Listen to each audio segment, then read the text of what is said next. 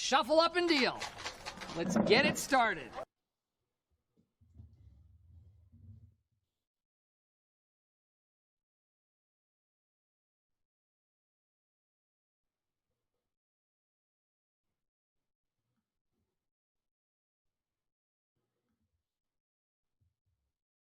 Hey, Jesse, I'm pretty excited to be joining you. It's been a while since I've been able to go on a stream with you.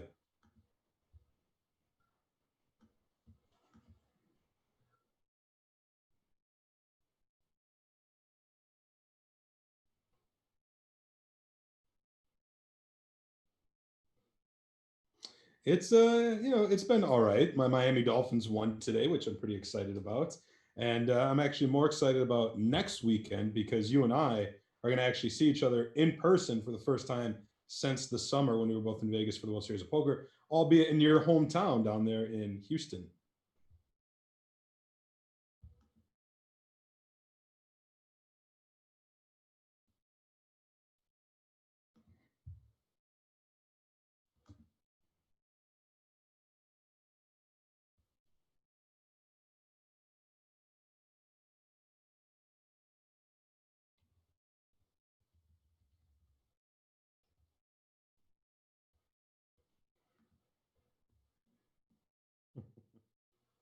Yeah, I mean, you tell me that there's some good food down there. I've heard the barbecue is supposed to be good down there. Mexican food is supposed to be pretty good down there. I'm looking forward to it all. One second, let me fix that real fast. Oh, this is why. Now I shouldn't be muted. Thank you, C-Pain. C-Pain 1215, you're a winner.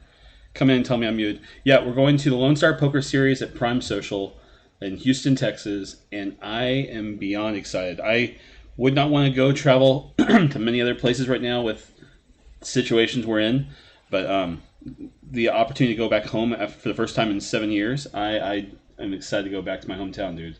I did not have a good weekend though, Chad. My Houston Astros lost Game 7 of the ALCS yesterday, and they do not get to make a return to the World Series. So I'm heartbroken. Houston could only be better if they're in the World Series.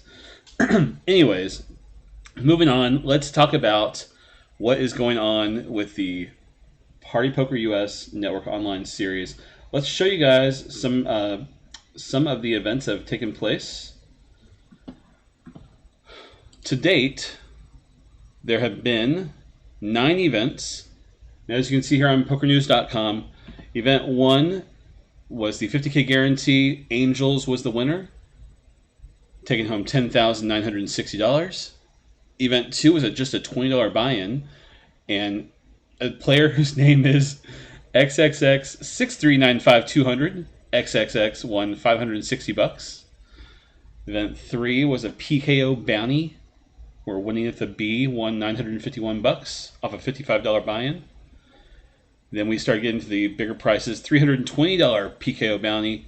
Jinxie taking that one down for 5.8K. You've got Young Kwan, I Read Your Soul, winning event 5 for 6.5K. Ryan Dodd, Who's Your Dottie? We got to play with him at Sahara. Remember, Chad? No, I don't. He was really? Yeah, I don't remember. Ryan Dodd made a last-second appearance at Sahara when we were hanging out with Joe Ingram and Landon Tice. Yeah, he was sitting. See, I don't think that was Ryan Dodd. No, who was that? That was Ryan. It was a Ryan, but it wasn't Ryan Dodd. I could have sworn it was Dodd. No, Dodd's a New Jersey player, just like all these guys. Right. That makes more sense than that he wouldn't be in Vegas. Why? Maybe. That's so weird. Okay, I don't know who I was thinking about then. All right. He's with Upswing Poker. I'm getting Ryan. old. Hold on, I'll find it out Fee. Ryan Fee. Yeah, Ryan Fee. Shit. I'm so basic, dude. God. All right. Sorry, Ryans. Luckily, I highly doubt they're. One Ryan is all the same to Jesse, right? Well, luckily they're not going to be watching this shit, so we're good. And then they did. Oh man, that's so brutal. Lisa J. I was like, oh yeah, I was going to tell stories. Nope, scratch all those off my list. That's fantastic. All right, so this most recent event was yesterday's event number 9, 20K guarantee, where Daniel, center fielder Lupo. Holy crap, dude! Daniel Lupo is a killer in the New Jersey online streets, man. He's won so many WSOP or run so deep in so many WSOP online events too. I see that name everywhere. He won an online bracelet at the WSOP bracelet events, not this summer, but the summer before when there was actually a live WSOP. He was home in New Jersey and shipped a bracelet, and he won a Party Poker US title during their last series. He actually won, I think, the main event. Here he is in this latest series, winning a set. Last night he won event number 9.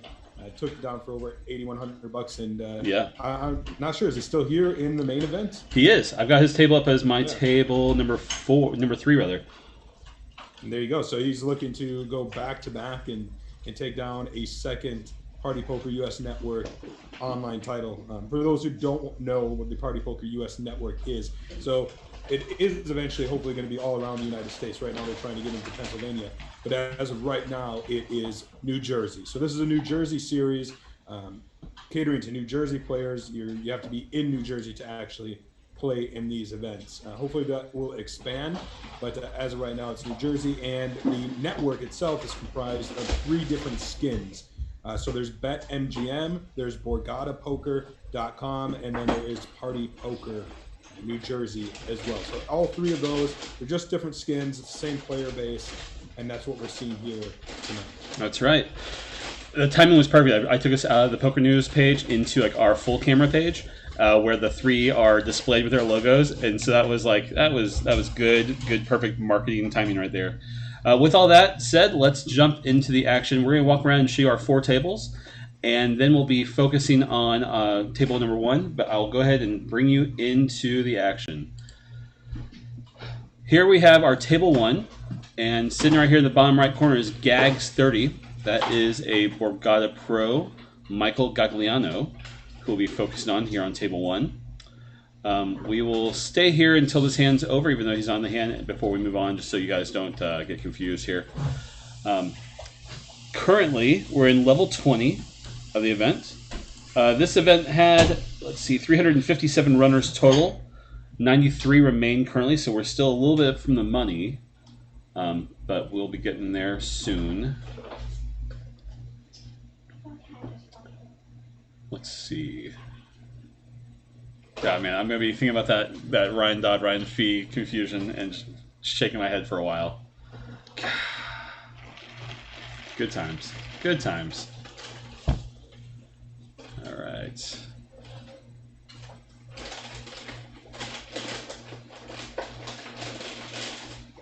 Seems like a pretty simple battle of the blinds here. With a little under the gun getting in there and not getting any connection. Yep. King high. All right, let's move over to table 2. Let's see. Come on. Where are you?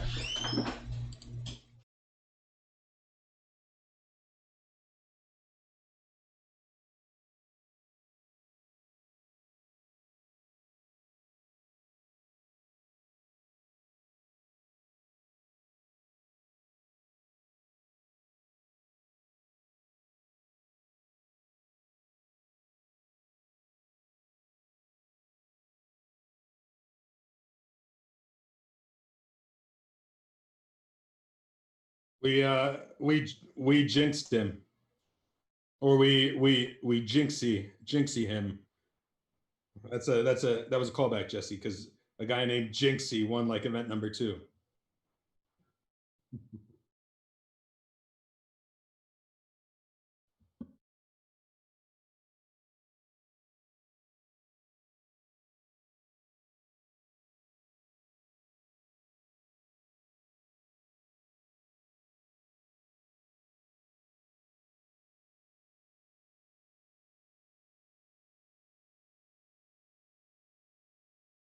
We'll be jumping around. Background noise, says S. Massey. That is correct. Unfortunately, Poker News did not send me to New Jersey. They told me to do this from my house. And I asked, could I kick my family out? And they were unwilling to put them into a hotel room. So my wife is behind the scenes making dinner for my children. So, yes, S. Massey, you will hear the live noise of a family in my background. Chad, unfortunately, I was going to go a completely different direction. Chad will not have any background noise. Because I don't have a family. I am alone in Wisconsin with my 3 dogs. We're all laying behind me. Oh, the needle is good, isn't it? Isn't it just a great needle? You got nothing to worry about with Chad over there. So mean. But the freedom that I enjoy, Jesse, that you don't have. You know, just maybe I'll just buy myself a copy of X-Men #1. Why not? Golly, dude. Yeah, no joke. Something I will not have access to anytime in the near future. So I'm using the Borgata Poker client to watch these tables, as you can see. And one thing I see here that because I don't play on this side, obviously, is that they put a little black line through the player's like icon when they fold. Do you see this too? Do they have that on your client that you're watching on? I don't think so. So I'm watching on BetMGM, New Jersey, and like I said, these are all different skins. You can actually download any of them from anywhere and pull up tables and watch. You just can't actually play. If you're ever going to head to New Jersey and you want to get prepared, you can, like I said, certainly download the client. If you do that, highly recommend you do it through Poker News. We've got some great bonus offers and what have you. So definitely check those out. Speaking of which, Jesse, while we are doing this stream, we actually have a reporter, Lyle Bateman, is doing live updates for this very tournament as well. So if you're interested in going back and seeing what's happened and transpired up until this point, you can go back and look at that at pokernews.com. He'll, of course, be doing updates as well up until a winner is crowned. So what we'll be, looking at one table at a time. He's trying to keep an eye on the entire tournament. That's right. So if we might miss anything on the stream, he might actually catch it there in the updates. Yep, and we will be going back and checking on his updates frequently throughout the evening as well. All right, jacks are going to take it away. Jacks full of aces. Oh, what a board. Getting your straight on the river. Ugh, no good. Is there a replay that we can see on this client without being logged in?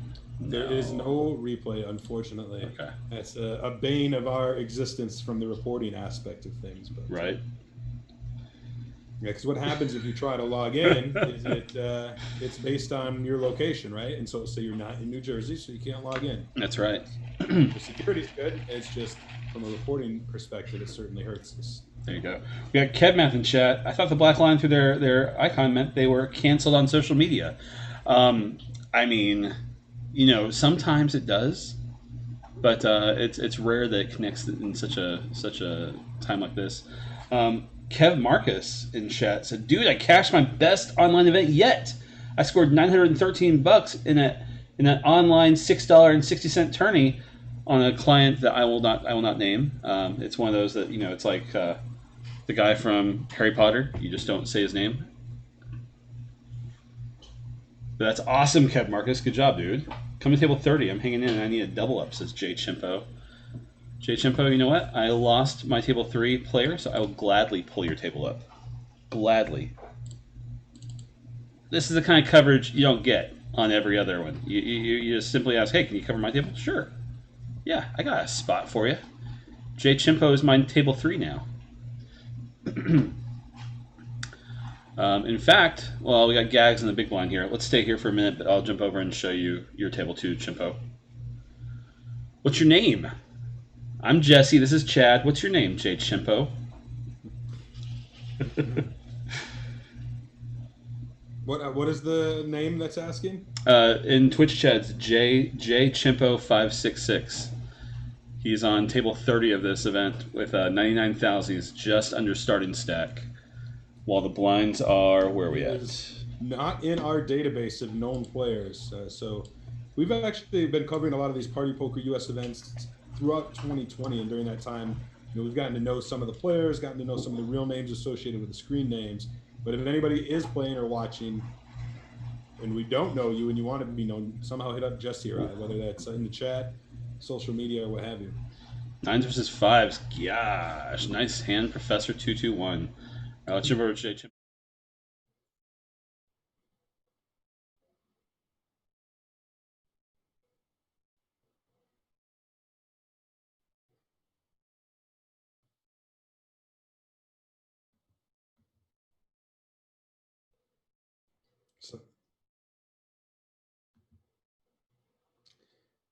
Sounds like Jay Chimpo's going to have to make a move pretty soon if he's that short.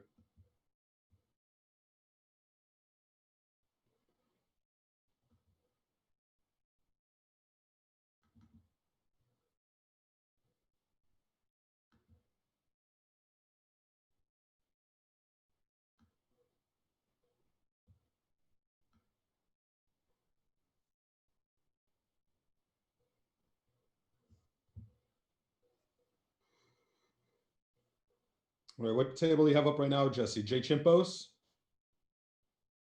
All right, I just pulled it up as well. Looks like he just got through the blinds.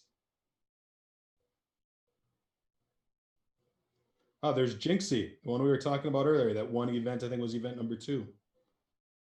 He's the one who raised it up in this hand.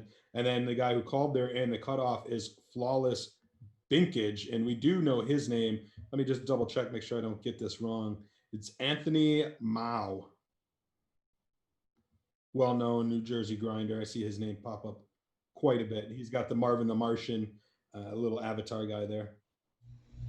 They're telling me I keep muting. I know why. It's because for whatever reason the audio didn't go with me. So I'm gonna put this on all the other tables real fast, guys. 1 second. Let's see. All right. Now we should have Jesse non-muted. Thanks, C-Pain. Yeah, I love Twitch and broadcasting and building these things. I also hate it when I forget little details like that. Like, I fixed my mic and everything. Nope, did not. You know, Jesse, I'm looking at Jay Chimpo's table still, and yeah, it's actually a pretty stacked table as far as these Party Poker US events go. So I mentioned Flawless Binkage is Anthony Mao. We've got that, I don't know how to say it, Simmel Sig, the SIMLSGG up there at the top of the screen. That is Ryan Haggerty. You got Jinxie, I don't know the real name, but won a side event in this series already. You got Mooseman 1710, and that I believe is Jamie Reyes. And there's one more I think that I recognize. Let me look. What's up, Gags30? We got Mr. Gagliano here in chat with us. We are nice. We got you on our table 1 right now. We got Jay Chimpo's table up. He is in our chat hanging out as well. We got a few of the players watching the stream. Love it. So, but yeah, Gags, we got your table up. Good luck, dude. 1.2 million. That's a pretty fun stack to have at this moment. I'm gonna go ahead and take a guess that is one of the biggest stacks in the event.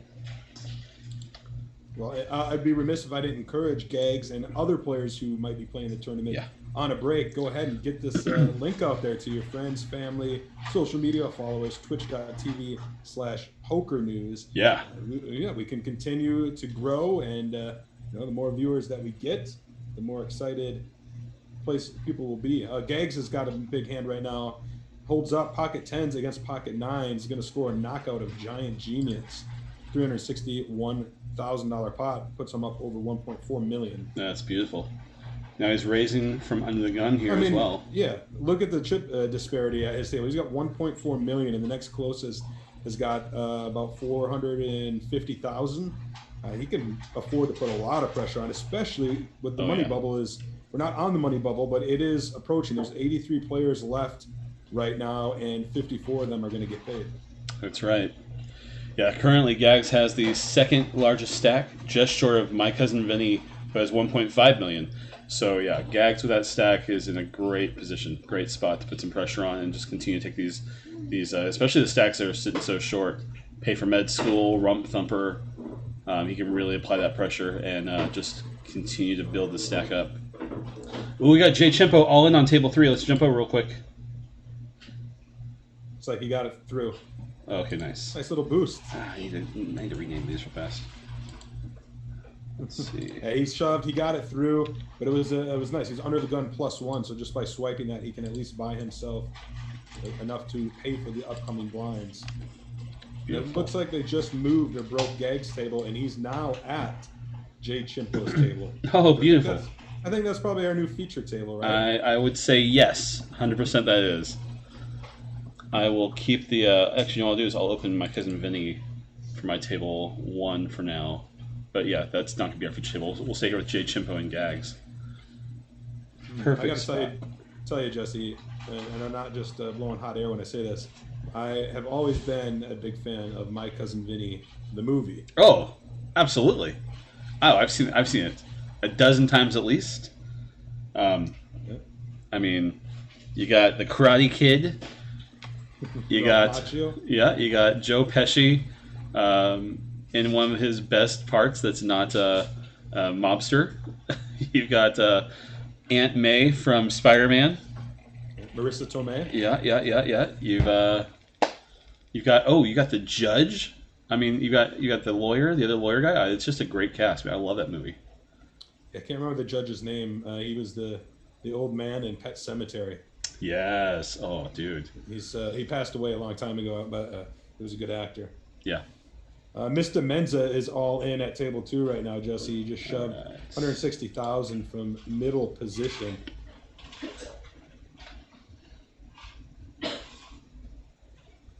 Those who don't know, Mr. Menza is a known player. It is Mike Menzer. He is a regular in these Party Poker US online events. He's got 3 more players to get it through. One of them is Ryan Dodd in the small blind, but right now action on yellow chip. He's going to fold it. And Ryan Dodd is going to call. And he's not going to call. He's going to overshove. Yeah. Ace 10, ace queen, and a 10 on the flop. Oh. And yeah, wow, ouch. Nope. Mike Menzer getting kicked out of the tournament by Ryan Dodd when Dodd paired his kicker. That's brutal. That is brutal indeed. My goodness. Nope. Oh. Yep. That's who's your Dottie? You Who's your love Dottie? you love to see the hand get flipped over. Oh, I got you cut. Never mind. First card. Now, would you rather see it on the flop like that, Jesse, or would you rather feel the pain on the river? Oh, I want the river. Give me that river pain. Give me a thought that I have a chance. Like, oh, I got this. River card. Okay, at least the pain, because pain up front means you got a painful turn and a painful river. I mean, I just want it done over. Done over. Kevmath, Fred Gwynn is right. He's coming in the chat with the actor who played the judge in My Cousin Vinny, who played the old man in Pet Cemetery. He says also Herman Munster? That's insane. There you go. That's right. That's wild. I haven't thought about that one in a while. I recently watched an old episode of The Addams Family, though, with my daughter Harper. Like last week, she's been into that, like the animated movie and the live action, and we watched an old 50s or 60s episode. But yeah, the Munsters would be a good one too. I like these Party Poker US events, Jesse, for one big reason. So, while it's Party Poker US, technically, as we mentioned, it is also just New Jersey right now, but it is giving you a sense of what you could expect or what could come once they do continue to expand. Because it's going to be a brand that's around for a long time. They're going to be a leader in any markets that do open up.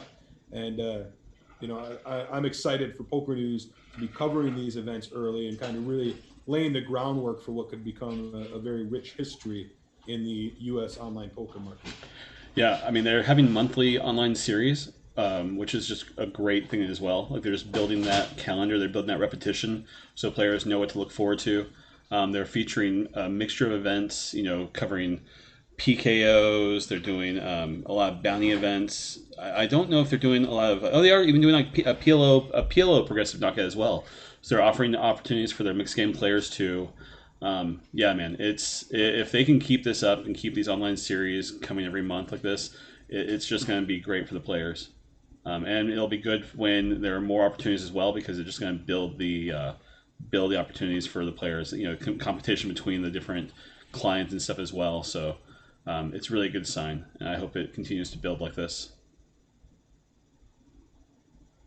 I wholeheartedly agree, and I've already seen some tremendous growth just from when we first started doing these events back in, I don't know if it was April or May, up until this point. The tournaments just seem to be getting bigger, and I know a big part of that is they've done some great partnerships. They've had some WPT online events over the past couple months, which have been great.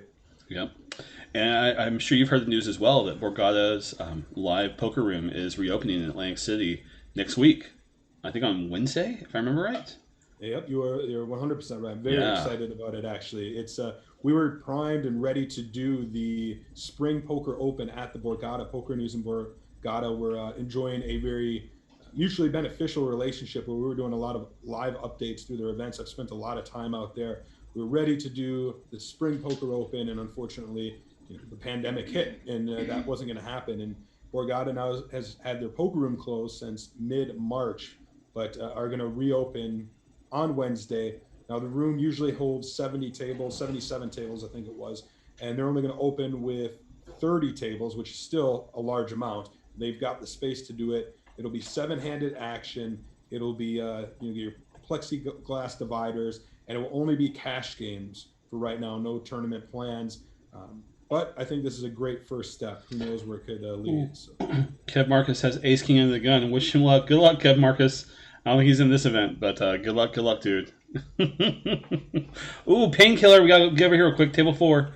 Queen. Oh no. Oh, pain. C-Pain. Ace on the turn. Yeah, I know you don't have his table up, but C-Pain was in chat saying, "Hey, watch my table too." C-Pain had pocket queens. Shove got called by ace queen or ace jack, I think it was. Ace on the turn. Hey, Jay Chimpo is all in. Ace queen against pocket queens. He's going to need a jack. Oh! Let's go! On the river. Jay Chimpo 56. Oh, good timing. I pulled this table up too. That was great. Now, I guess we didn't jinxie him because he just doubled through jinxie. Yeah. Yeah, we jinxed C-Pain. We jinxed who else did we jinx? We jinxed Daniel Lupo. Let's just stay off. I think I said he needed a jack on the river, which he caught. I think an ace would have done it there as well. But yeah, nice hit on the river to Jay Chimpo. No joke. What a great river card. Oy, oy. We're getting there, Jesse. We're close to the money. 75 remaining. 54 are going to get paid. Minimum payday $300. Waiting up top, $13,515. I've covered a good amount of these events over the course of this year, and most of them do end up playing down to a winner. Now, they can do a deal, of course, but a lot of the times they do play to a winner. We'll have to see how this one pans out. We've got another all-in, Blackjack and Jinxie. That's right, 10 versus 9s. Seems pretty clean. There you go. Yeah, another just bad hand for Jinxie, and just like that, he goes from sitting pretty to having having half of a small. Yeah, not good. Yeah, not good at all. And this isn't Big Blind Ante. This is an online tournament, so everybody's anteing every single hand. Yeah, so this hand, the next hand. Yeah, if we can get a. Oh, here goes, all in already. Gags is in there with the raise. We'll see.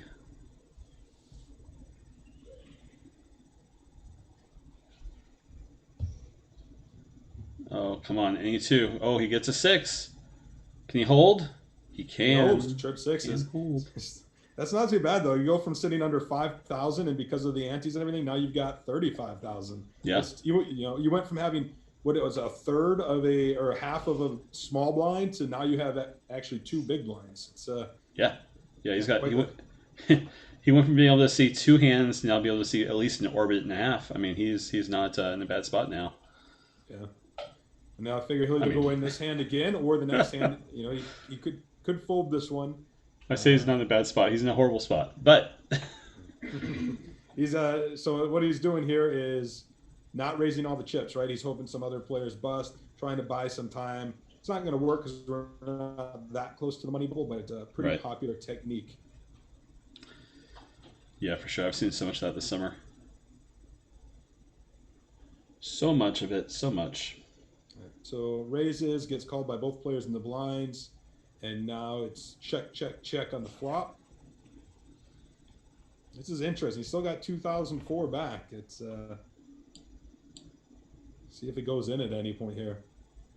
obviously not going to scare either of the players out unless they have absolute error. One Right. of them check raises behind, but Yeah, he just needs to have a good high card, or let's see. I mean, you can't fold. You've got one ante left. but what if you have absolutely nothing? What I mean, he's got to have probably he does fold it, so it'd be interesting. What does one have in that spot? Maybe like a Oh. Jack 10 or something like that, where you just really Yeah. have no equity. Yeah, I mean, You king got high. to call even. with it. Yeah, I agree. Yeah, you have to call But king high. look at that. It says four, like not 4,000, not 400, four. Right. This would be the most epic spin up if it can spin up those four chips. If he can do it, let's see. I mean, Huh? my fingers are crossed for him. I'd love to see it. You love a story. Getting some protection. He's got 2 live cards and drawn dead. Yeah. No, not drawn dead. He had the club draw, runner club draw, I guess technically, but Right. that is going to be it for Jinxie, who, as we mentioned earlier, won one of the side events. Not going to win the main event here. Nope.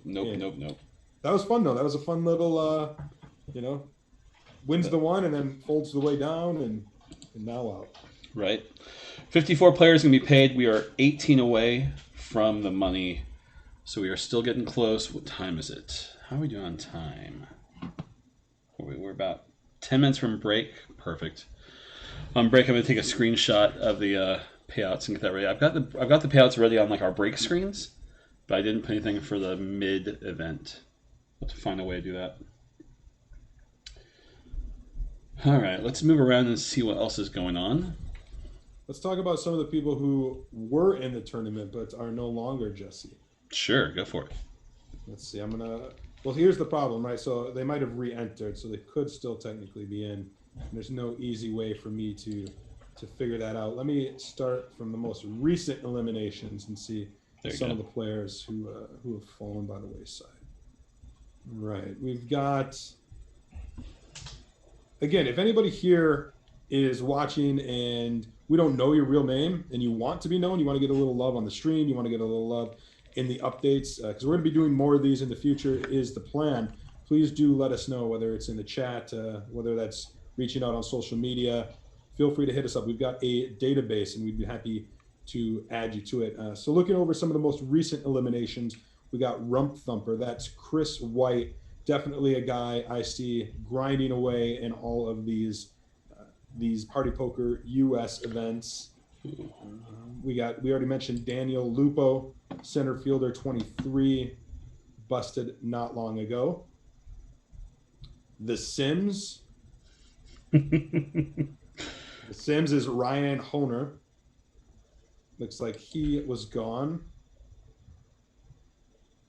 I know Katie Stone was in action earlier, as was Daniel Busgun, who goes by Leanad on here. Both are BorgataPoker.com ambassadors, but both of them are no longer in the tournament. Brian Sherrier is known as Top Creature. Brown Magic is Vinny Pahuja. I see both their names in the elimination side. Now, keep in mind, they could have rebought if what I'm reading took place before the end of registration. But I'll go through to see who's still left and see who might still be there. Let's see. It looks like Ryan Haggerty is getting on the shorter side of things. He's the second shortest stack right now among 68 players. Jonathan Bornstein, Jets fan, 411. Sorry, Jonathan, but my Dolphins kicked the shit out of the Jets today. I mean, it happens. It's not hard to do. Oh, so close. Core 4 on table 1. Queen 7 versus Ace 6. Queen on the flop. Ace on the river for my cousin Vinny to score the knockout against Core. Hoo. My cousin Vinny up to almost 1 million in chips on table 1 for us. All right. Got an all-in on table 2 from Nautic for 137K from the small blind. Gets it through. Yep. Got a raise from, where was it? Riverman on my table 4. I'll just over here for a minute. We haven't featured this table too much. This is where C-Pain was sitting previously, so these are unknowns for me, but we'll still feature this table for a while. Gags is going to make a call from a raise on table 3 against Mooseman. Mooseman I've seen active on the Discord, on the New Jersey Poker Discord. Yeah, that's Jamie Reyes, Mooseman 1710. Nice. So got Reyes versus Gags. World Series of Poker bracelet winner, Michael Gagliano. Very nice. Oh, what's up, Norman Chad? Oh, God. 2 inmates escaped from San Quentin this afternoon, and I figured this was the best place to find them. Hashtag, if you come back right now, Chad and Jesse, you will not have to serve any additional time. I've heard that before. I'm not going to fall for that one again, Norman. You can't lock me down. Right? Is that what you say here? I don't know. You know, Jesse, this is a true story to piggyback off Norman's thing. This was just this past winter here in Wisconsin. 2 inmates did, in fact, escape from our maximum security penitentiary, which is, I don't know, about 20 miles from me or what have you. And it was all, all over the news and what have you. Then they ended up catching them down in Rockford, Illinois, which is like 90 minutes away. It what? Like, yeah, this is a true story. You can Google it. It's people still escape from prison. It was like from what I understood, they had like an inside job. Like one of the there was another more famous story where like one of the guards fell in love with the inmates and helped them escape. I think it was something like that. Jeez, man. Yeah, I thought after Prison Break was on Fox for like 7 seasons, that they just said, let's just not allow this anymore. But I guess that's not the case. I guess, hey. Yeah, because, after like watching 6 seasons of that, it's like, how can they still break out of jail every time? But I guess people can do it. Hi, Norman. I hope you're doing well, buddy. Yeah, hope you're doing good. I wish you would get on a flight to Houston, Texas, and join us at the Lone Star Poker Series next week. But, you're old. There's only room for one Chad down in Houston, and it's me. I doubt it. Texas is actually the largest state in the continental U.S. There's probably enough space for both you guys. I mean, it's a big space. Lots of room to spread out. Now, if it was like Rhode Island, that's probably only room for one of you, but Texas. And Jesse, this time next Sunday, actually we'll be done with it by this time next Sunday, but next Sunday, you and I are going to the Houston Texans game because they're playing the Green Bay Packers. And, being from Wisconsin, I'm going to be in town. The Packers are going to be in town. They actually are allowing fans there, albeit at 20% capacity. But the Texans are like 1 in 5. The tickets are really cheap. So we're going to go check out a football game. It should be interesting. It's funny. I've only been to one other Texans game in my life, and that was during their very first season. We got some tickets. I used to work at Starbucks, and a buddy of mine got me tickets to their what do they call them? Their preliminary games before the season starts. Their preseason games. Preseason. I don't watch sports, Chad. I watch baseball. I can't wait to watch the Texans play the ball foot game with the shape that's brown and kind of weirdly shaped ball. Pigskin. Yeah, football. So you're saying that your Astros they failed to advance from the postlims? Is it the postlims then the playoffs? Yeah, whatever, dude. Let's not talk about that. Good luck with the Dodgers, Norman Chad. I know that I was so hoping to see a rematch of the 2017 World Series this coming week. Golly, I was so hoping for it. But Jesse, correct me if I'm wrong. I don't mean this as a needle. I'm not huge into baseball, but the Astros won the World Series last year. No, they were in the World Series last year. Lost to the Washington Nationals in 2019. Jay Chimpo's all in here though. I see that. Yep, shoving. He's got less than 5 big blinds. Rocky 920 in the big. How close are we to the money? You keep an eye on that. I'm going to look at the lobby real quick. We got a call. Pocket threes, ace six, ace on the flop. Let's go. Hold. Let's go. Chimpo. There is, the double up. I like to root for chat. 64 players left, so only 10 more. 63. Make that 63. 54, get paid. 62, the ticker just keeps going down, Jesse. And nice. We got Ryan Dodd. Ryan Dodd is all in. Oh, let's go. On table 2. This is a big pot. This is over $1 million. Queens versus Jacks and a Jack on the flop. Ooh, that one's Oh, wow. One over $1 million in that pot. A Jackson. disgusting. 1767 gets lucky with a Jack. Ryan Dodd's not out of it, but he's down to about 5.5 big blinds after that one. Gets lucky with a Jack is the kindest way to share that. Jay Chimpo says, my real name is Adam Carton. I'm in your database. Nothing crazy on my resume. Lol. Let's change that, Adam. Let's make it crazy. Let's get crazy tonight. Let's get crazy.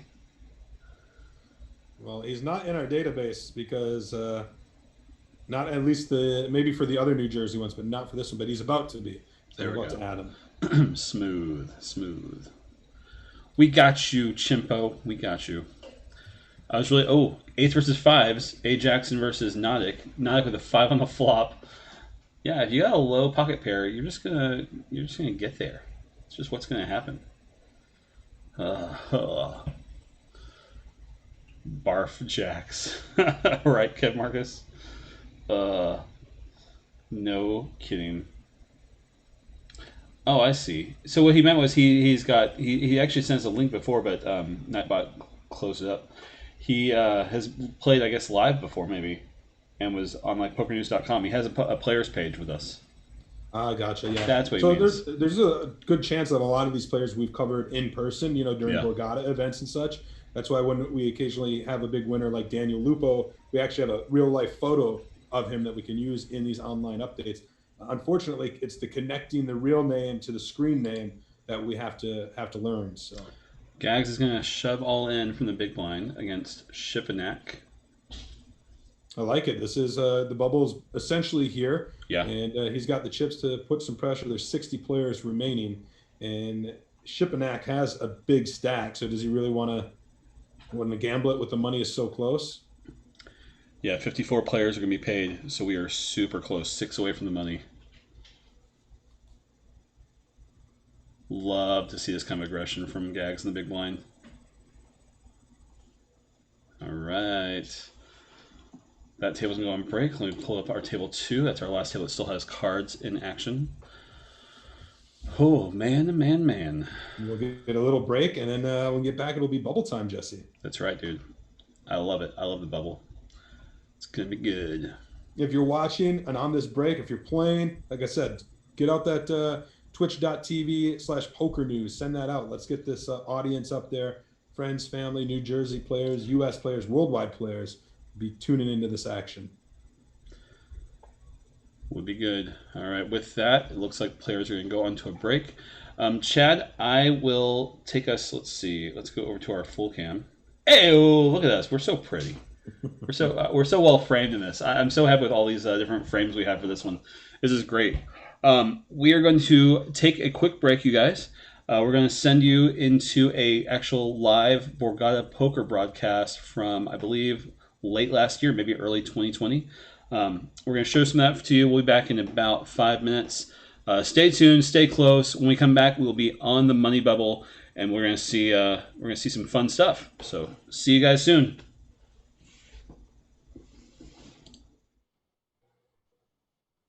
Hello, everyone, and welcome to the 2019 Borgata Fall Poker Open Championship Event Final Table live stream here at Borgata Hotel and Casino in Atlantic City, New Jersey.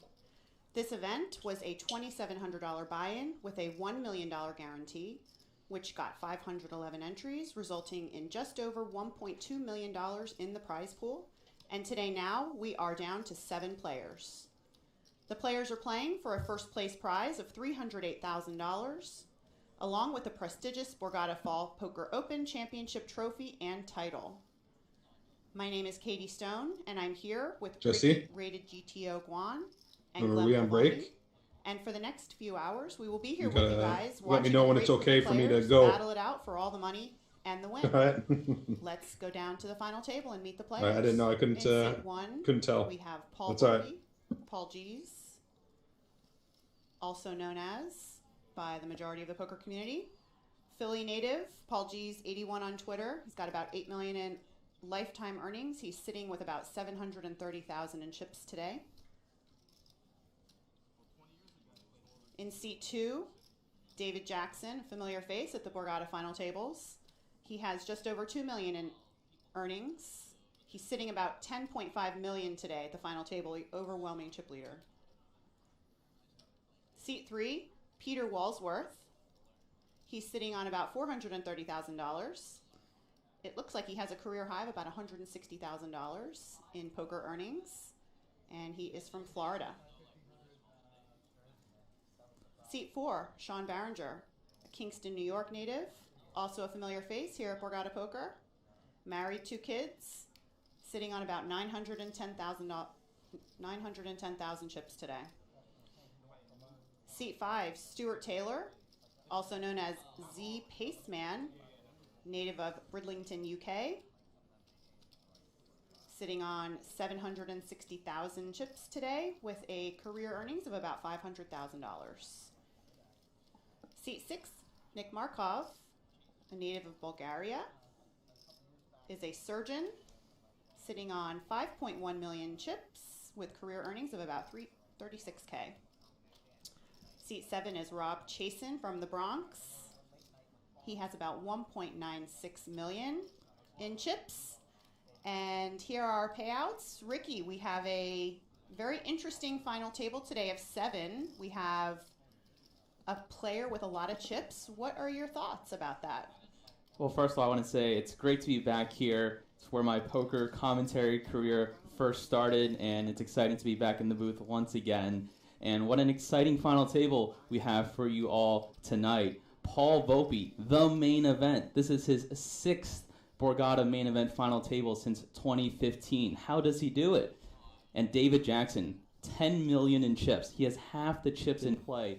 What an amazing run he's had here so far. Let's see if he can go wire to wire to close out this final table. He's going to have a lot of guys who, has a pretty good, decent chance to try and stop him here. It's not going to be that easy for David Jackson. As we say hello to everyone, welcome everyone into our broadcast booth with Katie Stone. Glenn, this is your first time in the booth with us. Why, hello. Thank you guys so much for having me. Very exciting. I've been a big fan, and so I have a question, because I'm kind of on the other end of the poker area. Final table's about to start. The nerves, what are you feeling right now if you're a player? Yeah, Glenn is in charge of poker marketing here at Borgata, and for some of these players like David and Paul, this is their chance at a second Borgata main event title. So I'm pretty sure those are the two that probably don't feel the nerves as much. But for some of the other players who might not have experienced this before, they're the ones who might play a little tighter in the beginning. We'll see what happens. Just to clarify, I work for BorgataPoker.com. Yep. What do you think, Katie? Well, it's a pretty, these guys have experience. The thing that'll be interesting, though, is that one player has so many chips, and we have seen David Jackson here a lot, and we know, and we've played with him a lot too, right? So Exactly. We know he's a very aggressive player, and he really goes for it. So this will make for an interesting dynamic. It should be fun, though. Yeah, this is his tournament to lose. With half the chips in play and some pretty big pay jumps coming up, he's going to be the one that's going to be navigating the action and really controlling it the entire time through. As we get down to the action here, Peter Walsworth starting things off. The blinds are at 50,000 big blind. We have a 60 big blind chip average, and of course Jackson with most of those chips, and Walsworth going all in under the gun with the Queen 10 offsuit for his last 430,000. Hello. Let's see. Hey, welcome back. All right, let me just make sure I get this right. Copy this. Let me get back over here real quick. All right, cards are back in action, so let's get back into it. Let's get back over to Jay Chimpo's table as our feature table.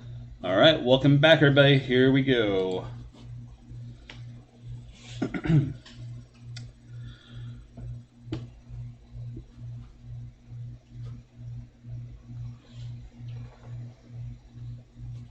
Jay Chimpo's going to fold in early position. He's got 5 big blinds left.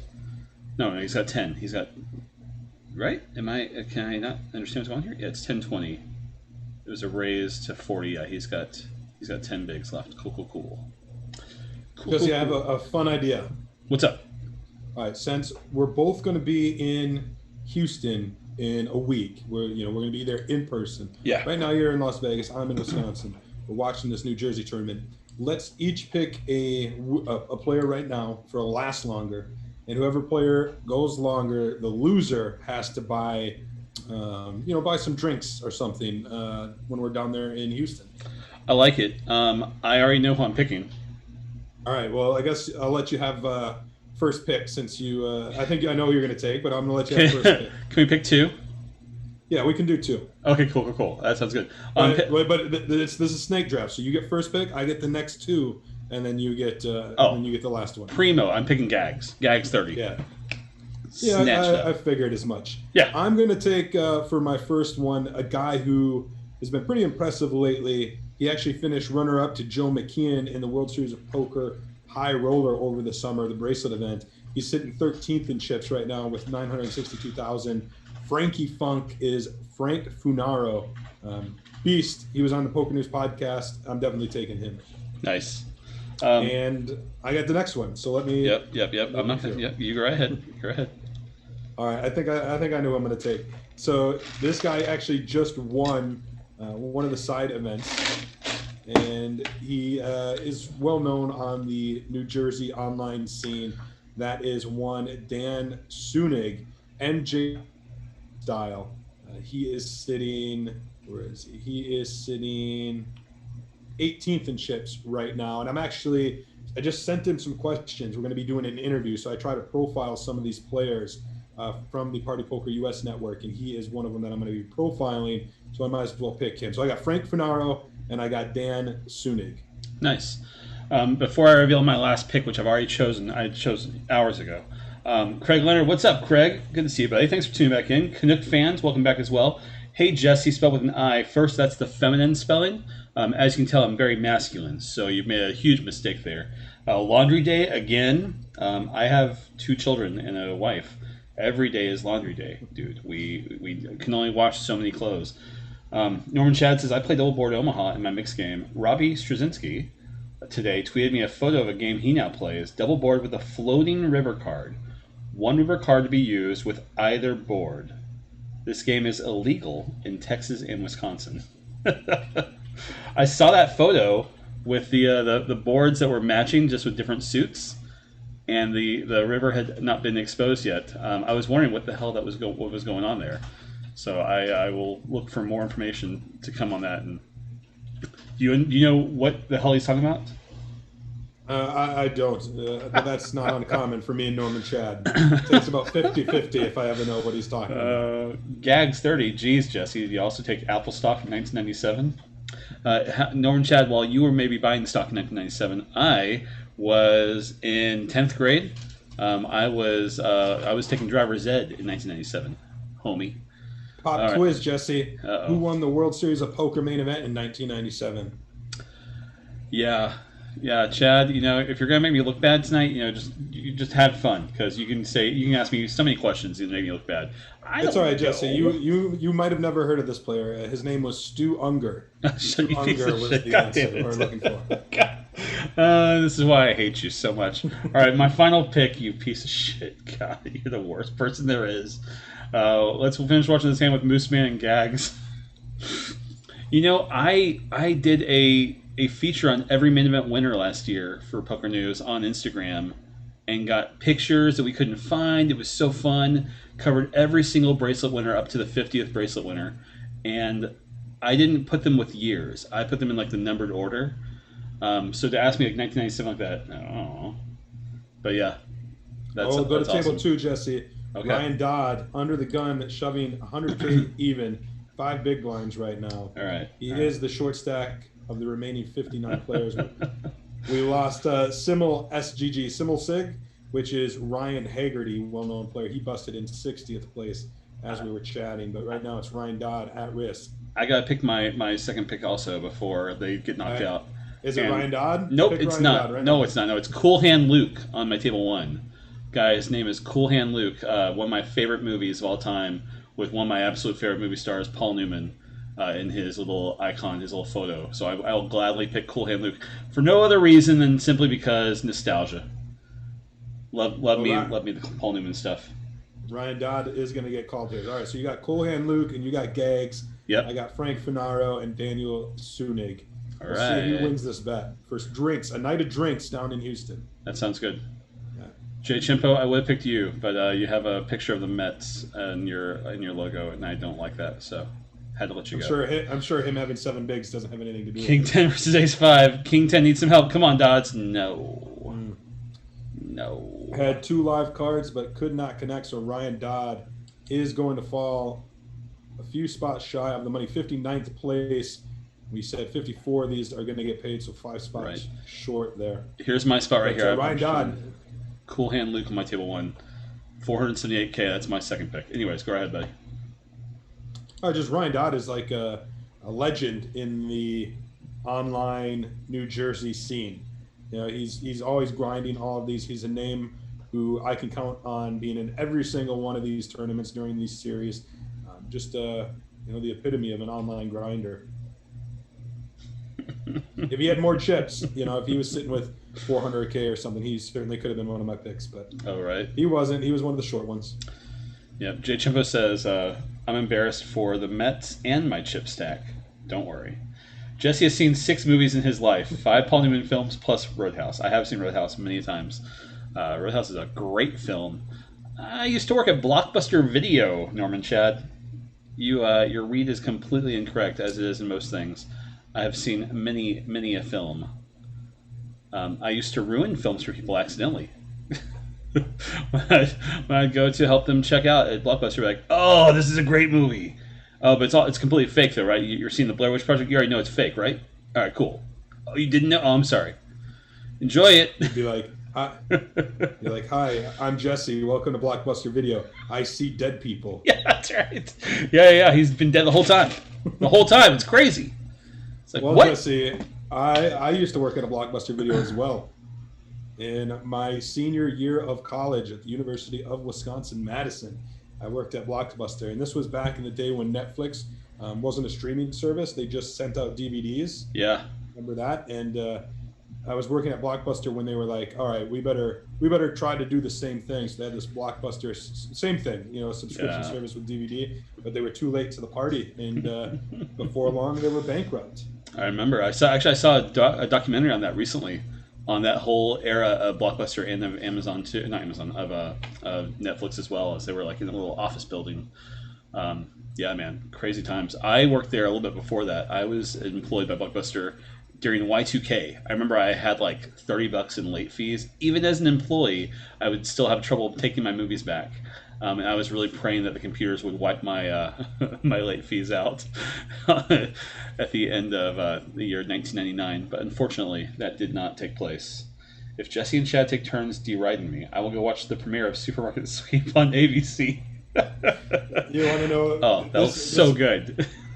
Swear to God, true story. I could show you on my phone. I texted my mom today. I said, tonight Supermarket Sweep premieres on ABC, and she says, "I know. I'm excited."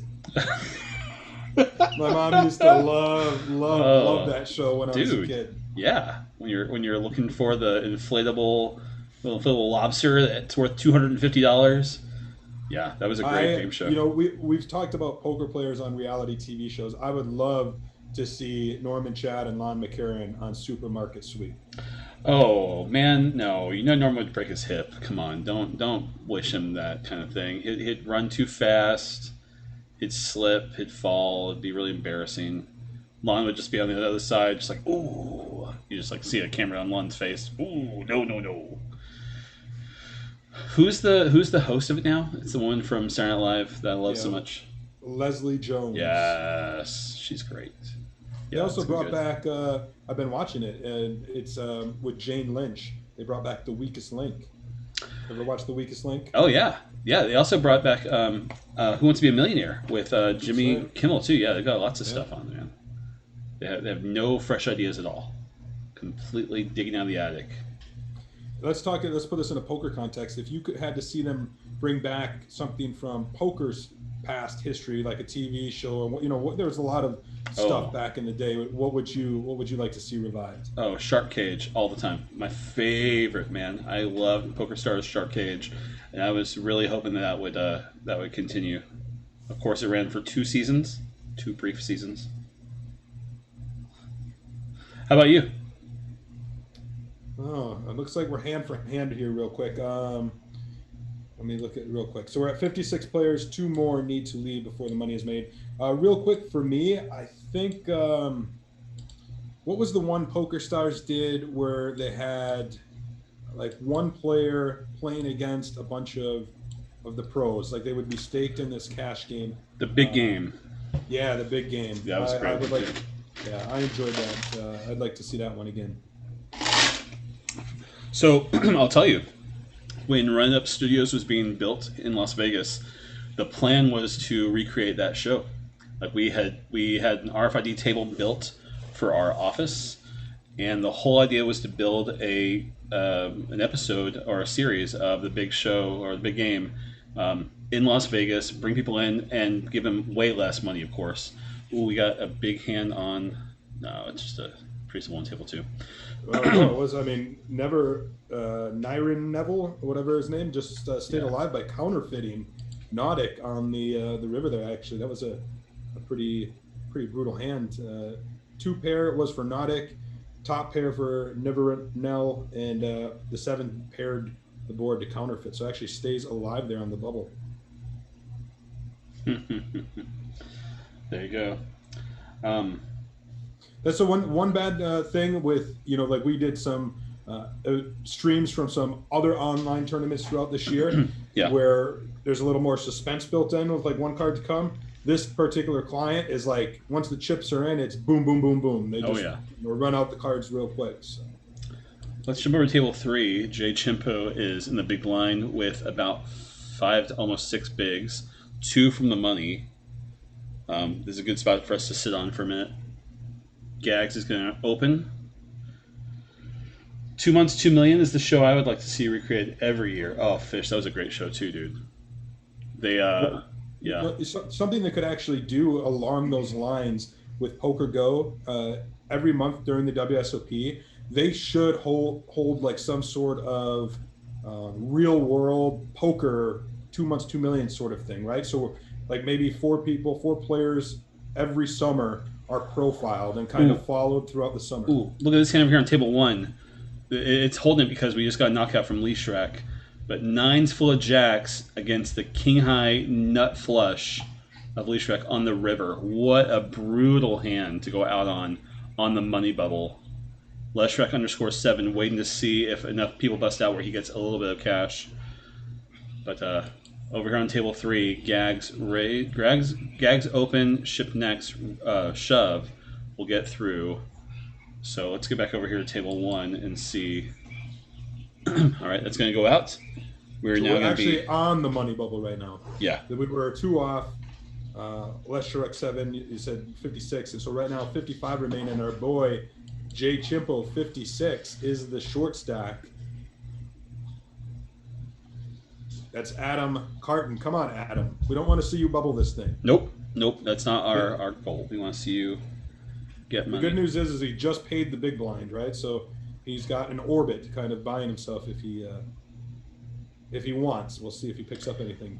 Right. He's got an orbit, and he also has the knowledge that there are a ton of tables still. I mean, so if it was like 2 or 3 tables, I say a ton. There's 7 tables.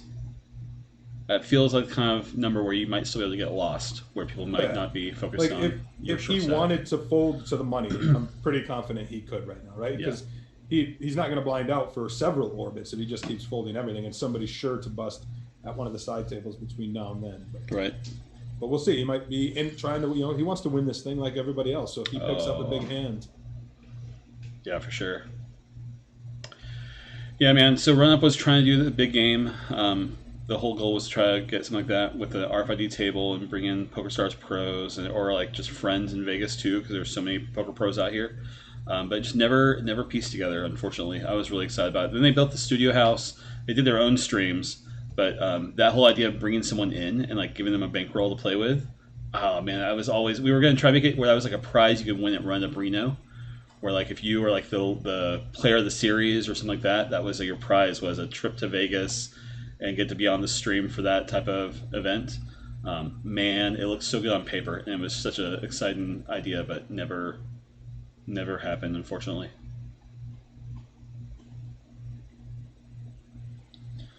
But yeah, dude, I miss Shark Cage so much. I was watching a rerun of it.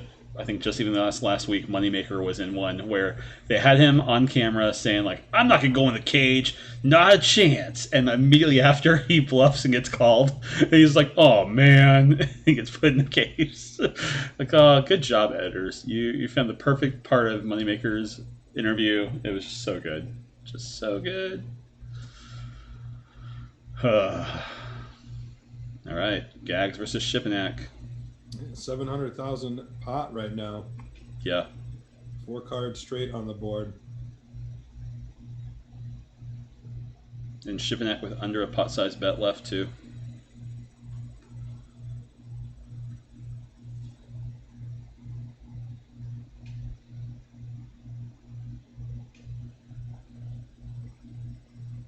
Oh. He's going to jam it, gets called. Yeah, chop it up. Yeah. They both flopped it. Both flopped the wrong way. Crazy. Ooh, let's go over to table 2. We have a short stack still in the hand here with Yellow Chip. Yellow Chip has less than half of the pot remaining. He got checked to by Mia 1223. Oh, what? Will not bet his trip tens. Play it safer on the bubble, I guess. Yeah. Yeah, no joke. All right, let's go back over here.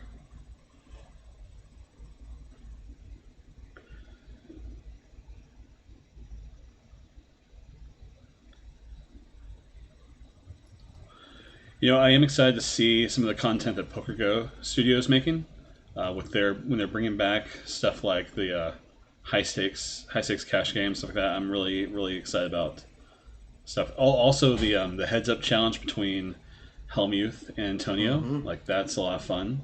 Yep, the high stakes duel, round 3 coming up this Wednesday. Yeah, they've got some great content. I loved Doyle's mix game stuff they're filming for a while there too. Just so much good stuff.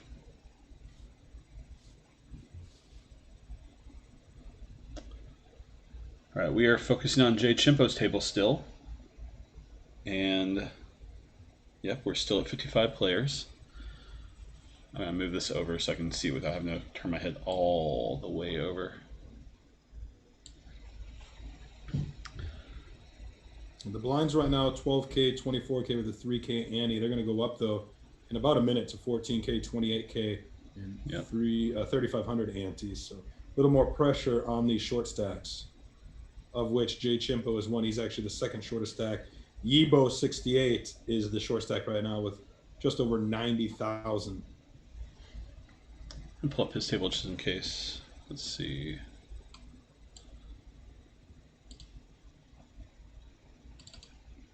All right.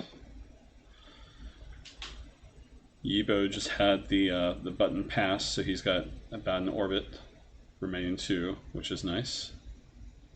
I've now got Yibo's table up as my table 4 in case we see that short stack go all in.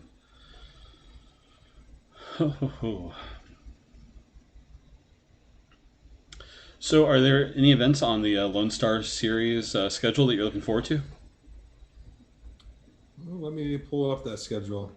I know I've got 3 days of poker action, if you will, where I'll be playing, just kind of playing poker, having some fun, which definitely looking to. It's been, I mean, I haven't played a live tournament since, February, I think. Gosh, yeah. So let's see. Looking at the schedule now, I'm going to arrive on Saturday. Won't play anything then. Sunday we got the football game, so I'm going to play Monday, Tuesday, and Wednesday. The triple draw sounds like an interesting event. I don't even know what to expect. What is that? Is it just that I can tell you that is a deuce to 7 triple draw, ace to 5 triple draw, and it's Badoogie. So 3 of the best triple draw games. Yeah, I'm going to unfortunately have to miss that one. Oh, Gags is all in here, putting the pressure on the big blind. Chen isn't snap folding, considering it, with a starting this hand with about 400k, 420k. Wow. Chen going into the time bank. Oh my goodness.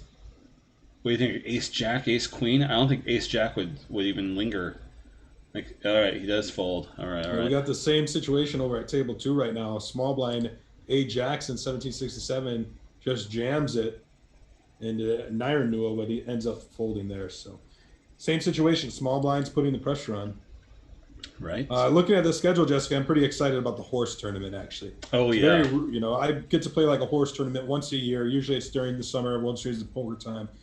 Obviously didn't happen this summer, and so to have the chance to play horse, it's just going to be fun. They're a lot of fun.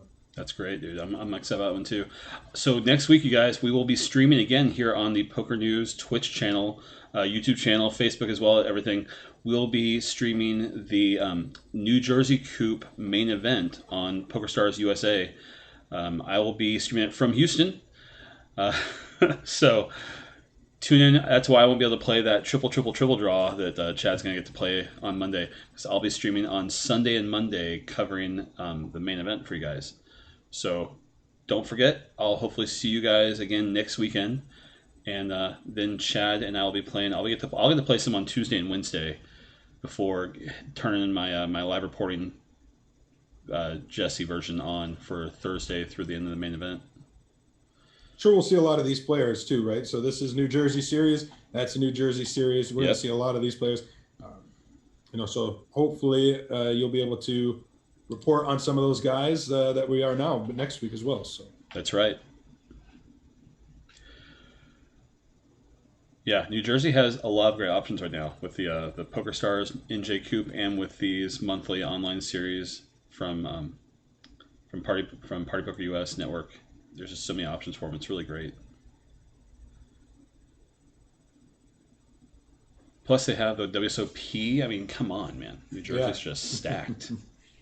It's I'll tell you what, man. Yeah, like there's people give New Jersey a lot of they bash it quite a bit in the mainstream, right? Like it's got a bad rap, but from a poker perspective, it's not too shabby. It's one of the places where I've been tempted to relocate to because of the online scene, because of Borgata and the great tournaments that they have there, and then of course it's a good location, easy to travel in and out of, and you can hit Philadelphia right there. You can get up to New York City easy enough, and it's not as bad as people say. No kidding. What's up, Ben Andrew? Ben Andrew jumping in the chat. Hello, gentlemen. How's the weekend been treating you? Been good, Drew. Drew just recently moved from Vancouver, I believe, over to like the Toronto area. So congrats on the move, man. I saw your picture you put on social media of your new your room, your setup. It looks really clean. Looks really well put together. Things are going good for me and Chad. We are watching this main event on the partypokerUS network online series, and we are on the money bubble. We're one away. 55 players remain. 54 get paid. This is a $75,000 guarantee. First place is just under 15K. Let me pull up the payouts. 13,500. But yeah, all good, my friend. All good. Chad and I are going to be going to Houston, Texas next week to play and to work. Chad's not going to work on it. I get to work. We're working the Lone Star Poker Series at Prime Social with Justin Hammer as the TD. We're going to have Ray Henson is going to play. Texas poker professional will be out there. Gold bracelet winner Chad Holloway will be there as well. Guy who has a picture of himself dressed as Batman at a poker tournament, Jesse Fullen, will be there. It'll be great.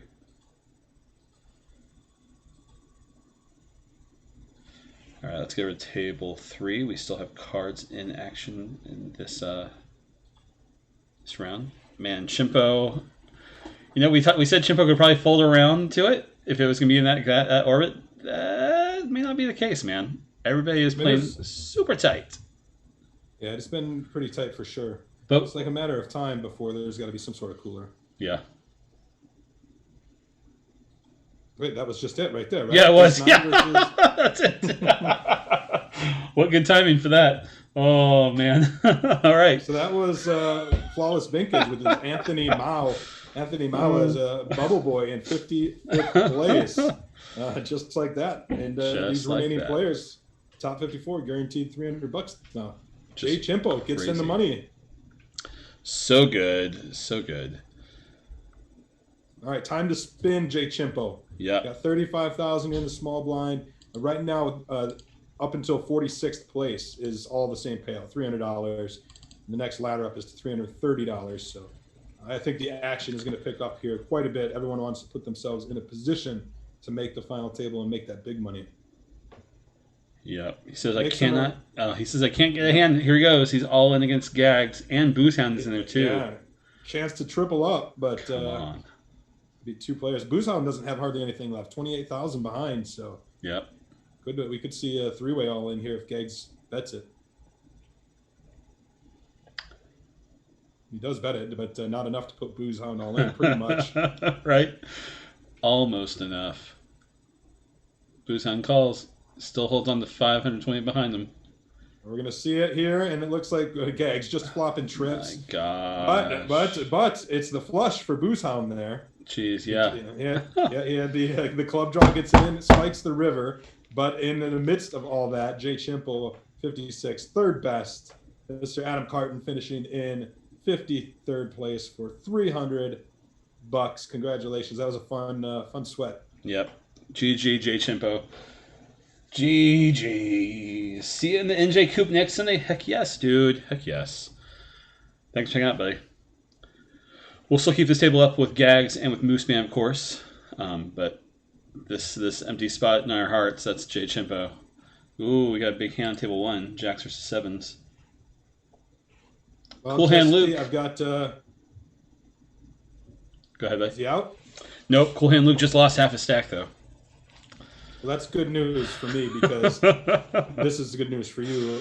In 51st place, my pick, Frank Funaro, Frankie Funk, is out Oh, in hello. 51st place for $300. So I'm down one player already, Jesse. All right. I wasn't expecting Frank Funaro to be out. Obviously, we don't know what happened, but keep an eye on that name because you haven't seen the last of him in Nice. these online tournaments. Drew, hey, Bet on Drew in chat says he's played at Prime before as well. He likes the spot a lot. The food is really good too, dude. Nice, Drew. Yeah, I've heard good things about the food, but I it's gonna be hard for me to eat there every meal because I'm a Houstonian by birth and I have a list of restaurants. Chad, you see my list of restaurants. It's grown since I showed it to you. I have like 25 restaurants I want to hit in a matter of 10 days, which is completely impossible. What kind of food are we talking about here, Jesse? I don't know. I've never seen. I can't. They don't have a menu online. So if Bet on Drew's still in chat, of these places that you want to go. It's pretty heavy on Italian. Houston has a ton of Italian spots. Because when I think of Italian, I think Houston. Houston is a melting pot, homie. It's got a mixture of people from all over the globe. There's a I want Italian Mexican fusion. Italian Mexican fusion. I mean, it exists. I'll tell you. Ace 7 versus Ace 9. Oh no! My Cool Hand Luke is out. Paul Newman, you did me wrong. Boozehound just gets eliminated by Gags. So you lose one, but your guy Gags just won a nice spot, 1.8 million, sending Boozehound home. So Cool Hand Luke, you said 49th place. Yeah. So we're both down one already. We are indeed. What's up? But you've got Gags, and like I said, he's got 1.8 million. Oh yeah. That makes Yeah, it's one of him us. third. Oh yeah. Third in chips right now. We've got two players over 2 million. My cousin Vinny 5 and the Luck Box. Gags just got another knockout with Ace Deuce versus Ace 5, rivering the straight to 2.1 million. He's the chip leader now because it just changed. That's right. If I had not chosen him, were you gonna pick him? Oh yeah, for sure. Oh yeah, right? for sure. Yeah. Got him. But my other guy, Dan Sunig, is still in 23rd place. He's got 670,000, so he's sitting all right. Oh yeah, he's sitting good. Then. Jeez. There's a Thai restaurant right across the street from the casino that we're going to go to. I say we're going to go to. I'm just expecting to drag you over there. It's a Thai buffet. I don't know. I could use some Thai. I haven't had Thai food for a good long while. So that's that'd right, be you. exciting. If it's open, right? Are It's open. buffets even open in this day and age? It's Texas, man. They're Just like I called them. It's open. It's Texas. The way they protect themselves from COVID is with open carry, dude. It's Jesse, table 1 now. Moose Man. Moose Man's all in. all right. Table 1. Table 1. Kings versus Ace Queen. Oh, and shoot. just flops a boat, but it's not over. All right, so Kings versus Ace Queen. Flops to the boat. Ace on the turn. Keeps Eddie 11 drawing live. But Moose Man gets the double. That's Jamie Reyes. You know what? I forgot. I don't know if you got it that pulled table. up. I didn't get to see the stream. So I did pull up right in time. I have a different table in my table 1 spot accidentally. But I'm going to renumber them right now so I don't make that mistake again. Let's go ahead and bring you over here. Let's go to table 2 on the camera while I arrange these a little better. That's what you gotta do. Okay, now we're sitting pretty.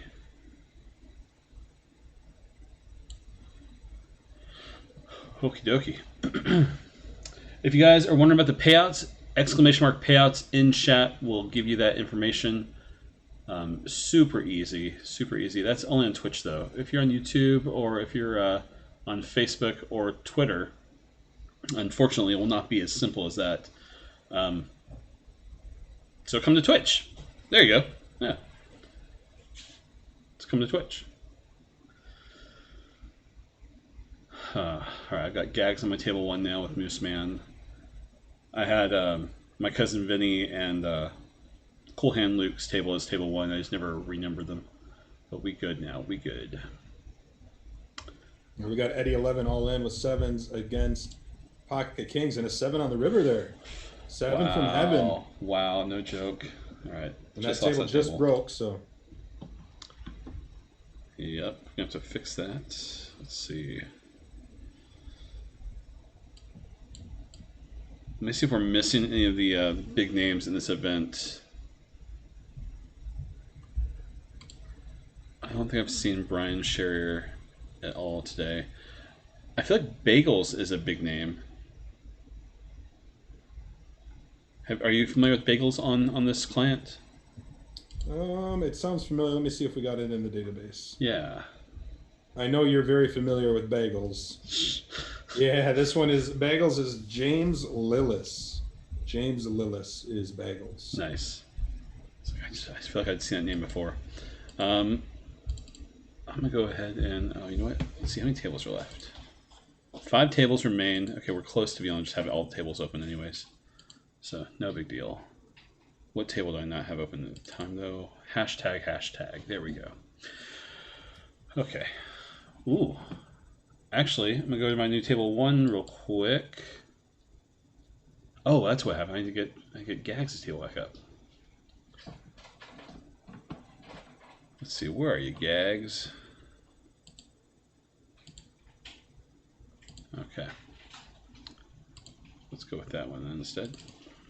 All right, so which one's the new table 1? Gags' table, which it was our table 4, if you had still remember that same way. So I've got Moose Man and Bagels table is number 2. Does that sound right? Yep. And then Gags is number 1. Right. Gags on table 1, Bagels and Moose Man table 2. Table 3, if you get that deep, I've got my cousin Vinny and Blackjack. I'm going to open up a table 4 for my own personal needs. Down to 42 right now, so we did have the ladder up in the money, $330 now for these players. There we go.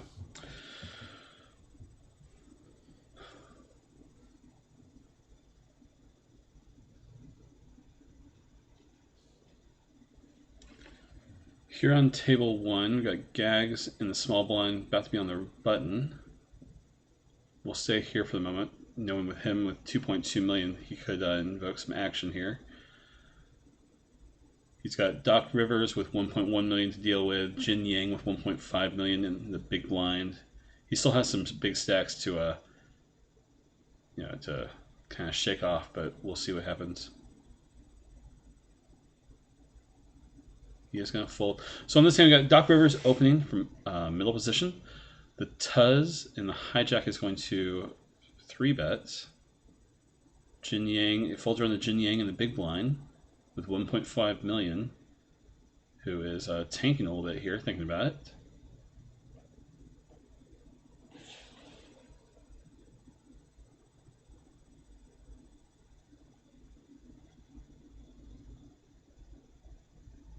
Ooh, and all in from Jin Yang. Snap fold from Doc Rivers.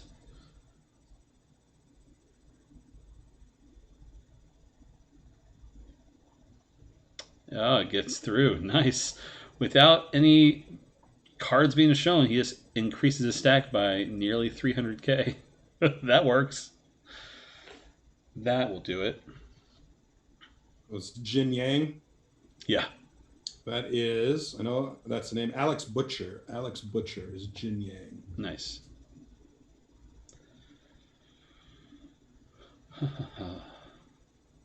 So, who is your last player remaining in our little side fun bet? He's at table 3, MJ23 style. He's up to 1.4 million. That is Dan Sunig. Perfect. At that table, we're going to sit for a second. Borgacha just shoved, and the Terminator in the big blind did fold. But MJ23 style is Chad's last pick, and I still have Gags 30. Nice. Nice, nice, nice. Borgacha is, well, that name's on my list. Let me look. I think it's on the list. We've got Marley 0408 shoving from the cutoff, and it gets through.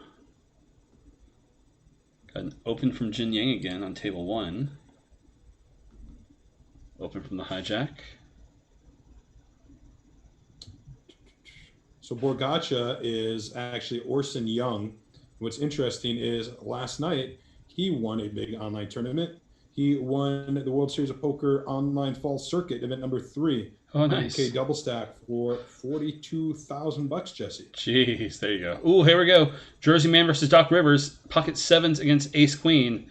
Ooh, Jersey Man just gets a huge double. Doc Rivers down to 187,000 chips remaining. Whoa. Jersey Man was on the button. Doc Rivers in the small blind.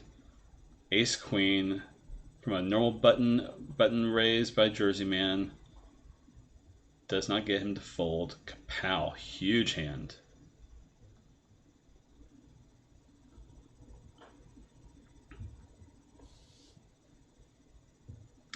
If you guys are just tuning in, you're watching the Party Poker US Network online series main event. $215 buy-in. This is event 10 on their series, the 75K guarantee. This event had a total of 357 players, building a prize pool of 75,000, and we are down to the final 41 players. So we are here till the end. Me and Chad Holloway hang out, tune in. We got, I think, 5 tables of 8 or 9 players left at each table. We will be covering this action down to a winner tonight.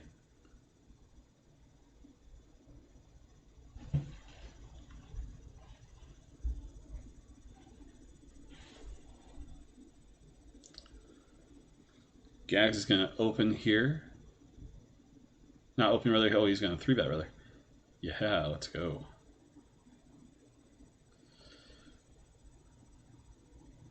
At table 2, we got Dirty Harry shoving all in from the position. Ooh, we got about 7 bigs. Oh, big hand table 1. Jin Yang calls Doc Rivers all in. Yeah, seen Doc Rivers turns a flush. Yeah. Dirty Harry's Ace Queen will and not. Dirty Harry back at table 2. Yeah, Ace Has Queen 2 will overs, not flops, jacks. a club flush draw. Doesn't get there. Action Jackson, or A Jackson rather. I'm assuming that stands for action. is up to 1.2 million. Ooh, your player MJ just lost a big hand. Yeah, I seen that. I don't like it. Lost like half his chips. Yeah. Yeah. Ace deuce versus ace eight. A deuce on the flop, put him in a good spot. But then the 8 on the river took away half of his chips. And then the player just left. The TD was standing right behind him. Hit and run, that's right. The absolute worst. Oh, you just took half his chips. You can now, we're going to put you at this table here. Come on with me, sir. Queens versus ace jack at the same table. Oh, my cousin Vinny gives a big double up to C-Bins.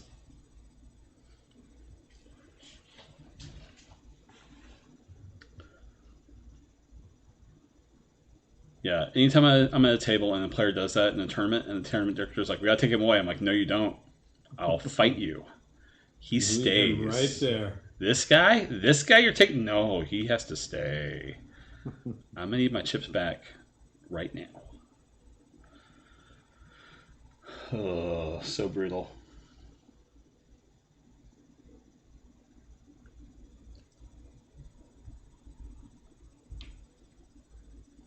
MJ23 is going to open to 70K on the button. My cousin Vinny is going to say, more please, 230K. C-Benz folds in the big blind. And MJ shoves, ace jack versus nines. You need a jack or an ace right now, Chad. Oh, come on. That's it. I owe you drinks, Jesse, That's down right. here in Houston. Let's go. Let's go. Dang, wow. I didn't even last as long as I wanted to. This was supposed to come down to the final table to heads up, and there's still 38 players, and both my guys are out. Yeah, you've just been a jinx on everybody tonight, Chad. Well, I mean, that was Dan Sunig who busted there. You haven't heard the last of him. Like I said, I'm going to be doing a feature profile on him for PokerNews.com. He won event number 8 in this series on Friday night. 50K guaranteed, no limit hold'em, $215 buy-in. Ended up winning that for over $7,000. So he's out here with a small cash in the main event, but he leaves this week with a title. So not a bad showing for Dan Sunig here in the latest Party Poker US series. There you go. We got some big stacks growing this tournament, man. I mean, Gags was miles ahead for a while with 2.2 million. Currently, Jin Yang has 2.35 million, while Gags has 2.28. Who else do we have with big stacks? Riverman with 1.5 million. My cousin Vinny with 2.1 million. Luckbox with 1.6 million. Oh, big stacks. Freeland good with 1.9 million. Got an all-in on table 2 from Nautic. I'm going to jump over here. Oh, actually, no. Let's get back to our table that had cards exposed. Shipanak does shove here on the 9-5 deuce flop. Ooh! Gets called by 5-4? And it's good. Oh, my. The Tuz. Hoo, hoo, hoo. The Tuz. What? I like it. That worked. It worked.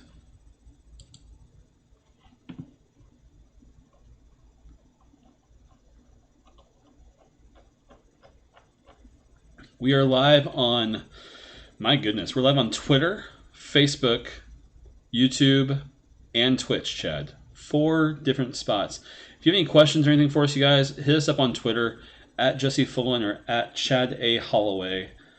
Best way, or come over to Twitch and jump into the chat here.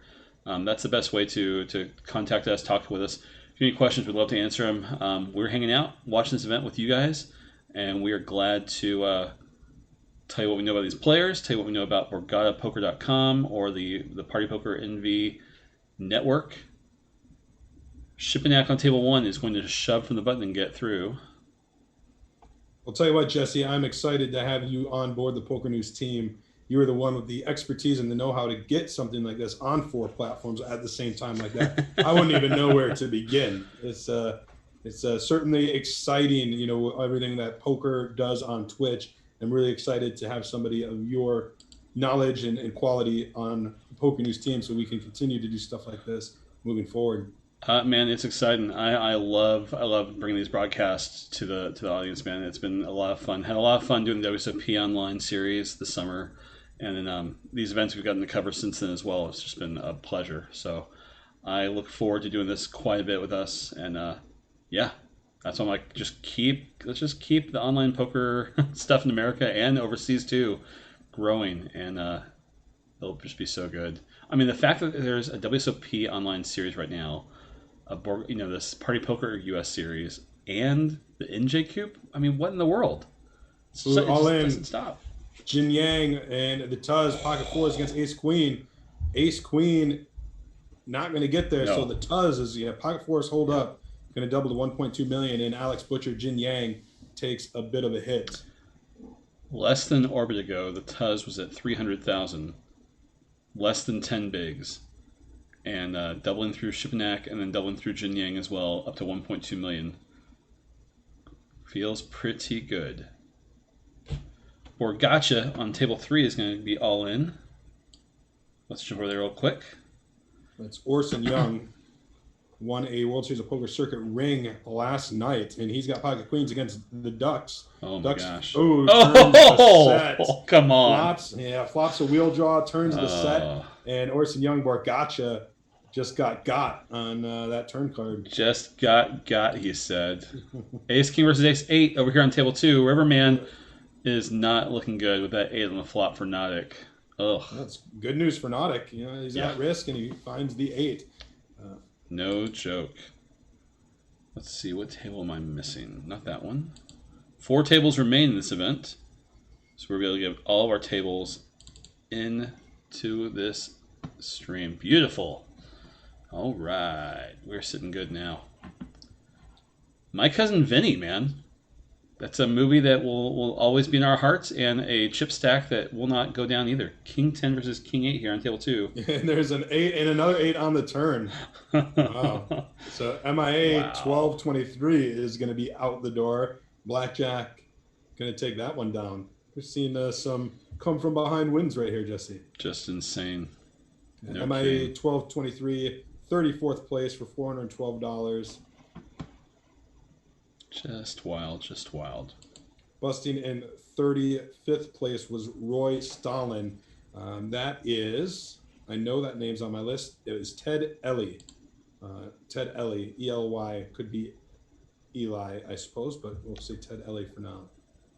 Players just got a ladder recently. Now guaranteed $412 with each knockout. So, yep, 33 players remain. Our next pay jump is going to be at 27th, going from $412 up to $547. Top prize, $13,515. This is a one-day event going to end tonight. 33 players remain in the hunt. $13,000. That'd be a nice little Sunday night. Well, Sunday night delight. Right, just a little nice 5-figure score on a. I would wish I could win $13,000 tonight. I could go down to Houston and have a good time. Fire all kinds of bullets into the Lone Star Series. Wouldn't be the worst. If I was going to Houston with $13K, I would fire a few things, but also go to every restaurant on my list. Definitely. I mean, I'd have 2 dinners some nights.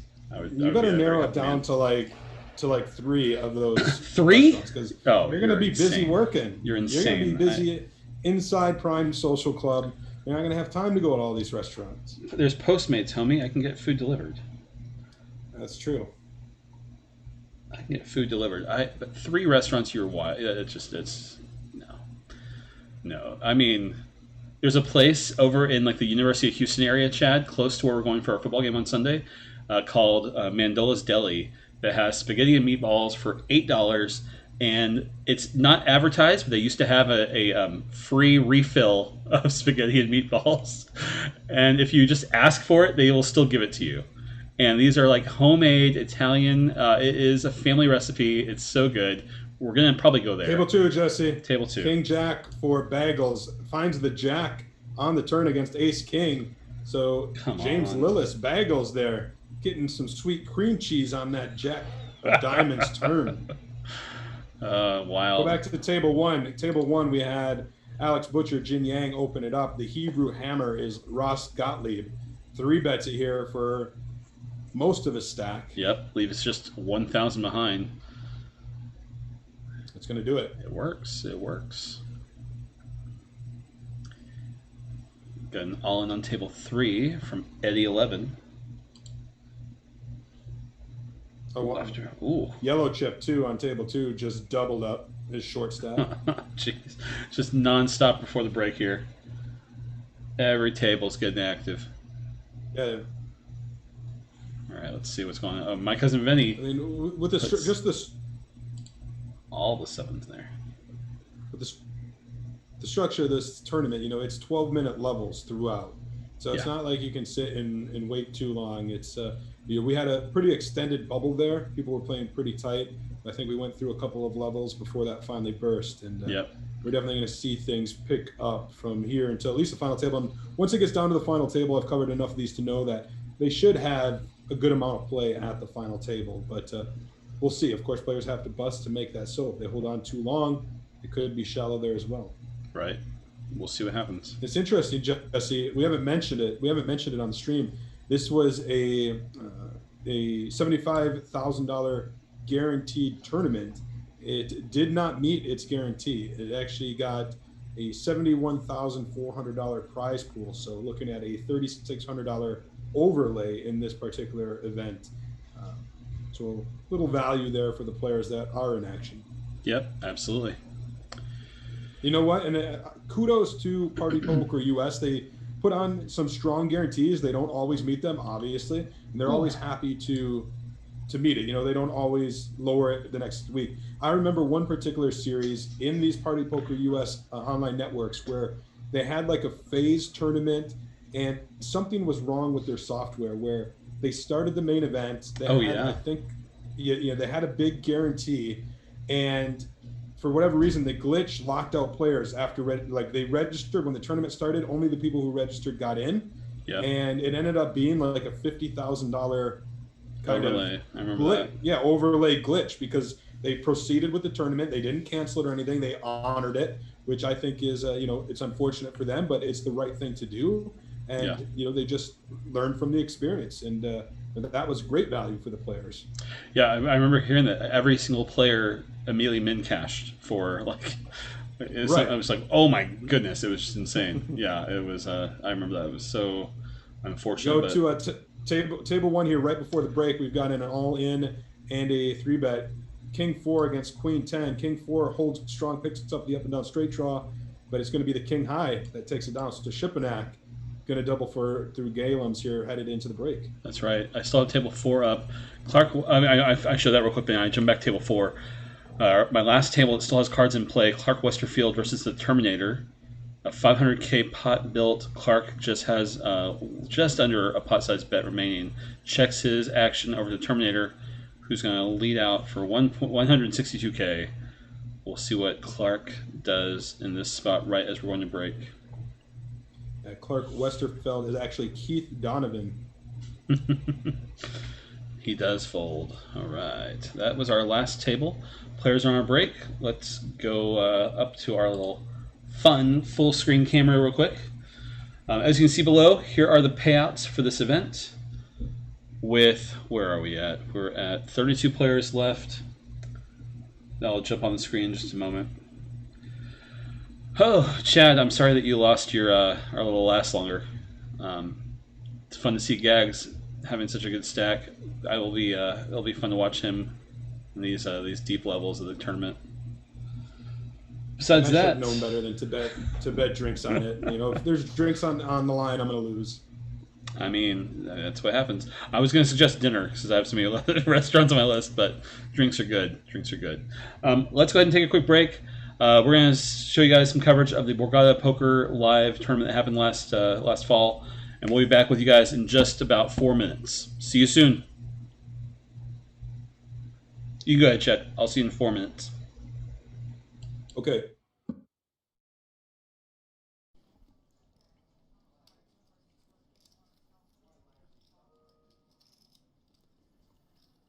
I'm actually happy, Ricky, to watch David Jackson's hole cards again because he's just been crushing, and he's had a great series. I don't know if you saw, he won. I believe he won the Saturday series, the first Saturday series of this series. And then I think he had another final table maybe, or another deep run or something where he was, chip leading like massively. Yeah, quite the 2019 overall for David Jackson, and a lot of success here at Borgata. Did have that win in the Saturday series, a couple other deep runs in a $300 deep stack event where he got 12th. Yep. He got 11th in the 1K6 Max, and of course he won one of these main event championship titles earlier this year. So he's comfortable here, like he has to be really to say the least, right? This is his home court, even though I think he's Atlanta. He's kind of back and forth, Speaking of home court, I don't think anyone has more of a home field advantage than Paul Volpe here. That's true. That is true. According to our statistician, I saw Matt Clark Poker tweet this out earlier. This is his 6th main event final table since 2015, and there's only 3 of these non-WPT main events throughout the year, so that's 6 out of 15. What an amazing stat. It's an amazing stat. It is. And he's a very dangerous cash player as well. He's just an all-around. Blind versus blind here as we see Walsworth move all in once again and taking it down pre-flop.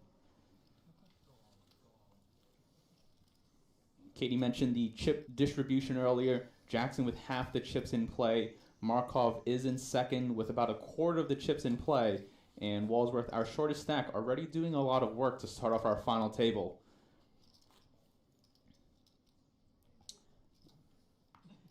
You guys can tweet at us questions, comments, anything you would like to say or join in on the discussion. Plays that the players are making, anything. Ricky's Twitter is @RatedGTO, and mine is @KatieStonePoker. We'd be happy to read your questions and answer them as best as we can.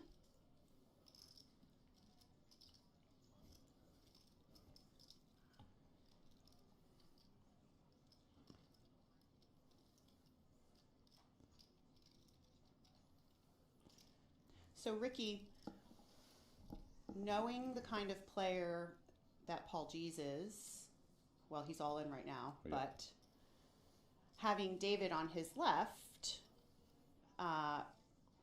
what kinds of potential issues does that present?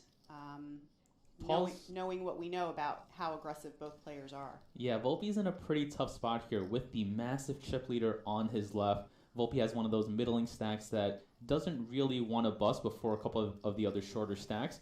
But here with the 210s, looks like he is going to put the rest of his chips in. And I would say likely to get it through, despite Behringer here having a pretty good-looking ace-9 in the big blind.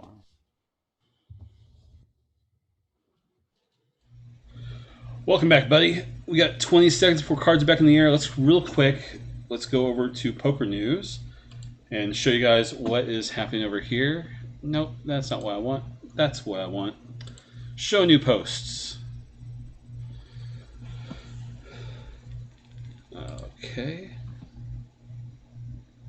We got a fun article about Tony Snishtaj. Talks about his WPT Borgata Series win. Here are the chip updates with 33 left. This was posted 7 minutes ago by Elron66, so an up-to-date count right as we're going into break. Definitely check out pokernews.com if you want extra coverage of this event. Fantastic work by our reporting team. In addition, we are also live reporting the NJ Coupe event tonight.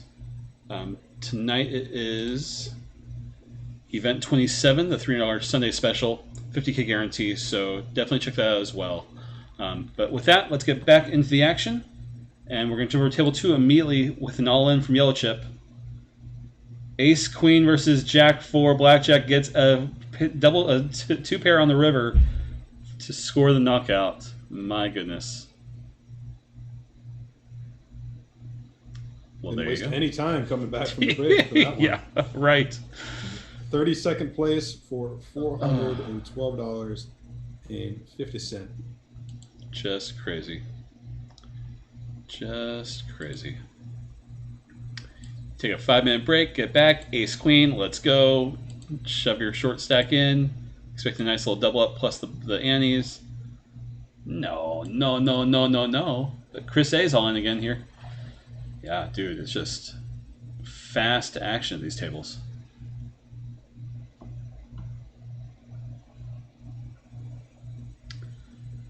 Let's see. Over here on table 4, we see an open in the hijack from the Terminator 1. Folds around to Clark Westerfeld, who does call from the big blind. Ace 6-4 flop, 2 diamonds. Clark checks. A bet from Terminator. I would expect just a quick fold from Clark here in the big blind, and we do get that. Alright, let's jump over to table 2. Action folds around to Riverman, the small blind, who opens it to 126,000. Nearly 4x the big blind. And both players appear to be with nearly the same starting stack as his hand started, but Riverman gets it through. Kaboom. Ooh, table 1. Oh, yeah. Ace King versus King Queen. 2 pair for the King Queen. Heart draw on the turn. Nobody had a heart. Could have chopped it with one on the river, but it wasn't there. So Galem's doubles through Shippenek, who's left with less than a big blind now. Yeah. Just crazy. And Shippenek will be all in here.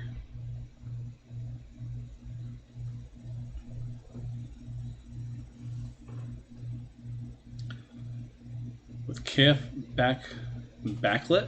KF backlip versus the Tuz. All right, gets the oh my gosh. There you go. Trip 6s. We got the spin up coming. Yeah. He's on the button too, so he can actually, it's only 3.5 bigs, but has some time. See if they try to steal it here. Yeah, that works. All right, table 2, we have an open from Blackjack. Shippenek does jam it here and gets called by Gags on the button. All right, let's jump back over there then. $147. Table 1, there we go. Alex Butcher, Jin Yang debating what to do. Folds it. Oh, no, does call it. Does call, yeah. Yeah. Chance to triple up for Shippenek would be right back in this thing. No kidding. That would just be wild. He had pocket 6's last hand. Gags betting it, so be some side action here if Jin Yang, Alex Butcher does call. Nope, folds it. Deuces versus the King 7. King 7 of Shippenek does not get there. Man, he needed the board to pair again. King or a 7, so many outs, could not get there. Out. In 31st place, Shippenek for $412.50.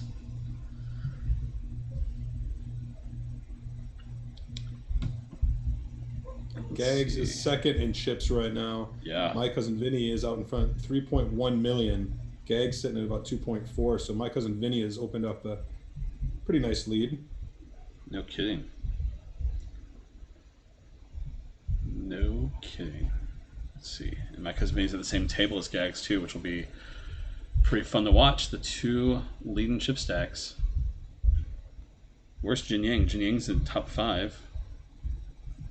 Yeah, it's a big table.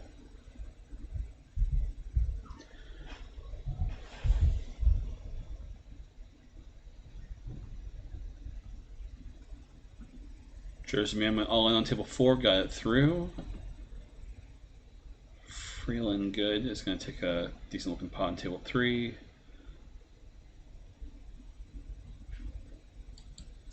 Table 2, we have an open on the button from A. Jackson to just over 2x, and it gets through. Riverman doesn't even call. Let's go. There you go. Short stack shove on table 3 from Rocky 920, and it gets through as well. Man.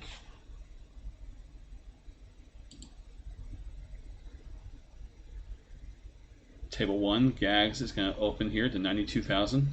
Folds around to the chip leader, my cousin Vinny. Gets it through. All right. It's Raise and Take It is live and well at on this event. We got Rocky 920 all in early position, but gets a call by Eddie 11. Cool. More than a call. Yeah. 3-bet jam. Jacks versus 7-8 suited. Jack's looking good. Jack's going to lock it up on the turn. Right. And score the knockout. So Eddie 11 up to over 600K and Rocky 910 is bounced out of the tournament. Let's see what place. 30th place, $412. That was an interesting early position shove with 8-7 suited. Yeah, I mean, I'm guilty of it myself in certain live tournaments where you think, well, if I get called, chances are I'm going to get called by a hand that I'm drawing decently well against. Right, so 8-7 against an ace king, ace queen isn't drawing that bad. Even if you're up against a big pocket pair, 7-8 is a good hand to crack it. Of course, if you get called by 7s or 8s, then it's real bad shape. But I mean, I get it. I've done it, and it doesn't often work out, unfortunately. And we've just seen that it didn't there. Right. Got an all-in on table 2 from Moose Man after an open from Nautic. Let's jump over here just in case. I'm sorry, a limp. Open from. No. Nautic called. It was a raise from A. Jackson. There we go. And then he flatted that, and now you get the 3-bet jam. So interesting hand. Yeah.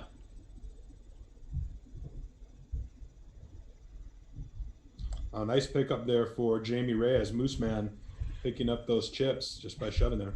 No kidding. Picks up 5-6 big blinds. Yeah, that works.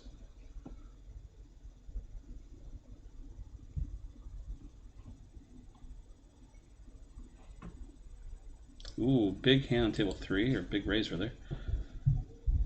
Deuce of spade on the turn. Lead out from La Flama. Divic calls, and Eddie just goes all in.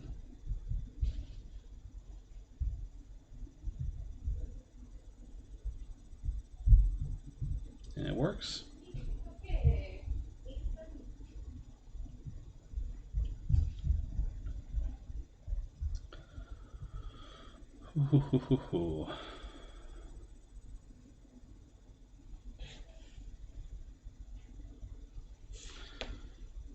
So Chad, we're both headed to Houston in just a few days. Are you excited? How are you feeling?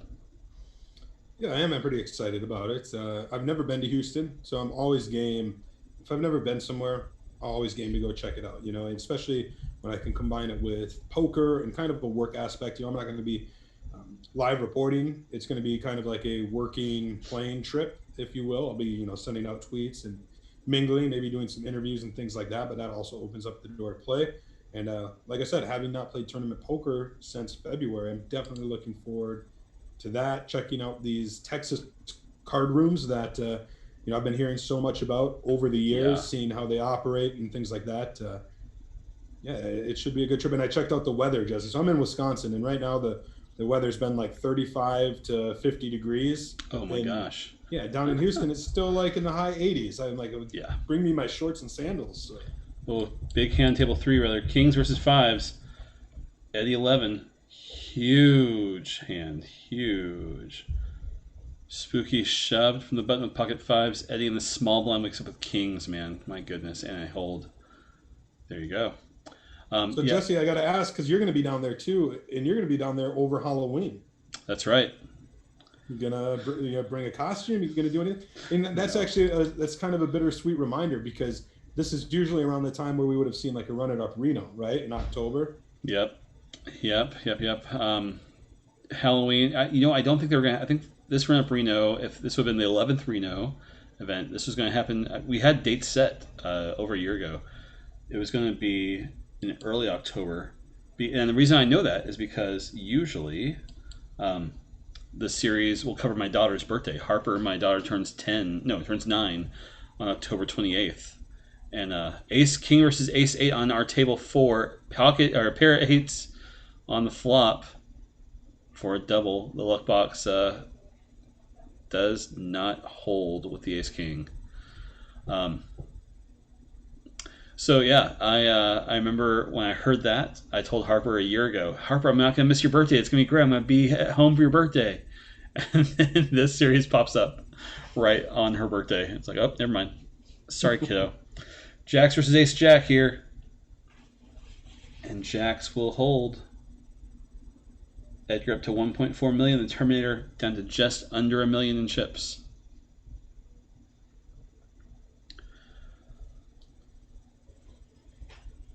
Well, I am leaving the Texas series before Halloween. I will be back in Wisconsin, and I'm sure I'll find myself out and about. No special costumes this year, I don't think. I've got an old go-to costume that we've had for like 10 years, and it's the King of Hearts playing card. Nice. You can just slip it on over anything you're wearing. Yeah. I feel like Ron Swanson from Parks and Rec, where he's like got one Halloween costume for everything. That's it. You can even make the Fat Thor work again. I mean, there's been no new Marvel movies this year, so you got nothing to compete with. Yeah, I do have the costume. The Fat Thor costume is somewhere. I should actually think about still in your rotation. Breaking that out. Yeah, without any new Marvel movies, you have. I mean, it still feels recent. It's pretty crazy. I don't know what the situation will be with Halloween. I think here in Wisconsin, it's still certainly pretty relaxed. You know, and I've noticed that around the country that some places have more people taking it serious, more procedures in place and things like that. Yeah. Wisconsin doesn't seem to be one of them for the most part.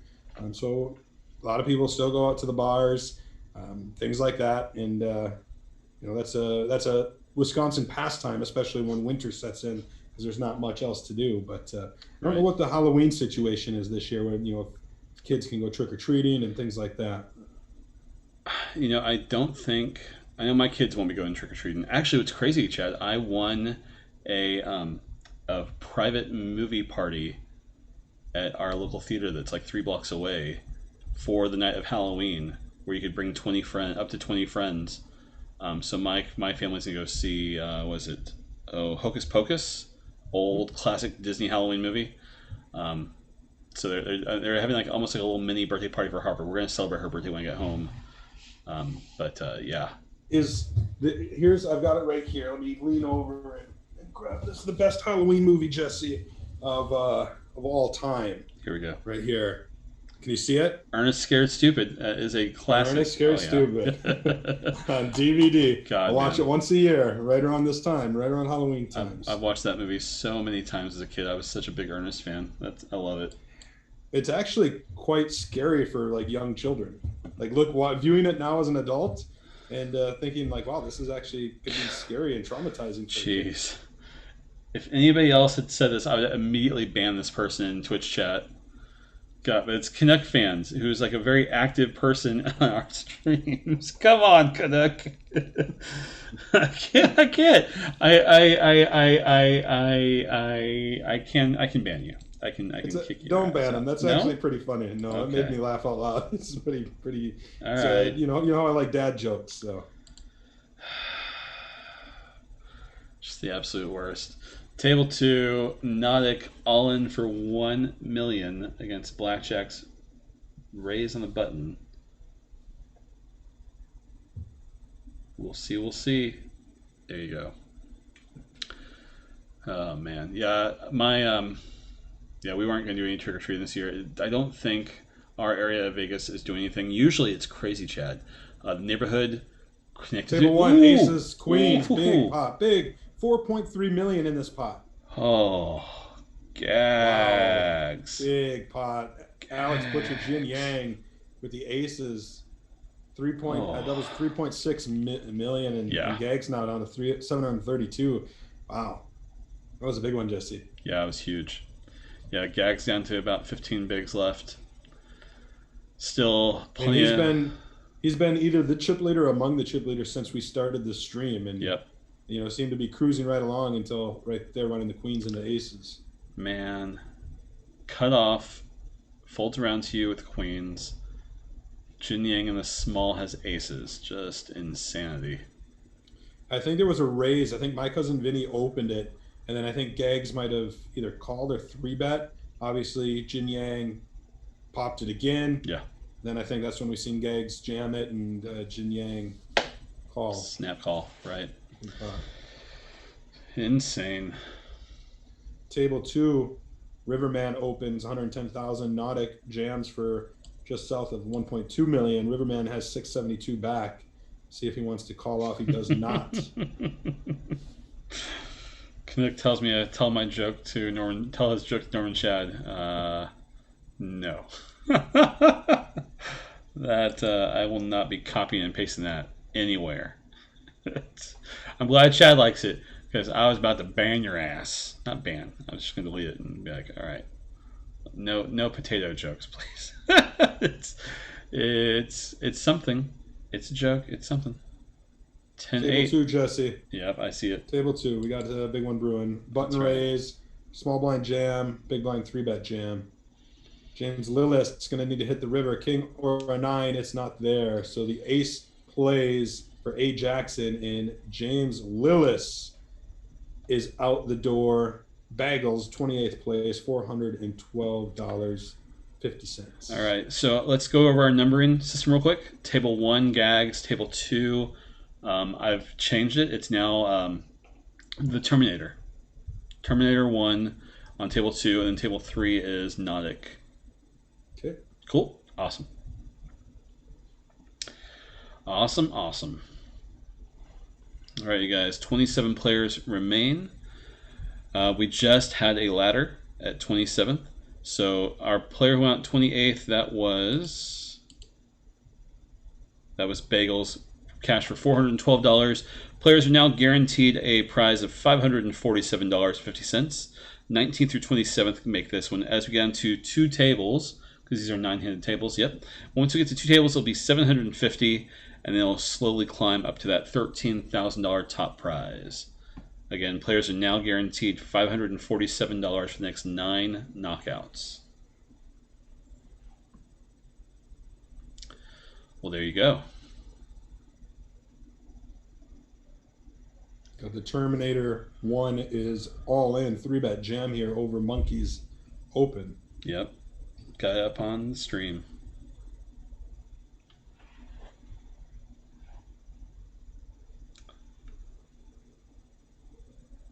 Marley's considering it.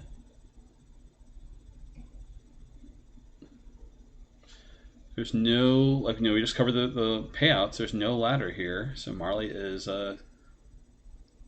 using the time bank to consider what to do here in the big blind. I think it's got to be at least like an ace 8 or 9 maybe to consider that long. But does make the fold. Does make the fold. Got an all in from table 3 from C-Bins for $445K, just under 10 big blinds. Johnny Dramatized says, that is so clearly SRI 100's table. You're all right. Table 2, Jesse. Riverman's all in at risk. 6s against Queens, and the Queens of Edgar 888 flops the boat. Yeah. Riverman out the door. There you go. Riverman out 27th, $547. You got that $135 pay jump. There you go. Hey, by the way, while we're watching that, Gags just doubled up. We missed the hand, but Gags went from 750K up to 1.4 million. That's beautiful. Love to see that. You already won the bet, Jesse. Oh, I know I did. Gags is back up to a top 10 chip stack with remaining 26 players. Feels good. And we have the Tuz all in right here. All in a call on table 3. Ace 3 versus Queen 10. Ooh. Ace 3 does hold.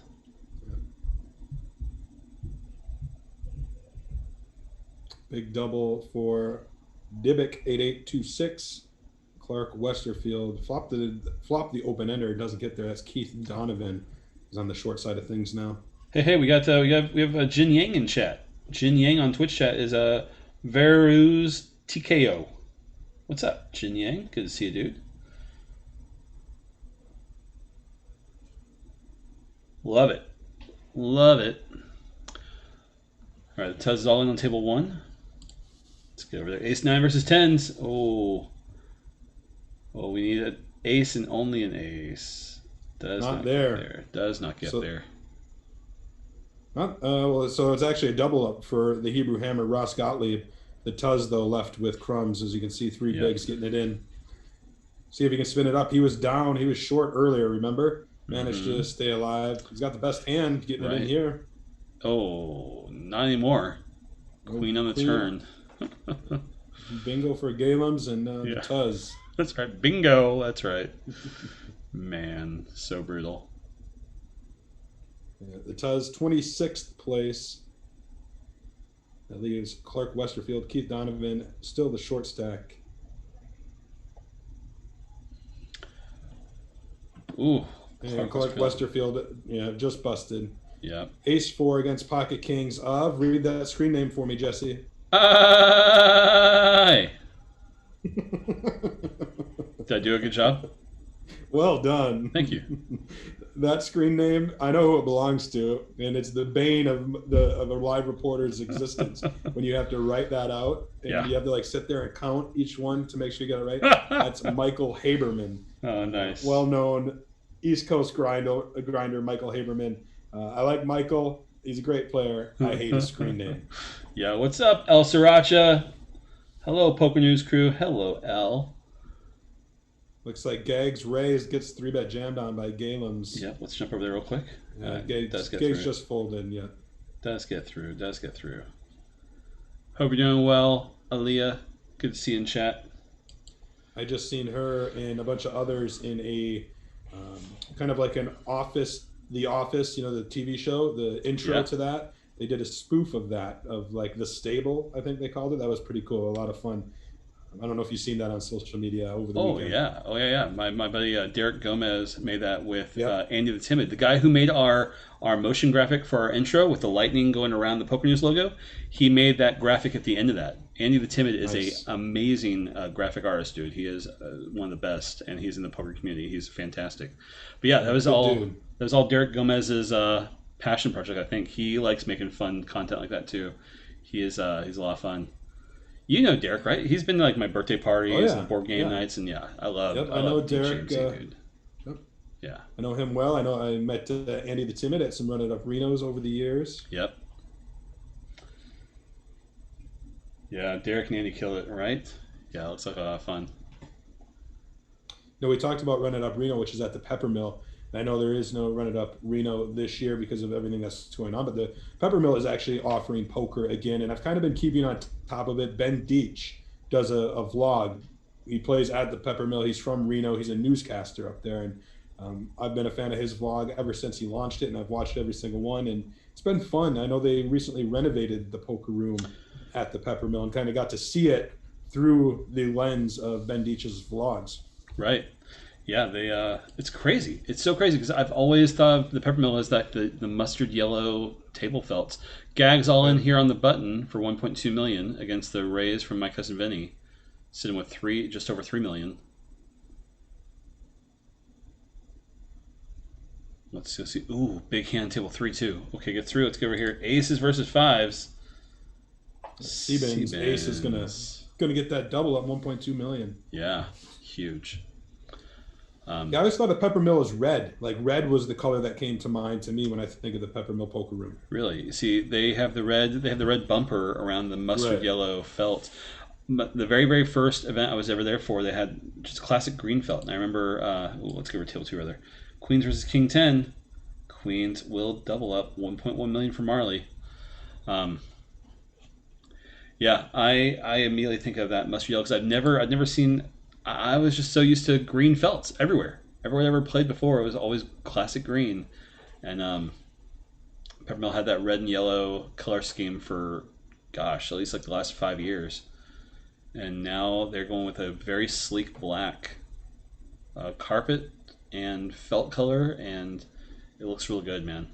I loved. I've watched I think 3 vlogs from Ben Deitch with that new remade poker room, and it looks really good. On table 2 here, the Terminator Open Blackjack doesn't jam everything, but might as well have left himself 1,000 back. But it's going to get the job done. The Terminator folds. Over here on table 1, the Hebrew Hammer is going to jam from the small one after backflip opens under the gun to 125,000.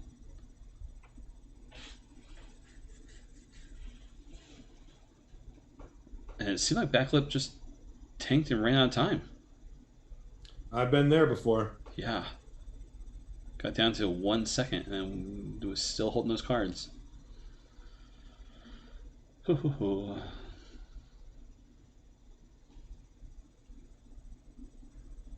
Yeah, and we just talked about the Peppermill. I am very excited. We talked about it earlier in the show. Borgata bringing back its poker room this Wednesday, offering cash games, 7-handed, at the plexiglass dividers, 30 tables, spaced out. So it's just it's very exciting. There's 5 poker rooms in Atlantic City, and none of them have reopened yet. This will be the first. And, the casinos have reopened, but the poker rooms haven't. And so Borgata is going to be the leader in that. They've been a leader in that market for a long, long time. And, I think it'll be a while before we see their bigger series return. But, Sure. Baby steps. You got to start with the cash games, then introduce some maybe daily or nightly or weekend tournaments, and then, eventually work your way back up to kind of what we're seeing in Las Vegas with some of the properties there offering some more tournaments. Yeah. Have you heard about the Wynn moving their poker room? I haven't. Oh, yeah. Okay, I was just saying table one, but they moved their poker room. It was an awesome location. It was craziest thing happened with the amount of traffic currently happening in Las Vegas. Encore Property has decided to close their hotel Mondays through Thursdays. So 3 days. I think it's just Monday, Tuesday, and Wednesday they're closed. I'm pretty sure. Thursday, Friday, Saturday, Sunday they open up. And with that, the poker room they wanted to be open, 7 days a week, 24 hours, as much as possible. So they moved back to their original location almost. It used to be in a little alcove on the Wynn property by Allegro Italian restaurant. Now they've moved onto the casino floor, also still across from that restaurant. So in that general area of the Wynn Hotel, they've pushed what used to be slot machines and I think some casino tables, like blackjack tables and stuff like that. They've moved those away and built an entire open poker room, no rails, just like little roped off sections to contain it. But that's where their poker room is now taking place, and they've got their daily tournaments starting back up. I believe maybe last week. I'm pretty sure last week or this upcoming week, Wynn is bringing back their daily tournaments. Just pull up table 2 if you haven't already. The pot is a brewing here. Got it, come right here. The luck box raised 120K, and Monkey just flats on the button. If you look at Monkey stack, doesn't have much behind after Shri at 100K jams from the big blind. There you go. Yeah, Aaliyah in chat says it's going to be in the pit with all the smoking. Gross, yeah. King Queen versus King Queen. There we go. No sweat. Chap. What's your song? You got a song for these situations. Oh. Everybody gets their chips back except for the aunties. That's the song. Everyone gets their chips back. It's a very original, flowing song. You've never heard anything like it before. It's good stuff. Yeah, that kind of blows. I wish more casinos would just completely ban smoking. I feel like there are a few properties in Vegas that are toying with it. I'm pretty sure Park MGM reopened as a non-smoking property. But they don't have a poker room. So 10 Jack versus King 10 here. Ooh. Straight on the river. Wow, what a hand, back and forth. Yeah, no kidding. The Terminator just lost a big stack, down to 230K. Is the Terminator's avatar Howard the Duck? I don't think so. It looks more like a frog wearing sunglasses to me. Let's see what happens. I can see it again. Yeah. It doesn't look like a frog. It absolutely does look like a frog. Well, it's a huge hand. That's what we're talking about. Queens for blackjack. Oh my gosh! Come on. And that 10 is going to play there for the Terminator. Wow. Yeah, that was a huge hand. So the Terminator triples. Shri 100K also rivers ace, right, to win the side pot. And the heavy favorite there in that hand, blackjack, out in 24th place, just like that. My gosh. On the river. Just insanity. Ace deuce takes the side to knock blackjack out. Okay, big hand table 1. We're going to miss most of it. 10s versus Jack Queen. It was Galem's Queen Jack versus pocket tens of my cousin Vinny. 3 aces on the flop, and then a queen there on the turn to give Galem's the better full house. So my cousin Vinny, who had developed a pretty big chip lead, still sitting all right, but has definitely fallen back to earth in 6th in chips right now. And right now it's Jin Yang, Alex Butcher, who has the big chip lead, 4.5 million. The next closest is under 3 million in chips. There you go. There you go. I like this raise from my cousin Vinny. 1, 2, 3, 4, 5. 5, not 6.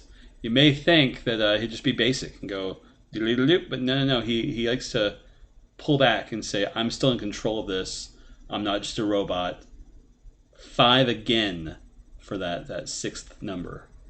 I like the uniqueness. I like the originality there. That's very, very. That's something I look for in players. Keep them guessing. Keep them guessing, Vinny. I like it.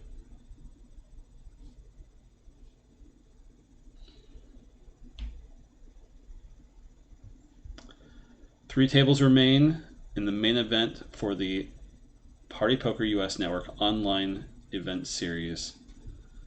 Ooh, 3s versus jacks on table 2. Let's jump over here real quick. Jacks will take it. So Sri 100K out the door. That's right. And Vinny will take that pot down on table 1 as well. Down to 22, Jesse. We're getting there. Oh yeah, man. It's still quick. Pop, popping off. Whew, man. So Chad, I gotta tell you, now that I've won drinks, I know when and where we're going. Oh, ace queen versus king jack. Queen of the flop, straight draw does not get there. Vinny again wins a big pot. It's gonna send a KF backflip, flipping them right out the door. Yep, that's right. 21 players remain. You know, the one thing I miss the most from Run Up Reno are the karaoke nights. And there is a bar that has karaoke your last night in Houston. They have an outdoor little stage area, so it's nice, easy breezy. I think that's what we'll be doing for drinks on Wednesday night, unless you're still in a tournament. But it's across the street from our hotel, and it's a karaoke DJ I've known for 15 years. Well, So, Jesse, during that, excited. real quick, my cousin Vinny is back up to 3.8 million. Just got a knockout of Moose Man. Moose Man was Jamie Reyes. Ace 3 versus, I think it was Ace Jack there. Moose Man out in 21st place. Jamie Reyes taking home $547,000, so down to 20. That's right. An open from Galem's here. Raised from Jin Yang to 473,000. It's an action table, and it's been Yeah. ever since we started following it. And you know that's a lot of chips are there compared to the rest of these tables. No joke. Table 2 has a lot of chips too. It's crazy. They've got a lot of like kind of even stacks. 2 million, 1.6 million. But yeah. What's up, Kevin? Kid in college. Jesse and Chad, what's up, guys? What's up, buddy? Hope you're doing well. Ooh. Oy. Table 3, got a jam from Chris, gets it through. Chris A604. Yeah, I'm staying on this hand right here for table 1 with the deuce, jack 3 board. 5 spades finishes the straight, the boat draw, the flush draw. What a juicy river card. Don't know if these guys in the small big blind. No. It's big blind and under the gun. Their range really hits it, but could see something happen. We see a check from Galem's Jin Yang, 3.7 million. What you gonna do?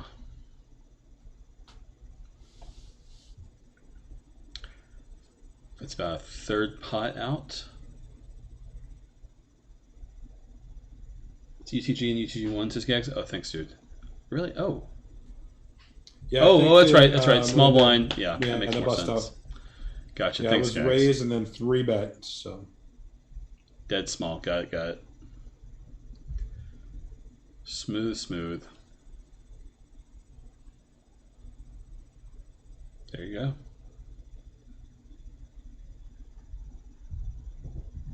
Small pot building on table 2. Gets through from Marley. Big raise on table 3. I'll keep my eyes there while we're still covering our action table with gags. Yeah.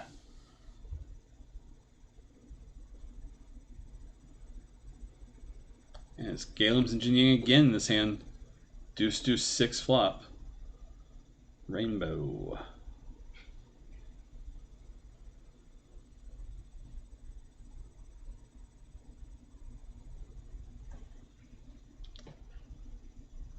Big raise on table 2 from middle position from the Terminator. I'll keep my eyes there, but we'll keep this table up just in case it folds through.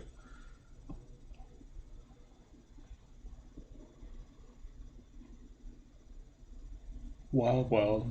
Figure out to hang out for a bit before early bed. Nice, Kevin. Happy to have you here, man. Happy to have you with us.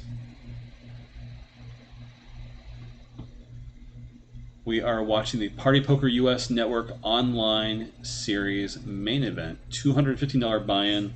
This event had, let's see, 357 runners. Just came a little under the guarantee of 75K. They brought in 71,400, just short. Ooh, big hand table 2. Let's jump over there real quick. King 10 versus 7s. Oh, big double for the Terminator. Gags is all in on table 1. Gets it through. 3 tables remain. Just 20 players left. First place pays $13,515. Players are currently guaranteed $547. Our next pay jump is at 18. Once we're down to 2 tables, we'll be up to $750.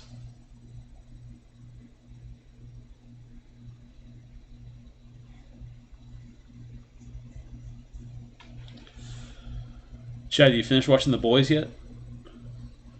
I have not even started, Jesse. I haven't even started it yet. What? I've heard it's great. I'm going to watch it. Maybe I'll download some of it on my iPad for when I come to Houston. You watched season 1 though, right? No, incorrect. Yeah, I thought you were saving it. I thought you were a comic book nerd. Oh my gosh. So much good TV out there. It's overwhelming. It's almost paralyzing sometimes. Yeah. Yeah, I hear you, dude. It's real good. I finished it like a week or 2 ago. It's a lot of fun. Hebrew Hammer all in here for just under a pot-sized bet against my cousin Vinny on the turn, and it gets through.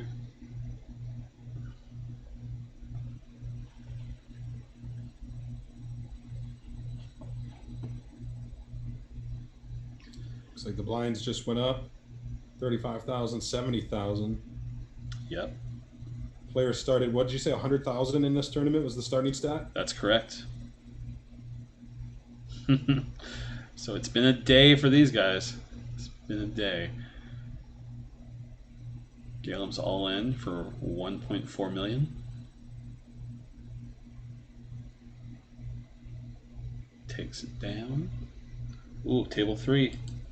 King, Queen versus Ace 3. Queen on the flop. Chris A604 will get the double up. 1.1 million.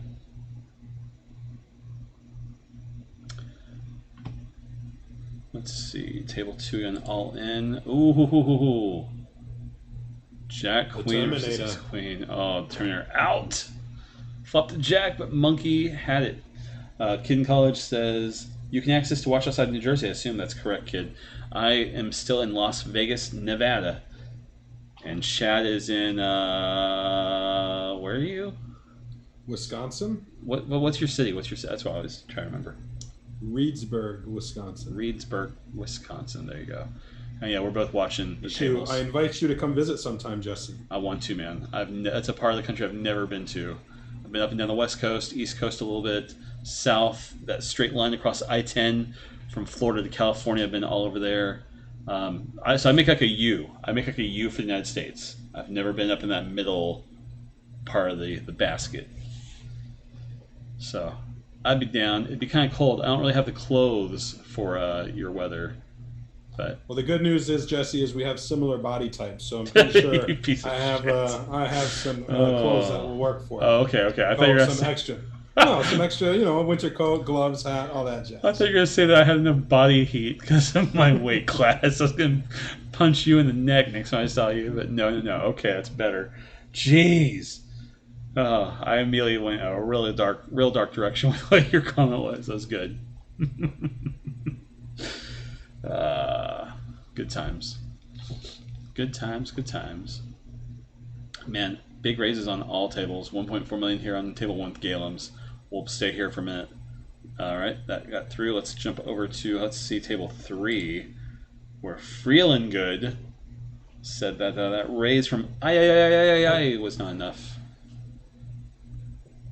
Have you ever frolicked in snow, Jesse? And I know there's been probably some dustings in Vegas over the years and stuff, but a considerable amount of snow. I lived in the DC. Oh, let's watch this. Ace Queen versus Ace Queen. All right. Ooh, diamond. Nope. Okay. Chop. Everyone gets their chips back except for the antes. I used to live in Leesburg, Virginia when Lucy was 1. She's now 11, so a decade ago.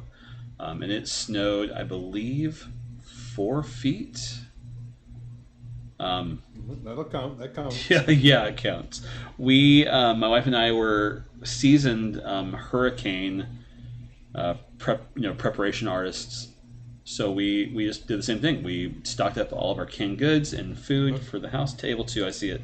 King Jack versus Ace King. And boom, right? Boom on the jack. Yeah, no kidding. We've seen that quite a bit in this tournament. That's a big hit to Edgar 888 left with crumbs. Well, Jersey Man doubles to almost 4 million. Yeah, we've seen the player behind get there so often so far in the series. In this event, rather. Yeah, go ahead. How I know Houston gets hit by hurricane. So is it right on the coast, or is it a little bit off the coast? It's so Galveston is right on the coast for the Gulf of Mexico, and that's on 45 South, Highway 45. That goes directly into Houston before going north, and so it goes northwest. Houston's about, let's say, an hour off the coast. I mean, it's super close. It's super close. You can't see water from anywhere in Houston, but it's only an hour and a half drive to the ugliest beach in America. Brown water. It's disgusting. Kings versus Deuces on table 3. Ooh, mama. Eddie 11. Out.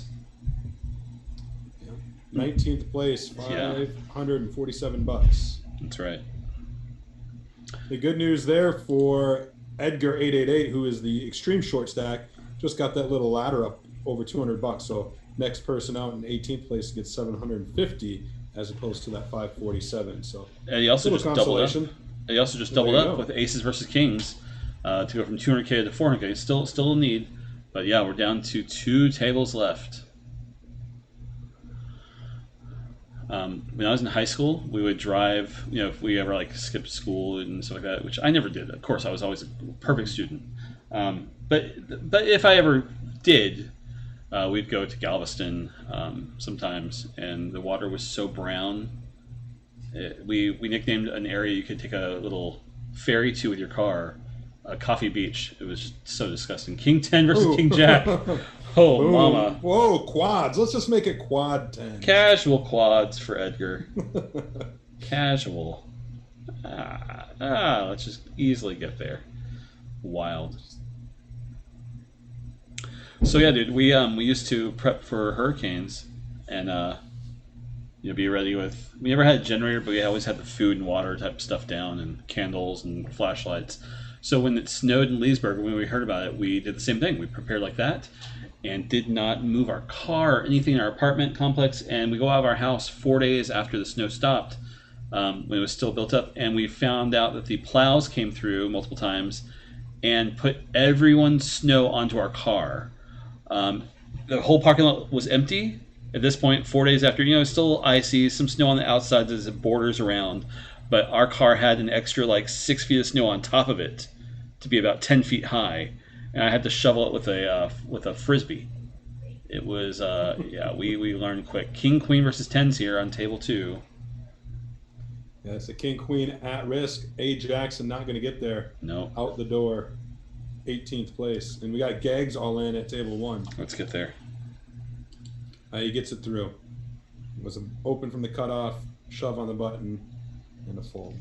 Yeah, Snow 101, Jesse. You got to get out there the morning after or soon thereafter and at least get it off your car and preferably move your car to a cleared out spot. See, we just stayed inside. I mean, the sidewalk's icy, and we had baby, and it was like, nah, we'll just stay inside. We got food. We were good. It's nice and warm. We had a fireplace in our old apartment complex. It was beautiful. Yeah, no. We made a snowman out in our front yard, but we just did not even walk over to see the car. We just left it for days. It was so silly. I mean, it was like 20, 30 feet away, and we just didn't see it to know, like, oh, we should have. Oh, man, when we saw it, I took so many pictures. I was like, oh, okay. I got. If I want to go work right now, I got to work first here. Pretty silly. Lived in Edinburgh, PA for a bit. Nice, dude. One of my old good friends was from the Philly area, and we would drive up there for like Christmas. We didn't want to go back to Texas, and we lived up there. So I saw snow there. I saw snow in Seattle a little bit when I was in college, and actually when I took Becca, my wife, out there and proposed, it snowed that weekend. I proposed at a karaoke bar. She said yes, and the next day we're walking in snow, and I trip and I sprain my ankle the day before I leave. I couldn't walk. I had to use crutches to get out of there. I'm not good with bad weather. I fall down. It's bad. I fall down and I break things, Chad, quite often. Well, speaking of falling down, this is a true story. Yesterday, me and my dad were doing some landscaping, and my dad is 73, so he's up there, and he loses his balance sometimes or what have you, and he was doing some landscaping and lost his balance, and he started to fall, and he did fall, and we said, oh, are you okay? Help him up, and he said, yeah. He's like, I've learned to control the roll. And I thought, control the roll sounds like a good poker book title about bankroll management. Control the roll. That is real good. That's well worded. I like it. This karaoke bar across the street from our hotel in Houston, this is where I infamously I went and washed my hands 5 minutes before karaoke started in the men's bathroom. Someone had mopped and did not put a sign out. I slipped. My toe got caught in the grout between tiles. I fell into the corner and broke my knee in 2 places. Figured it was just a sprain. Who breaks their knee in a bathroom? And I got a bouncer to help me back to my seat, where the DJ says, hey, Jesse, it's your turn to sing. I'm like, I can't walk. I still sang 2 songs that night before I eventually went home. So I have not been back to that karaoke bar in quite a while. So did you sing just sitting down in your booth? Or what? Yeah, they brought me a wireless mic. Ace Queen all in over here against Ace 10. Ace Queen holds for Chris A on table 2. The better ace actually holds up. Yeah, no, they chop 5s and jacks. Oh, was it? So yeah, the best ace doesn't win again. 5-9-5 Jack. That's right, on the river. Yep. Oy. I think there are probably more broken knees and bathroom stories than you think, says Flow Junkie. You think? Man, I don't know. I was thinking it. I thought it when Jesse said, who breaks their knee in a bathroom? Like, there's some jokes to be had there, but I was going to leave it be. Good times. Great times. I'm sure it was good times for you with your knee in the bathroom. You are a piece of shit, and I have the ability to end you. I can just close Zoom, and you're... Oh, we had some technical difficulties, guys. But you just have the night off then. That's not fair. I'm going to keep you here. You can't leave. 2 tables left. You're not leaving. This is punishment for me. Your aspect. I love watching this. The tournament. The tournament's fun, and have been reported on a lot of these guys. It's exciting to watch them on a stream and give them some recognition, some love. Nice. As we talked about it at the top of the stream, partypokerUS is doing some good stuff. So. Yeah, very, very active monthly online series with big guarantees.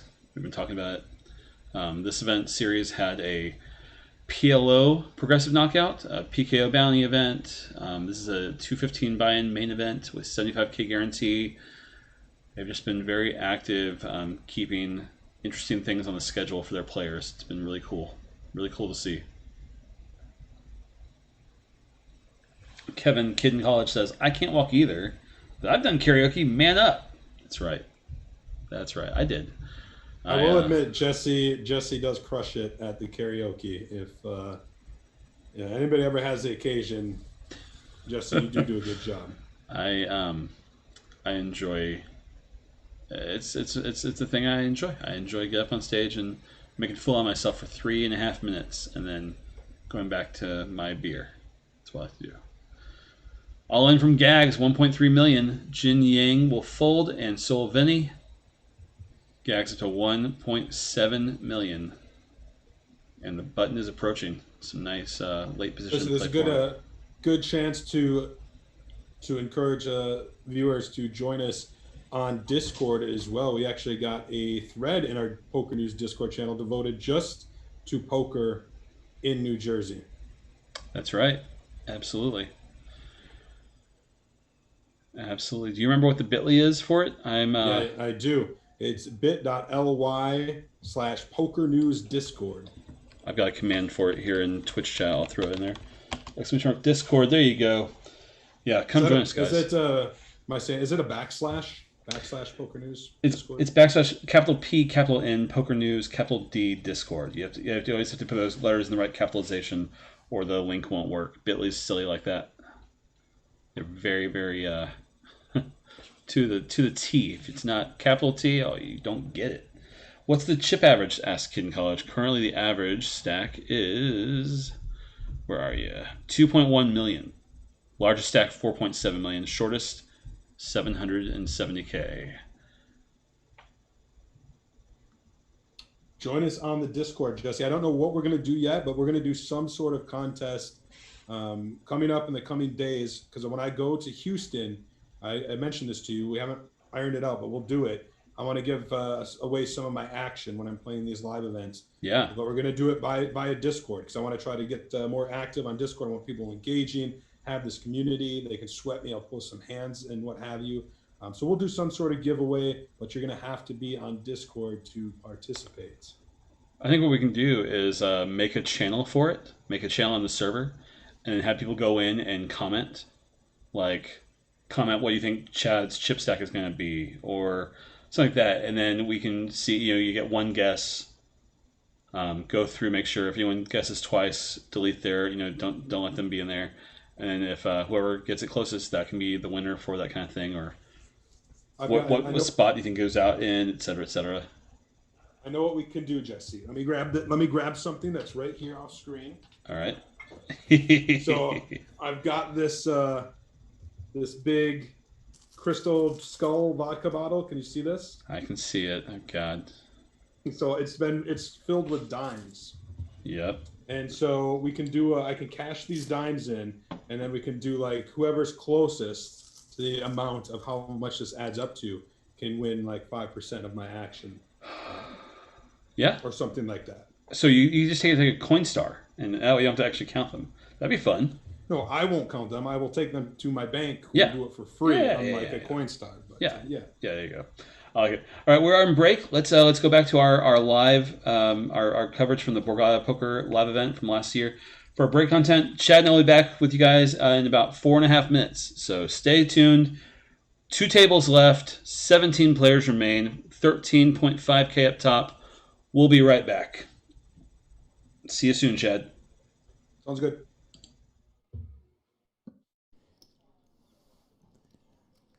Again, in these final table situations with a lot of payouts coming up, you do want to be the person shoving all in and not so much the person that's calling for the rest of your chips. But it's going to be tough navigating for Volpe here. He has a tenth of the chip stack that Jackson has. All 7 of our players at this final table are guaranteed $45,230. There is a $12,000 pay jump to $57,000 for 6th place. But of course, that big first place prize of $308,556.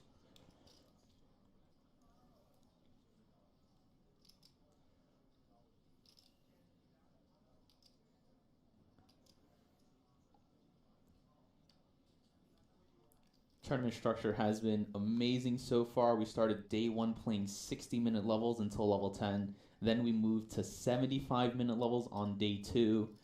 And at the start of day 3, these players started playing 90-minute levels, which created these very deep stacks. We have a 60 big blind average coming into our final 7 players.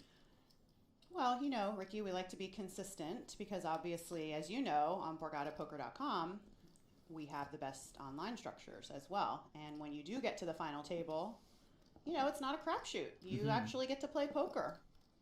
You don't have to flip all the time. It's nice to be able to play. Nice loose call from David with 8-4. Push from Sean. Yeah, David is going to be very aggressive as the chip leader here, opening a lot of hands. But it looks like he will be facing some resistance here as Walsworth gets another shove through. Pardon me, that was Peter. I apologize.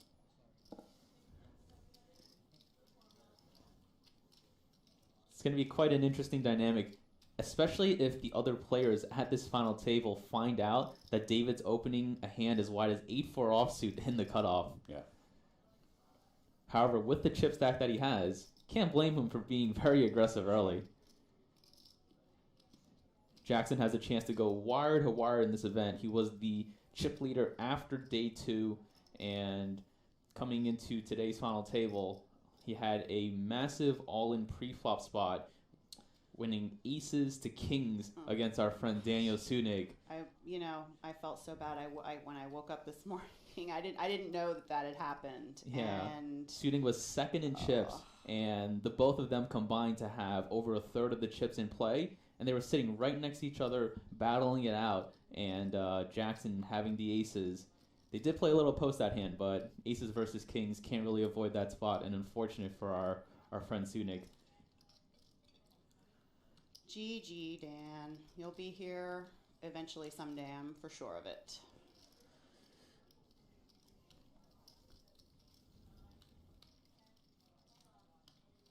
Shout out to all of our friends in chat. Welcome to all of our viewers on Facebook Live as well. I feel like it's almost unfair to ask who you think is going to take down this title with Jackson having so many of the chips, right, Katie and Glenn? Anything can happen. I mean, we've seen it, right? All the chips, 3 hands later, out the door. So, I mean, obviously it's his tournament to win. But Katie, navigating through this with that kind of chip domination. Well, I mean, he just has to be smart. You know, anytime you enter a pot in poker, you should have a plan. You know, what is your plan for these chips? And so, yes, he is a massive stack. However, Jesse, are you there? he absolutely, as he is, should be putting the pressure on the shorter stacks. And then he's just going to have to be Jesse, very can you smart hear when me? he does face some resistance. Jesse Folan. Hey, welcome back. Welcome back. Break is over. Cards are back in the air. Let's get back to it.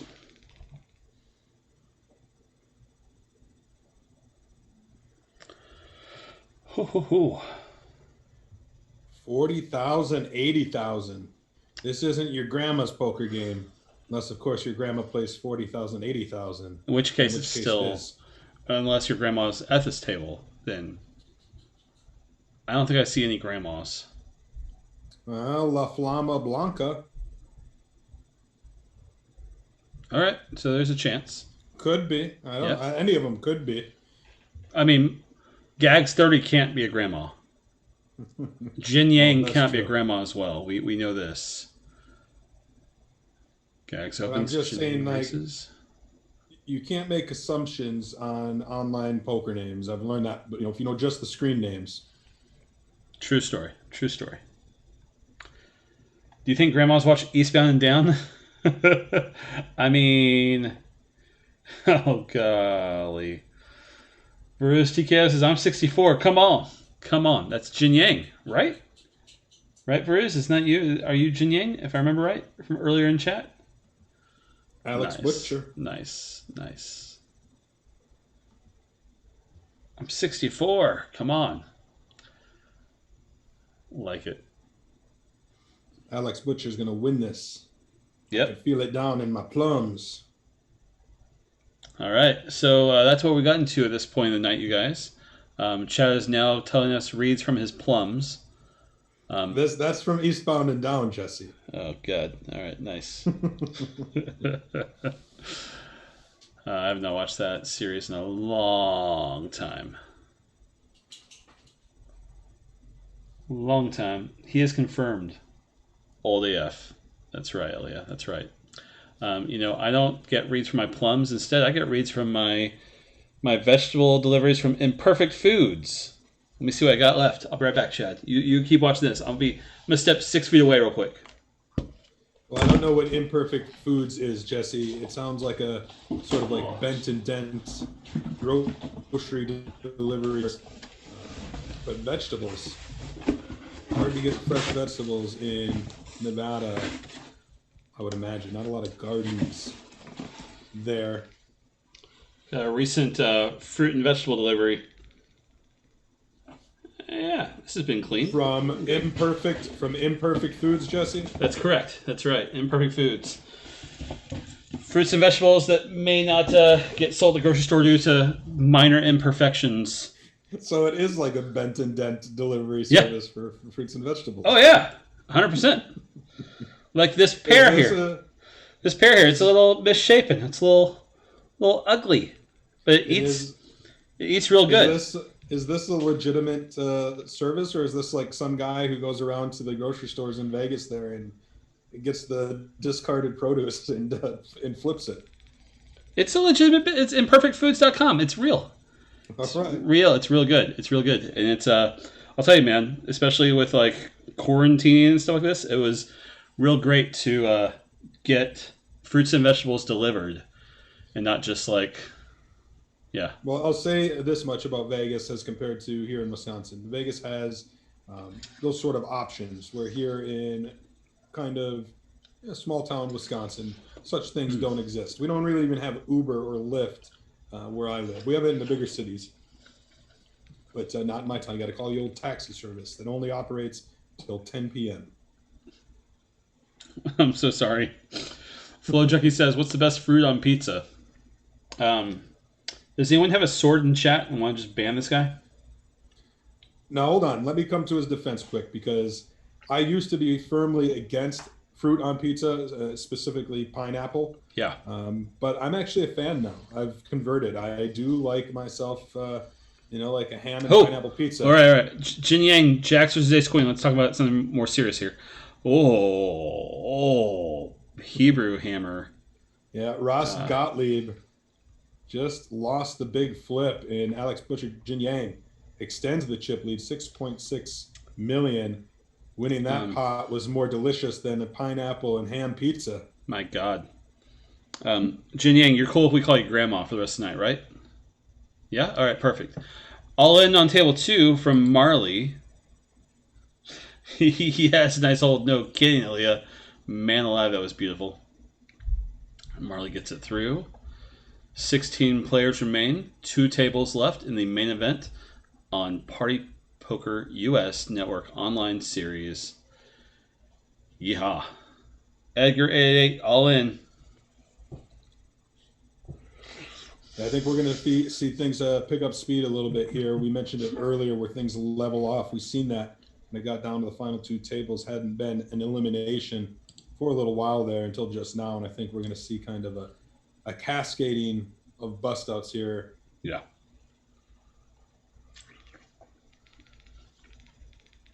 I'm with you. El Sriracha asks, is eggplant a fruit? I like eggplant. I don't think so. I don't think eggplant is categorized as a fruit. I'm pretty sure it's not. Right? I'm thinking about the consistency. I'm thinking about like the origin. I don't see it in the fruit class. Yeah, no. But you like that eggplant? I'm not an eggplant guy. Eggplant Parmesan, not something that I will order off the menu. Don't care if it's the daily special. Buy one, get one free. I will go above and beyond and get away from the eggplant. What if it's like on sale from your Bet and Bent Delivery Imperfect Foods service? Nah, I'm good, bro. Swerve. I don't like them, but surprised no one said tomatoes. Yeah, tomatoes would be good. Stuffed eggplant. Ooh. We got a bunch of two all-ins here. Ace Jack versus King Queen. We got a double on Galems. one table. I'm going to bust out on the other. There you go. Falling in 16th place was Dybbuk 8826, $750. So down to 15. Yep, that's right. Just going hog wild now.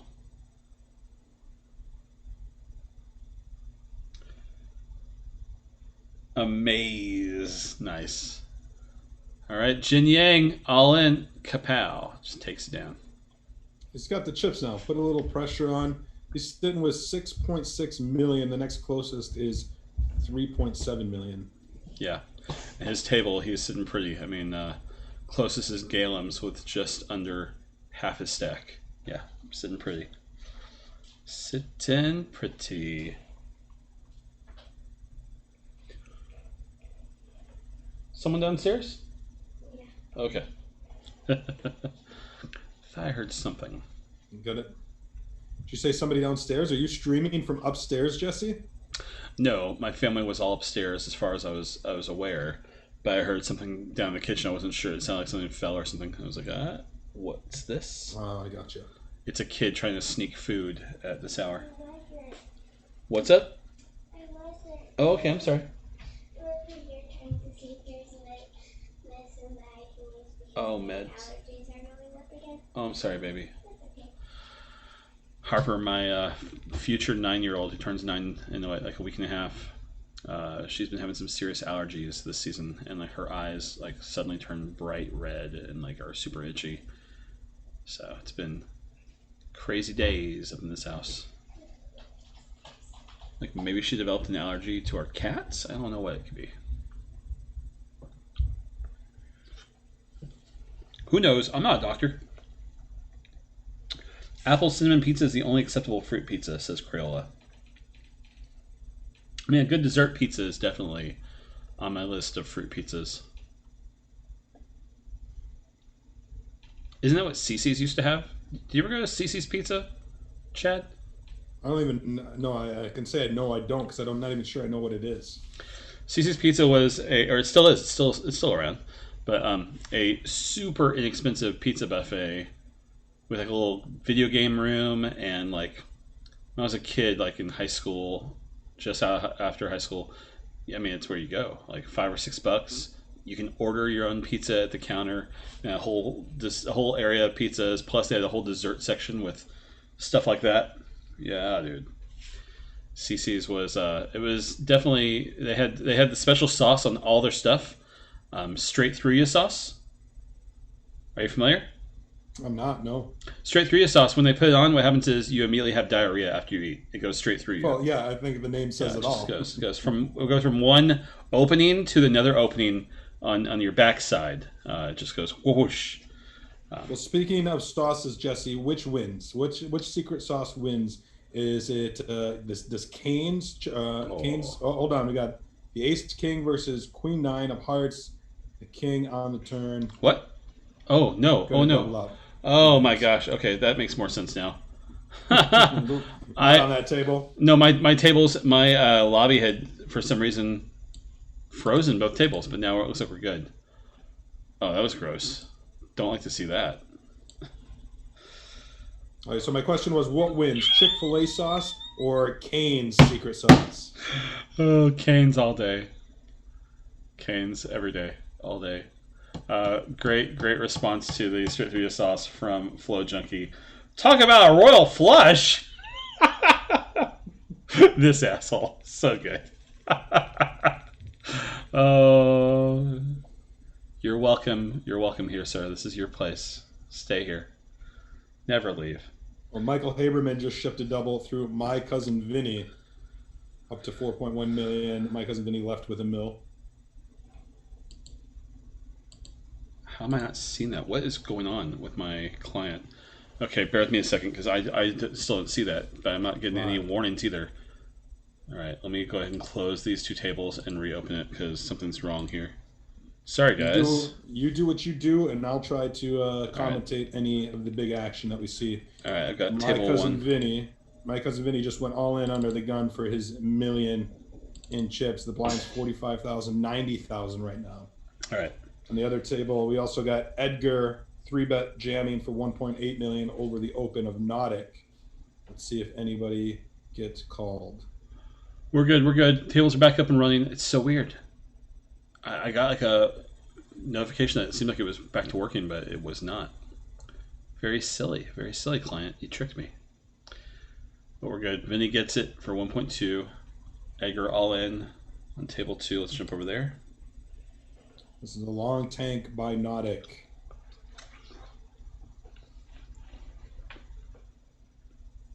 Has the bigger stack, but just barely. Is going to fold and preserve his 1.7 million.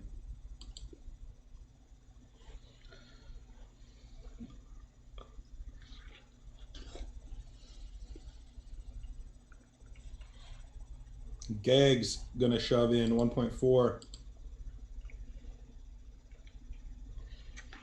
We've been following him since we started the stream. That's right. He's always on our feature table. He is, along with Katie Stone and Daniel Busgan, comprised of the trio of BorgataPoker.com ambassadors. He gets it through. Up to 1.6 million. Let's go.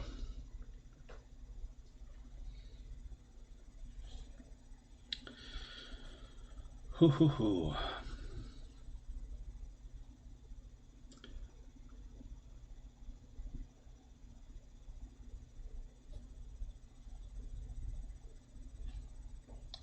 All right, Chad. We're going to Houston next week. I've already won drinks from you. How about we bet dinner here on this one? Let's do one more last longer. I'll let you pick first. Well, if I get to pick first, then I'm going to go. I already called he's going to win this thing. Jin Yang, Alex Butcher. That's my pick. All right. I am going to pick, let's see. I think I'm going to go with I. Yeah. Michael Haberman? Yep, I'll pick Michael Haberman. All right. It's my favorite. It's my. Right, that's it's like a top. We're battling right now. Yeah. Of the remaining 15 players, it's in the top 15 of my favorite names in the tournament. So. Well, it'd be sure nice if my guy could bust yours right here. I can lock up that dinner. True story. Dealer.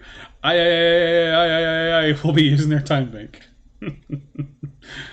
Makes me smile. So are you nervous at all about traveling to Houston, Jesse? I mean, I've flown since the pandemic began when I came out there to Vegas for the WSOP online series. But other than that, I don't think I've flown too much. I don't think you have at all, right? I've not flown at all, no. So I'm flying on Southwest, and I did a lot of research, and that's part of the reason why I felt comfortable doing it, is because they are still, I think they're one of the last airlines to keep the middle seat open, and every 3 minutes they refresh their entire cabin with fresh air. Oh, we got a big one. Kings versus tens. Yep, Kings ahead. Ooh, that's nasty. All I had to say was Kings are ahead, and they are no longer ahead. Oh, yeah, that'll pesky Gross. 2 outer since La Flama Blanca out in 15th place, $960. That's that one hurts. No. Even watching it hurts. Joke. My gosh. Canuck fan says bar tab you way bigger than dinner. That's right, Canuck. I make my my bets very, very wisely. Ace King, Ace Queen on table 2 right now. Seabins is at risk, and another nasty river card. What? Oh, Queen on the river against Ace Queen versus Ace King, and a Queen on the river. Wow. Yeah. Wow. No kidding. Wow. Seabins out in 14th place, $960. Back-to-back nasty river cards. Shit. My God. My God. And all in at table 2. Ace 5, Ace 7. Looks like You don't want to Chop say pot. it. Yeah, that's right. Chop pot, chop pot, chop pot. Yeah. Everyone gets their chips back except for the antes. Except for the antes. Yeah, you got it. There you go. So wild. Yeah. So I'm not really panicking about the flight because Southwest is keeping middle seats open, and every 3 minutes, all the air is refreshed. They require masks throughout the entire flight. So I'm cool with it. It's a 4-hour flight each way, nonstop, direct flights. So I feel like if I had to do connections, I'd be more at risk with all the extra stuff you deal with, and I'll tell you, man. If it had not been Houston, I would have. If you had asked me to travel, I probably would have said no. I probably would have back. If you let me say no, I'd rather stay home. But with everything like this, I feel okay. Yeah, it's kind of the same for me. When the opportunity came, it was like just the one tournament series probably is not enough to get me there. But the fact that you're going to be there, that the Packers were going to be in there playing, the Texans, and I had the opportunity to go to that game, toss in some hanging out with you, grabbing some food. I'm like, all right, yeah, this is worth the risk. And we even talked about it. Like we even said, like if we could, because we're friends, if we could go hang out someplace, I'd want us to meet up in Houston or like that, just so I could show you my old hometown. I wish it was in a better time when you felt more comfortable to do public things and be social. But be that as it may, I feel like there are enough outdoor things you can do with social distancing and masks and yeah. Canuck fan says a bar tab could be way bigger than dinner. Yeah. Problem with that, I mean, I'm game for that, Canuck fans. I'm happy to make that bet. Yeah, because there's a lot more value in it for me than Jesse. Oh, man. I think it's, yeah. I mean, Jesse, no offense to you, but I think you admit I could drink you under the table. Yep, I would 100% agree with you. Ace King versus King 10 on table 2. Ooh, in the flush draw. Come on, just lock it up. For Marley. The ace that plays 2 pair on the board, and just like that, we lose Chris A604, 13th place, down to 12. That's right. So a pay jump just occurred. 12th place makes $1.2K, $1,282. So Chris just cashed for $960. There we go. Ooh, big hand for I on table 1, up to 7.4 million. Chad. He's got that Jesse run good. Chad. I think you're gonna be buying me a nice dinner, homie. I'm your friend. So here's something very interesting to note, Jesse. All right. So Poker News is also doing updates for an event tonight from the NJ Coop there in New Jersey. That's right. And Michael Haberman, who is now the chip leader in this tournament with 12 remaining, is currently heads up for an NJ Coop title in the $300 Sunday special. Shut your mouth, dude. That's insanity. All right. So if you want to follow action from that, there's no stream, but there are live updates on PokerNews.com. Follow from both NJ Coop and this partypokerUS. That's pretty impressive. We'll have to see. I'll keep an eye on that. Yeah, no joke. Please do. Jersey man shoves and gets no action with jacks on table 2. No action. Whew, that's fun, dude. What was he locked up? What's first place in that NJ Coop event? Let's see. I know it has a smaller guarantee. I think it only have 50K guarantee compared to the 75. First place in that is like what, 10K? $12,614. 10K. No, I'm sorry, 9,500 for second place. So he's got at least 9,500. Nice. Here we go. Vinny against Galem's. Ace-6 is going to be good. My cousin Vinny, we've been following him. He was chip leader for a while, but now out in 11th place. That's right. Almost $1,300. We also lost Edgar 888 in 12th place not long ago for the same amount. So now we're down to 10. Just one more to the final table, Jesse. Yeah, man. Crazy. Crazy. Let's see table 2 then. Crazy.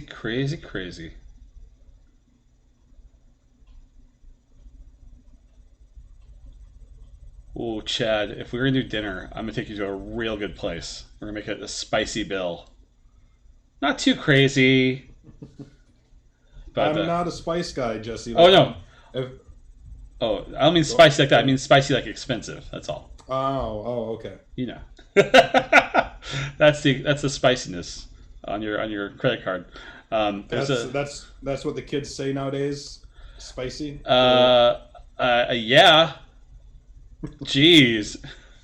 There's a place called Taste of Texas. It's a steakhouse where you can walk into the kitchen and select your cut of meat. Like, which steak would you like, sir? Oh, of course we'll prepare that for you. And they bring it to you on a silver cow plate.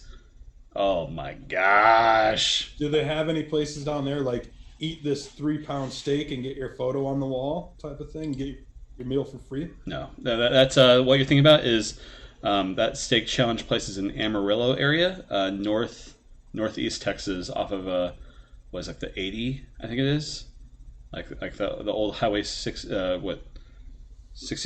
Route 66, yeah, off the old Route 66. I stayed the night a couple years ago when I left, if you recall, Vegas in the summer. Yeah. I took the southern route. I usually take the northern route, go through Utah and Colorado, but going the southern route was like just a couple hours extra, and I'd never done it before, so I went that route. And the first night, I drove from Vegas all the way to Amarillo. That's where I spent the night. Oh my goodness, that's a big drive. Good God. Yeah. Well, and then day 2 was even longer because I drove all the way from Amarillo back home to Wisconsin.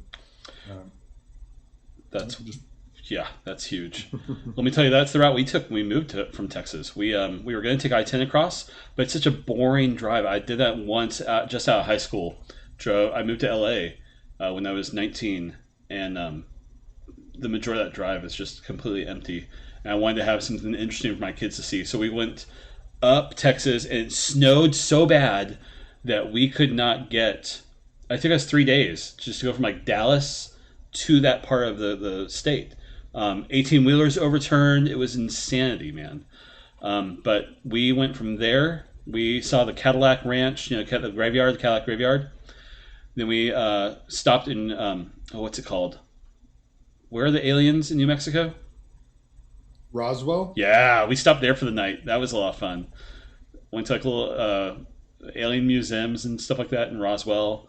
Then we drove along I-80 or the old Route 66 all the way across, and we stayed in the TP Motel right at the end of New Mexico, right before Arizona state line.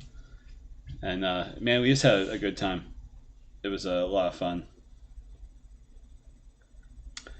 That is a part of the country I enjoy driving, but we have not done it since. I have not made a major. It's crazy. I've not made any major cross-country drives in a long time, and I'm very happy about that. Very happy. Gags all in here. 1.5 million on table 1. We've hit that point in the tournament where the big blind is the amount of the starting stack, 100K. Yep. So that's right. Gags gets it through. No action on the other table. So we'll stay right here. Gags is our second shortest stack. Nautic with 1.1 million is on the button on our table 2 right now.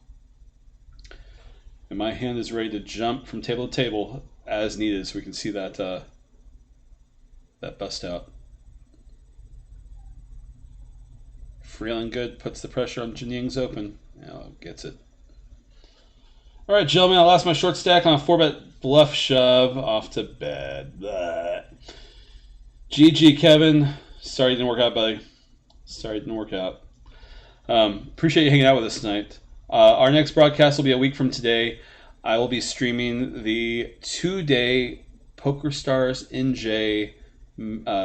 NJ Coop main event Sunday, Monday. So we'll tweet it out. We'll be live probably around the same start time. I still need to look at the schedule and figure out what our start time will be for that. But yeah, we'll be broadcasting a week from today. Besides that, Chad and I will be in Houston playing. I'll be live reporting some events for this Lone Star Poker Series starting next Friday, going through November 1st. It was $6. I'll survive. That's good, Kevin. That's good. Glad you're not. What was your dad saying about the roll, Chad? Oh, control the roll. That's right. Control the roll. That's right. Control the roll, Kevin. I like it. Have a good night, buddy.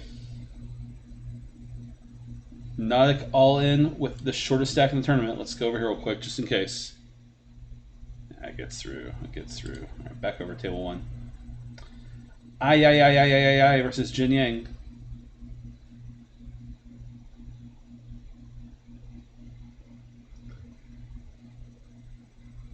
All right. Jin Yang, that's a character from Silicon Valley, right? I do not recall. I think I've seen the first season of that, but it was a while ago. Oh, okay. That was one of those shows that was like a short. It felt like each season was really short, so I never remember the characters' names. Just like, oh yeah, that guy. Yeah, that guy. Yes, nice. Jin Yang had a crazy ending as the other guy, the other roommate, moved across the country as he left the show. Maybe you'll stay at the final table? Do it, Kevin. Do it. Maybe you'll stay till the end. Do it. I mean, you've already lost your tournament. What else can go wrong? Pair of 10s for I. Up to 8.1 million. Hey, Chad. Things are getting spicy. That's as the kids say. That's right. I like it. It was cash. Oh, nice. There you go.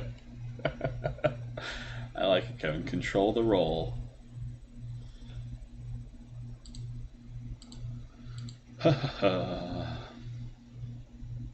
So, I'm not going to cover this a lot while I'm there because I don't want to like focus on the negative for this event in Texas. But you've heard about this, about the other poker room that's like a mile and a half away, got the schedule for the Lone Star Poker Series and recreated it entirely to start like 7 days later, like to be competing where every day, whatever tournament Prime Social has, they're hosting the exact same tournament with just a very small increase to the guarantee. Like, and it's on the same day at the same time and everything. Yeah. Like, what are you guys doing? That's insanity. Yeah. Yeah. So I'll just be blunt. Like shit like that is just bad for the game as a whole. Like if anything, if you got the schedule, what you should have done then is offer something like let's say that the tournaments that you've seen on the schedule is at 6 p.m. or something. Offer something like at 9 p.m. or something, so when people bust, they have somewhere else. That's something that doesn't conflict, but you can still benefit from it. That we can work together in something like that. It's just mutually beneficial for both parties and especially for the players. So. Yeah, or have another series that starts the day after. I mean, if players can afford those, they can still play the next week. Yeah, I saw. I was like, what in the world are you guys doing? So the room that did this is called 52 Social, and their big thing is they have a guarantee, once a month, I think, for 52,000. On the schedule for the Lone Star Poker Series, the main event guarantee is 104,000. So it seemed like it was a little needle, like, oh, you guys do 52? We're going to double it. And 52 Social didn't take it well. Clearly, it's a shame. You see it all too often in the industry with folks not working together to better the betterment of all. But I get it. They're businesses. They got to do what they think is right for their business. And I guess in this case, it's to go head to head. So straight on the board on table 2. If you have an ace, you have a better straight. I shouldn't say that. This is live. You may not know. You may not know that you have a better hand. Monkey's like, oh, I have an ace. Thanks, Jesse. He did have an ace. Thanks for telling me. I didn't know my ace 3 was better here. Yeah, Monkey, I won't do that again. My bad. Gross. I mean, if they're listening to us and listening to our top-notch poker commentary to guide them to victory. No, the chance of that. Kegs. All right, it all in. Come on, get. Oh, he was ahead. He's not. That's it.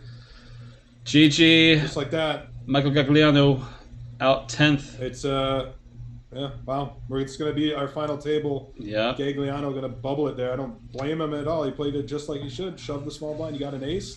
get it in good, just didn't hold. And now Galem's is up to the chip lead, 8.3 million. Yep. Yeah. Maybe we're not at the final table now? No, I think that's hand already started on. Oh, yeah. What in the world? I mean, these tables are 9-handed. Maybe it's an 8-handed? No, it can't be. It's just got to be waiting for table 2. No. What? I guess we're going to an 8-handed final table, maybe. I think you're right.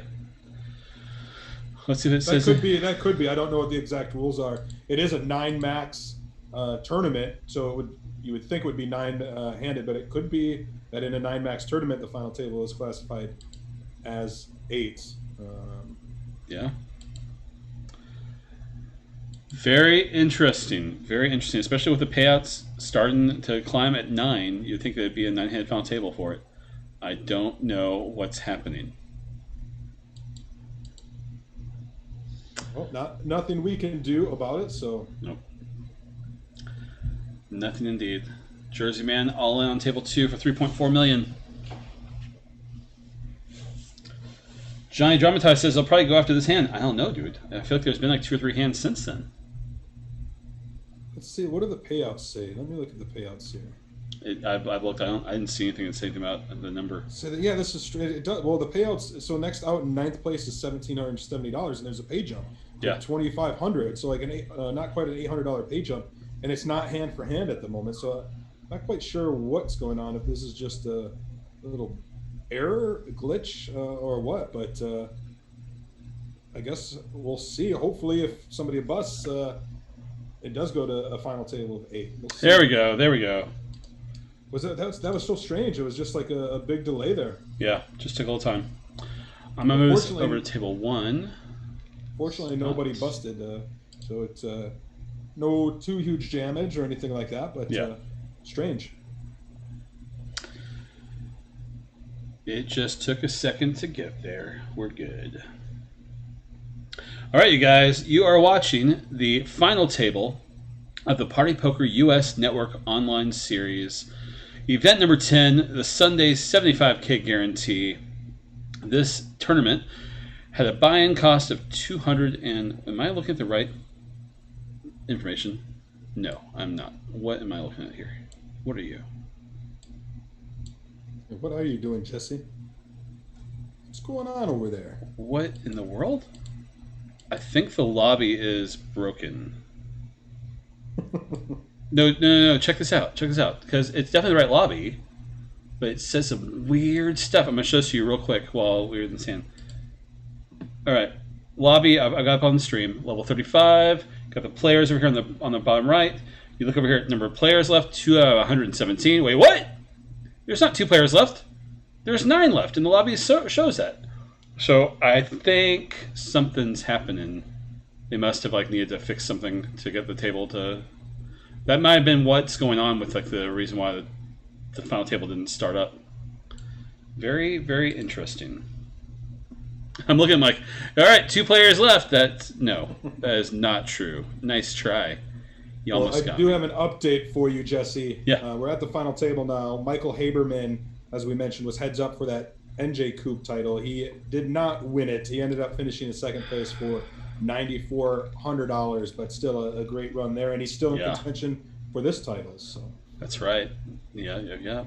He's currently second in chips at the final table of this event, so feels pretty good. Night, Kevin. Got class tomorrow. Gotta go. Peace out, buddy. Have a good night.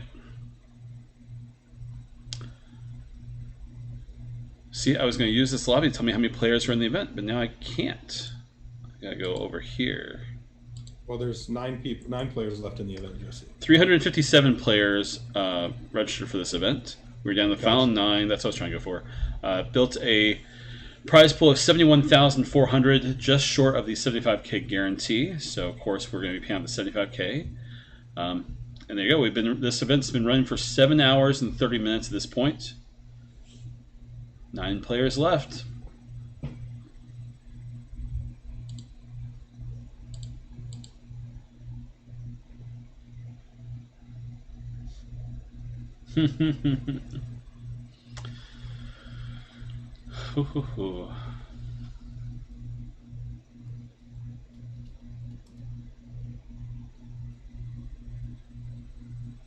Well, Jesse, Yeah, buddy. I'm glad we didn't start this stream at the very beginning because 7, 8 hours, that's a long time. That would be a very long time. Yeah, whenever we do these broadcasts, I always like to start around the time we did. Maybe like we could maybe even push it an hour. I like to start usually right around the bubble, right around the money bubble. I think that's a great spot to start watching stories, see if anyone who's short around that time can grow, and you can focus on those players. I understand broadcasts that start at the final table. I understand broadcasts start at the very beginning. But my favorite is to build a story starting around the money bubble. So our broadcast started about what? We started at 6 p.m. West Coast? Yeah, we started 3.5 hours ago. So pretty decent. Let's say this final table is about an hour and a half long, maybe. I think that's probably pretty accurate. Yeah, probably about a 5-hour broadcast. That feels right. That feels pretty good. I like that. This is the first ever stream we have done from the Party Poker US. Oh, aces. Galems. Ace Jack versus the Aces, and that's the first final table elimination. Yeah, knocking out Noddick in ninth. Noddick takes home 1.7K, $1,770. I'm going to quickly update our titles. So that they can show that we're at the final table. Let's see.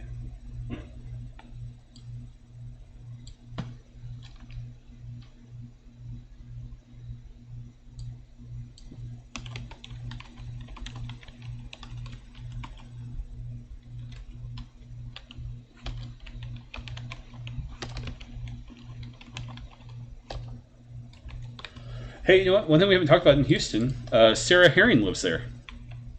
That's true. Yeah, I've actually been talking to Sarah a little bit about my upcoming trip. She's in the process of moving, so she's been very busy. Of course, she has for her newborn child as well. I guess not newborn per se. I guess it's been 6 months now. She must be half a year old. So, but Sarah staying busy and still killing it for us at Poker News. Nice. Yeah, I hope that she can make it over, man. That'd be really cool if she can come over to Prime Social and hang out with us a little bit. You guys could do a podcast, maybe a live podcast for the first time in like well over a year.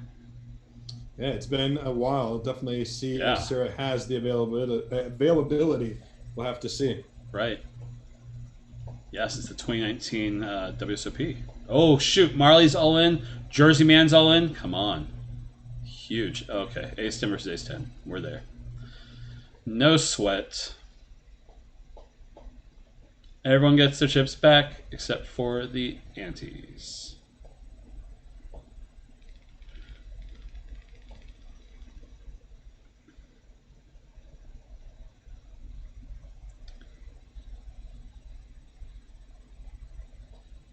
Eight players remain.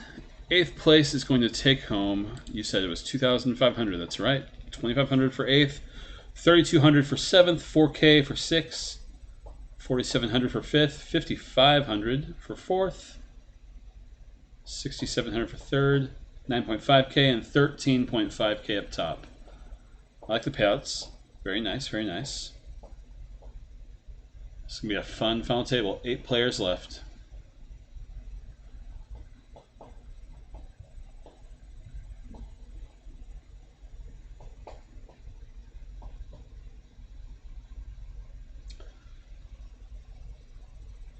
All right, Chad. Jin Yang is still in chat, I believe. Do you want to say anything to him? You know, just all you gotta. I know you want to win the title. I just want you to outlast Michael Haberman, so that I don't have to buy Jesse a delicious dinner, a spicy dinner, if you will. That's right.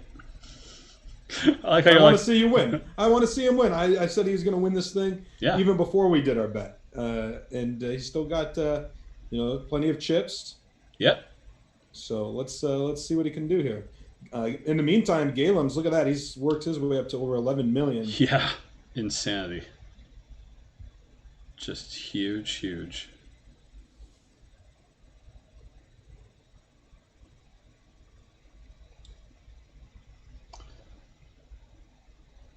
Jin Yang says that should just happen naturally. I wouldn't sweat. I like it. Freeland Good is going to jam from the big blind and get through.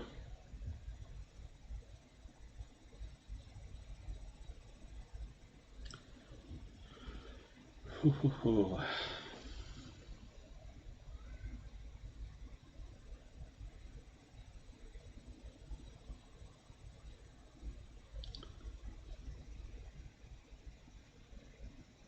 I is going to open from middle position. Get called from the luck box in the big blind. Deuce 3, Jack, Rainbow. Goes check over to the initial razor. I.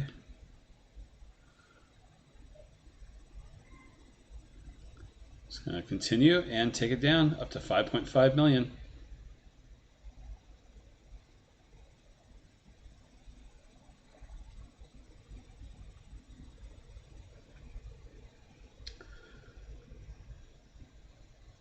Good times. So, have you been following Marvel news recently? As far as what? Like I know they're coming out with a couple of their Disney Plus shows. Yep. WandaVision. Yep, coming out I think in December. I know Black Widow got pushed back till 2021 sometime. And from what I've heard, that is going to now make the Captain America show get pushed back as well. It seems like there's something in that story that connects to this to that TV show. So it seems like It's they're pushing. Interesting with the I love going to the movies. It's one of you know this. We've went to many movies together. Yep. And while some of the theaters are open, our AMC is open here. The industry is different, right? So you don't have like the big blockbuster movies coming out, and the movies that are coming out aren't raking in the money. And I was reading an article that was interesting, saying that this, depending on how long the pandemic lasts and what the future holds, like this could be the end of movie theaters. Yeah, for that real. we could see a change in how, movies are released. Going on a streaming service or going on a, video on demand sort of thing. I don't know. I hope not, because like I said, I love going to the movies. But right. So we'll have to wait and see. Yeah, it's insane. I heard. I think it was AMC came out like last week and said that they can't afford. That they'll be broke in 6 months. They'll be bankrupt. Like, my gosh, man. Just wild. The other news, I think, was that, Electro was, what's the guy's name? Jamie... Yeah, Jamie Foxx. Yeah, for the new Spider-Man movie.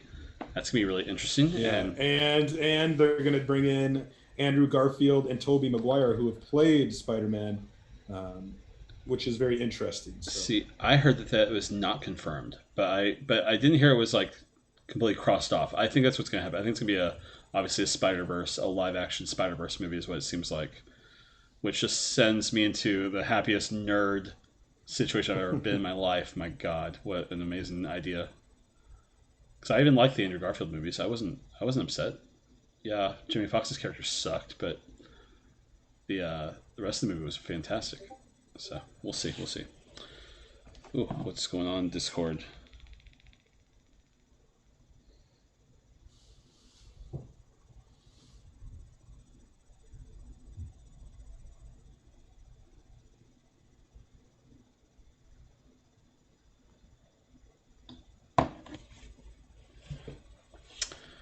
Yep. Let's see if I can. Well, I did tell you this. I said we're going to see a flurry of bust outs. We're going to get to the final table, and then we're going to actually see some play. Slow down. Right. Exactly. Yeah, a testament to the structure, which is pretty common here in these partypokerUS events. Like I said, I've covered my fair share, and it does seem like every final table I get to cover that the play is good. Players aren't super shallow, and that it plays out in a natural, comfortable time. Yeah, I mean that seems to be pretty par for the course. They've locked up their pay jumps that are in a good spot. I mean, those early payouts were so small compared to the buy-in. $250 buy-in, min cashes for $300, up until the final 15. That's where you start to make like just over $3K or 3 times your investment, almost 4 times your investment. So no, yeah, it is 4 times. Anyways, yeah, at this stage, it all feels right. You're into the big payouts, looking to get in a good position to make a deeper run.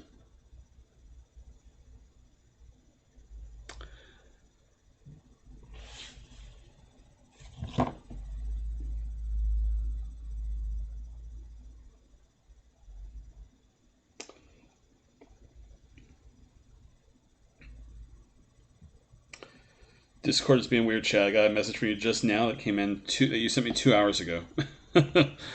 Discord is great sometimes. Sometimes it has little problems. Marley's all in from the cutoff. Takes it down.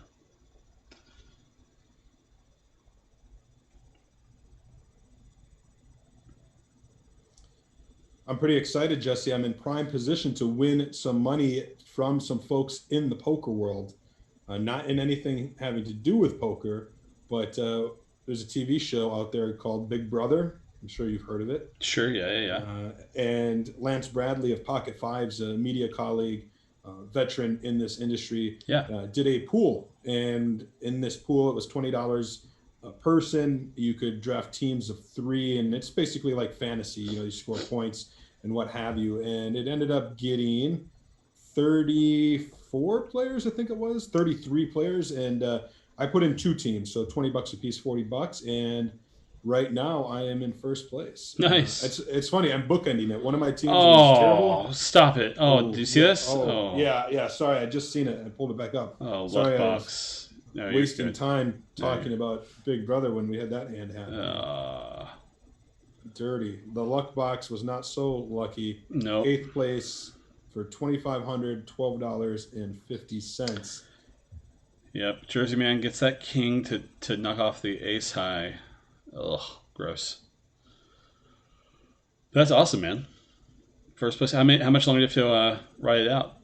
Oh, it's down to like the final 5 players, I think, and I still have 2 left. Oh. And so yeah, it's going to be hard for me to. I won't say lose. I should still at least cash. There's of course anything can happen, but sure. It's funny because there's 33 teams, and I'm currently in first with that team, and then the other team I put in was the worst. I'm in like last place. Everybody's out. I had negative points. It was terrible. Gosh, last time when we did a Survivor draft, I had 2 players left into the finale, and even if they both locked up first and second place, I had Tony.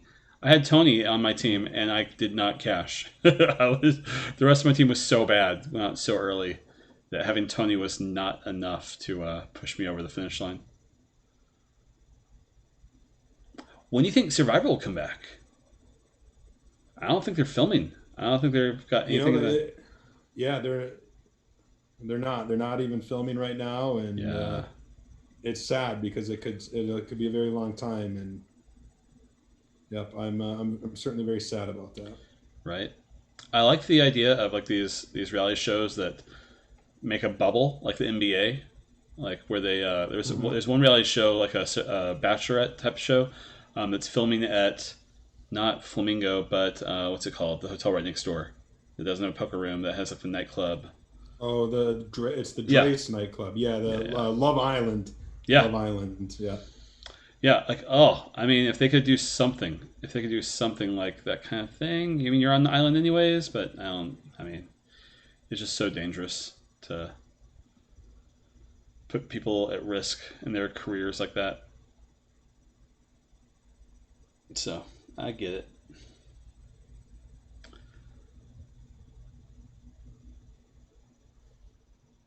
I all in, chips up to 7.5 million.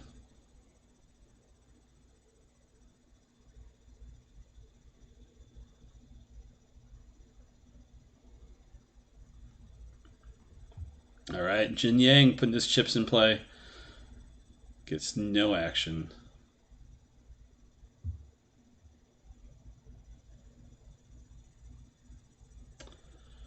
Seven players left. Our next out is going to cash for $3,262.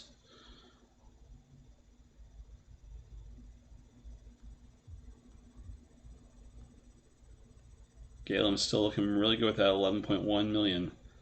But III's been putting in work. Now that NJ Coop event's over, he's like, all right, here we go. Focus. That's got to be tough. You're playing heads up. That's a lot, very fast. You're at another final table. The silver lining is, you bust one, you get to give your 100% attention to the other.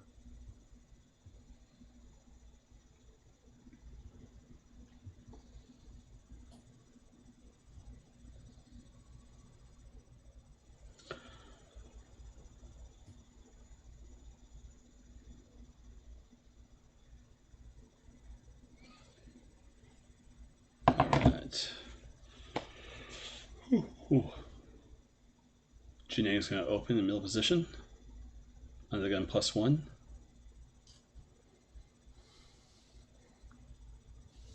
Ten, 10, 8, 2 clubs. In there with Galem's. Ooh. Galem's checks. Jin Yang continues for 270k. Call from Galem's. Queen of spades. Now there's a club draw and a spade draw.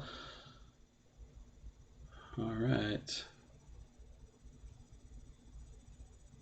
Check, check. 7 of hearts in the river. Galem's be aggressive here. We'll just no. Yeah. Oh, geez. Overbet. Overbet. Put them all Enough in. To put. Yeah. Yep.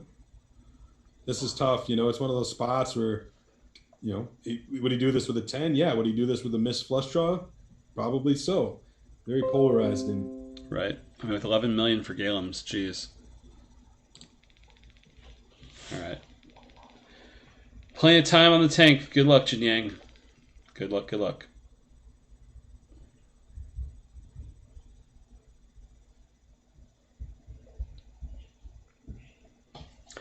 We're live, just so you guys know, with no delay. And we know that Jin Yang's in chat, so rather than like going to our thoughts on the hand, we're just going to relax, chill, and give Jin Yang time to think. I probably shouldn't have said what I said. You're good. We can't see the cards. We don't know. What's up, kid? Yeah, we're just we have no other information than anybody else firing up the client and looking. Good night, Mama. See you early in the morning for school. Oh.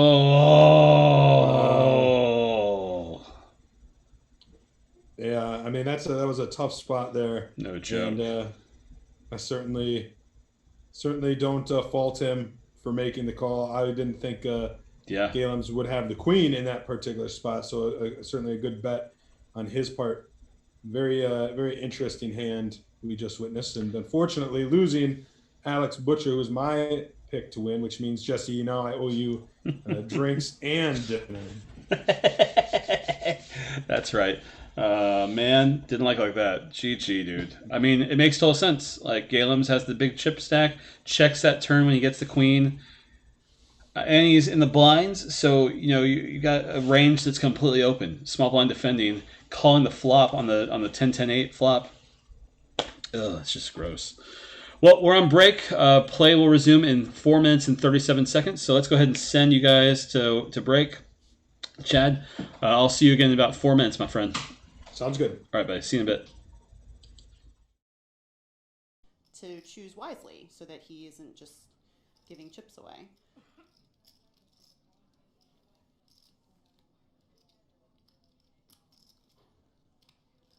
Opening here with the ace-7 offsuit. Looks like he will face a little resistance from Markov, who is second in chips, calling in the small blind with the king-4 suited. And flops a gut shot here on this queen-10-9 board. Check, check.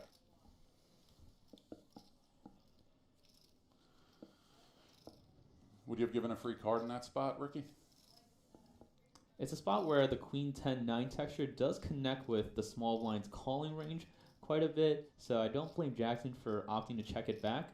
Does have a little bit of showdown here with the ace-7.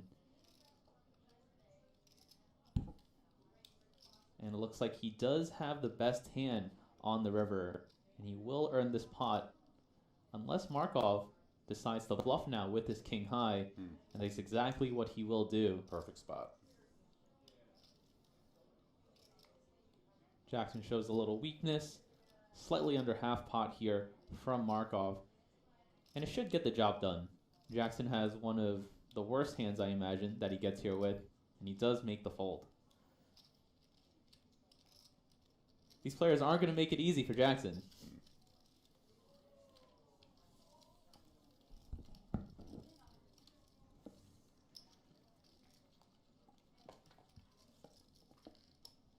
Nick Markov, originally from Bulgaria,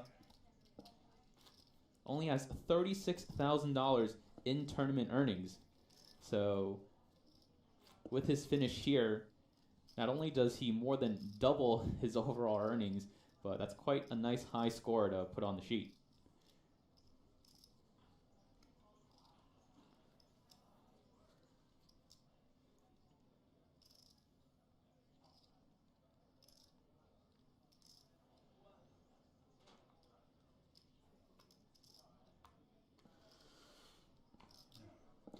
Ricky, when we're in a situation like this where we have an overwhelming chip leader like David Jackson, do you change the amount that you open, especially from early position, or do you stick with similar sizing that you've been using? What do you adjust anyway like that? Yeah, it really depends on the amount of hands that Jackson is opening, and it looks like he's choosing to go with a 2.5 big blind open size, which is fine. Definitely don't want to go much bigger than that because you'll be risking a lot to try and steal the blinds and antes.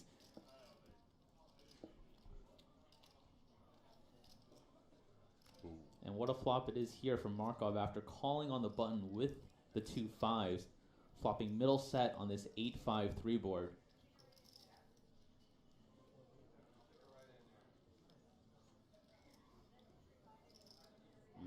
Jackson did start off this hand with a very premium holding with the ace-queen,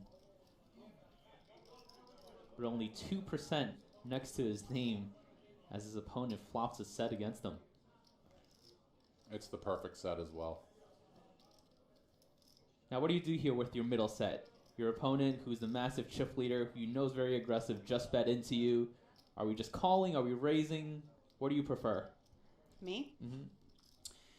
Well, I think raising, which is what happened, And a show. wins the pot the majority of the time, as it just did. I think I personally would probably just call.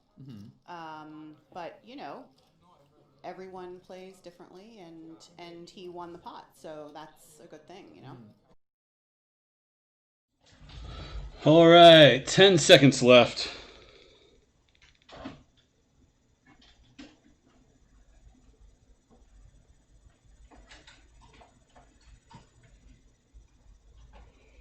All right, you guys. Cards are back in the air. Chad's getting back to his seat. Let's go.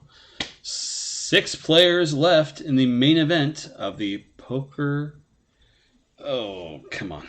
Party Poker. Party Poker US online series main event. 6th place pays $4,012. First place $13,500. I've won both of my bets against Chad tonight. It's been a good day for me. Free drinks in Houston. Let's go. And a nice free dinner as well. Oh, mama. Texas just got even better for me. So, let's go. I don't know if I'm going to make it down there, Jesse. Right. Yeah, you're like, we have to stop gambling immediately. Immediately, all gamball stopped. I agree. Dude, I'm this is our first time covering a party poker event on the broadcast on the stream here. But I love the colors and stuff. Yeah, of course I put this together, the purple and the black, but it's nice. I like this. I like their system. Not only that, but like the screens we've made with the break stuff, and this is fun. I enjoy covering these this like Borgata logo everywhere stuff with like the broadcast from last year and stuff. This is cool. Yeah, I mean, I was, you always hear about the East Coast grinders and things like that. I wasn't introduced. I'd never been to the Borgata up until I think it was 2019. Last year was my first time there, and having worked with Poker News to do the updates there and getting to know those players, and now getting to know them even more through these online tournaments, like it's been pretty cool to get to know that community. they are strong knit. You know, they've got this regional relationship with each other, if you will. They all know each other and very competitive, and it's kind of cool to see it from an outsider's perspective. And of course, you're getting a little taste of that here. Nice.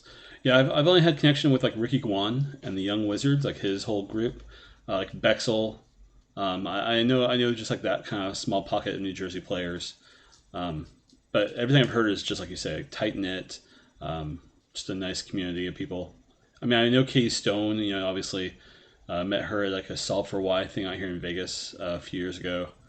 And she, of course, is super active with World Series of Poker and everything as well. But a great ambassador for Borgata Poker and everything she's doing out there. Hey, Lou. Yeah. Will you do me a favor and turn off the TV, please? Sorry, kid. Thank you. I looked in the back of my camera. I see my TV showing fireworks, which is the screensaver. I'm pretty sure it's been showing for like 4 hours. So, thanks, kid. For those wondering, yes, Jesse did name his daughter Lou after, I don't know whom after, but. After my grandfather, Luke Fullen. That's right. Very, very important person in my life, and I wanted to have a boy, but unfortunately I had a girl, so I had to name her Lou. No, her name's Lucy. Yeah, I know Lucy and your other daughter Harper, and you have two very well-behaved children. We've went on many adventures in Las Vegas over the years, and yeah. And if I ever have to go to the car and Chad's in the car with my kids, they won't say a word to him. It's great. Yeah, it's a true story. When I took you to the ATM, they didn't say it. They didn't make a peep. Right. And then I asked them a question, and they dutifully responded, and that was that. Yep, it's good. They are the best. Good times. Hoo hoo hoo. Well, down to 6 players here. The chip counts are pretty interesting here. You got Galen's with the big chip lead, Jersey Man, and your pick, Michael Haberman, are all in the same kind of category. Monkey not too far behind, and then you got Marley in Freeland Good as the shorties. Right. This is a big pot here, though, for Freeland Good. Huge, yeah. 2.7, yeah. Now 2.7 in the million. They got 2.2 back. Yeah, Freel started this hand with 3.5 million. So, pretty interesting spot. Just under a pot-sized bet for Freel. And goes all in. There it goes. Ooh, putting the pressure on I.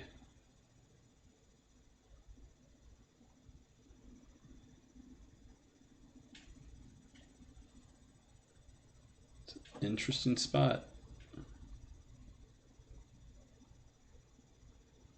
Gets through. Do it. Gets through. And so I correct myself. Freeland Good, I had listed as one of the short stacks. No longer the case. So what we got here is Galem's out in front. 4 players all in the same neck of the woods. And then you got Marley, who's in the big blind here, as the shorty. Yep, that's right. Ooh. Ooh! There we go. Oh! Five or Right? ace. Five or ace? No. Oh. Certainly not. Nothing wrong there. You call off there. Yeah. I call off there all the time. We're looking down at an ace. Just not going to hold there for Marley out in 6th place. Over $4,000, $4,012.50. That's right. Next player is guaranteed $4,762. That's correct. There you go. Yeah. And with that, III is up to our second place stack to start this hand, 7.3 million, with Jersey Man just under, also 7.3 million. It's interesting. 11.9 for Galem's. Freeland Good and Monkey both at around 4 million.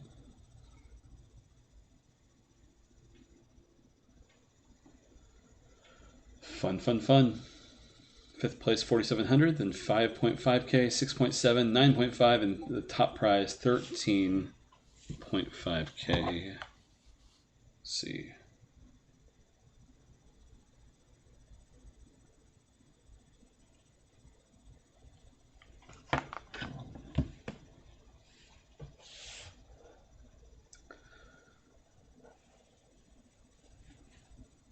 So you get to Houston Saturday night. What time do you land on Saturday, if you don't mind? Get a little personal here. It's pretty early. Yeah, no, pretty early. I think. Let's see what happens here. We got a raise under the gun. Oh yeah, Jersey man, 3-bet jams at big. Jeez, huge. 8.1 million. All the chips in play. All right. So I fly out at 7 a.m. and Oh, I shit. have to change planes in Chicago, which is always what I have to do, being here in Wisconsin. Yeah. So I fly out of Madison, change planes in Chicago, and then Chicago to Houston. And I want to say, I'm trying to look at my itinerary right now. Let's see. Looks like I will get there at about noon, right around noon. Oh, nice. I don't know how far the airport is from the venue or the hotel, but I guess I'll Uber to the hotel, Yeah. drop my stuff off, and then come over to the Prime Social Club and check things out. No tournament for me that day, but maybe I'll dabble in the cash games or something. What? Let's see. What airport are you flying into? Do you remember? Was it George Bush or was it Hobby? Let's see what it says. It is IAH. That's What is George Bush. That's Intercontinental Airport. Okay. That's on the north side of Houston. Yeah, probably about pound traffic. You're flying on Saturday. That's good at least. Probably about like a half hour, 45-minute drive to the hotel. Oh, it's going to be an expensive Uber, huh? Probably like $25, 25 or 30. Yeah. I mean, that's what sucks about Houston airports. They're polar opposite sides of the city. All right, let's see.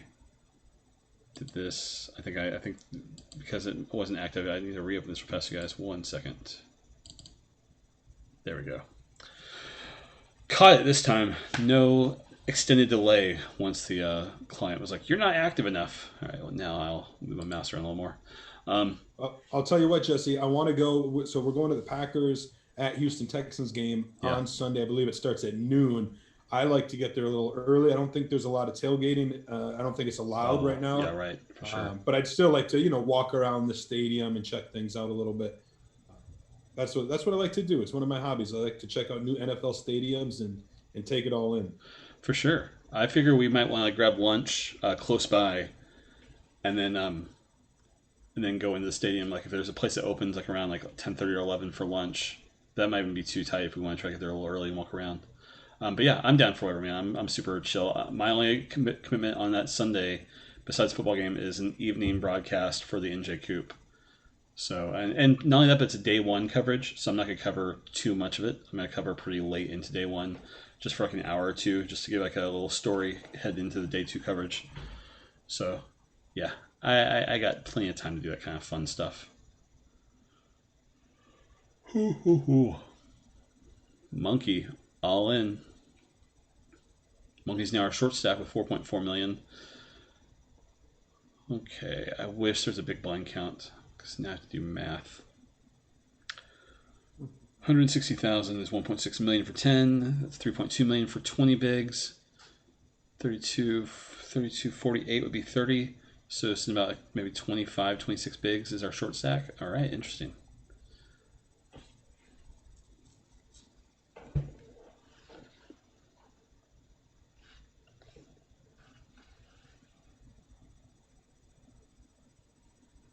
Yeah.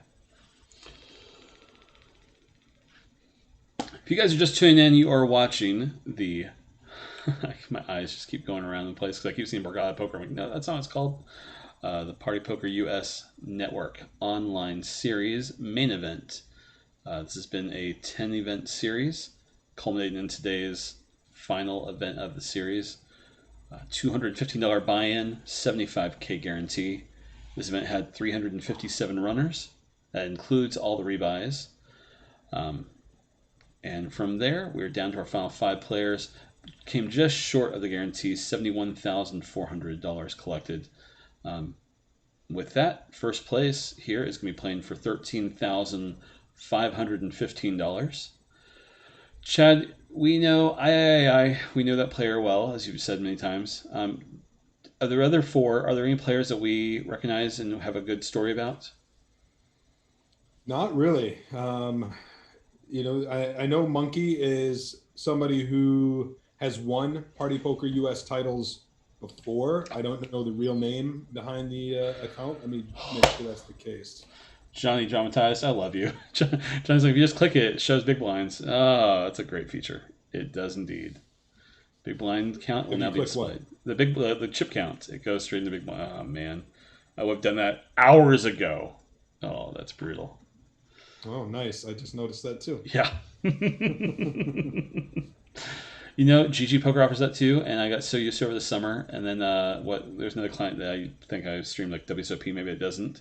I got used to not having that availability, and there we go. Now we're back to it. There's a lot of things that the WSOP.com client doesn't have. Right. True story.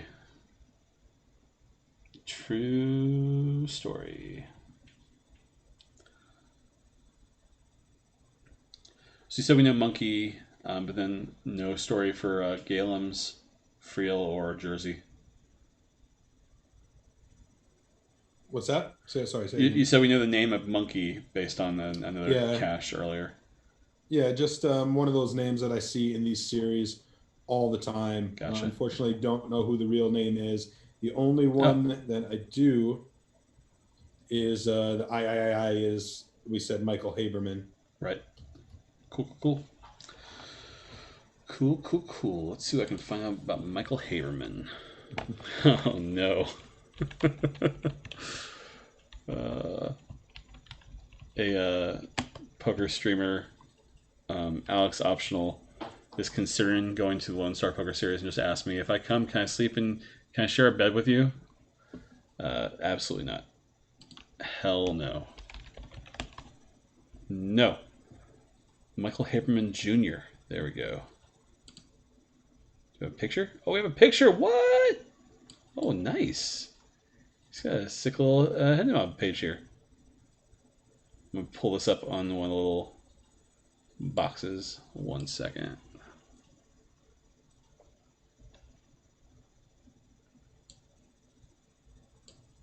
Let's get that over there. Perfect. All right.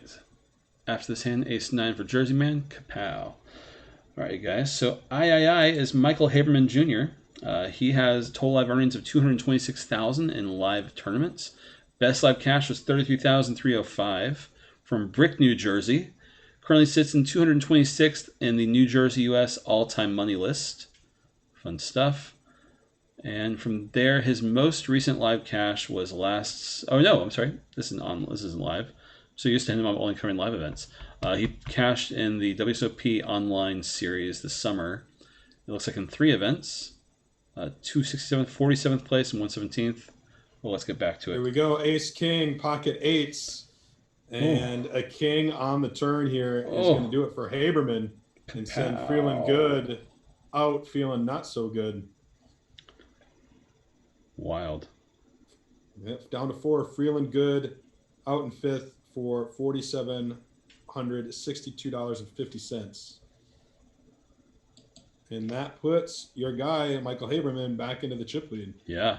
Michael Haberman finished first place in 2 back-to-back events. No, July and August, a little different. First place in a Borgata Summer Heater in Atlantic City for $26K. First place in a Borgata Summer Poker Open, 8 max for $24K, 2019, July and August. Second place in November 2019, the Black Chip Bounty. Nice, man. First place in the Monster Stacks Atlantic City event for $4K. He's had some fun, deep runs. First place in another Borgata event. Man, he is well known in that community. For damn sure. Third place in a Rio Deep Stack in 2014. Nice. All right. And again, that's Michael Haberman. You know him as I.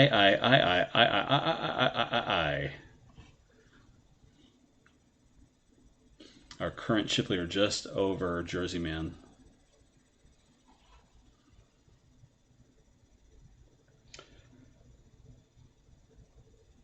Oh yeah, Automatic Buddha. Yeah, that's right. He just finished runner-up in the NJ Coop event too. That's right, man. Just insane. Crazy.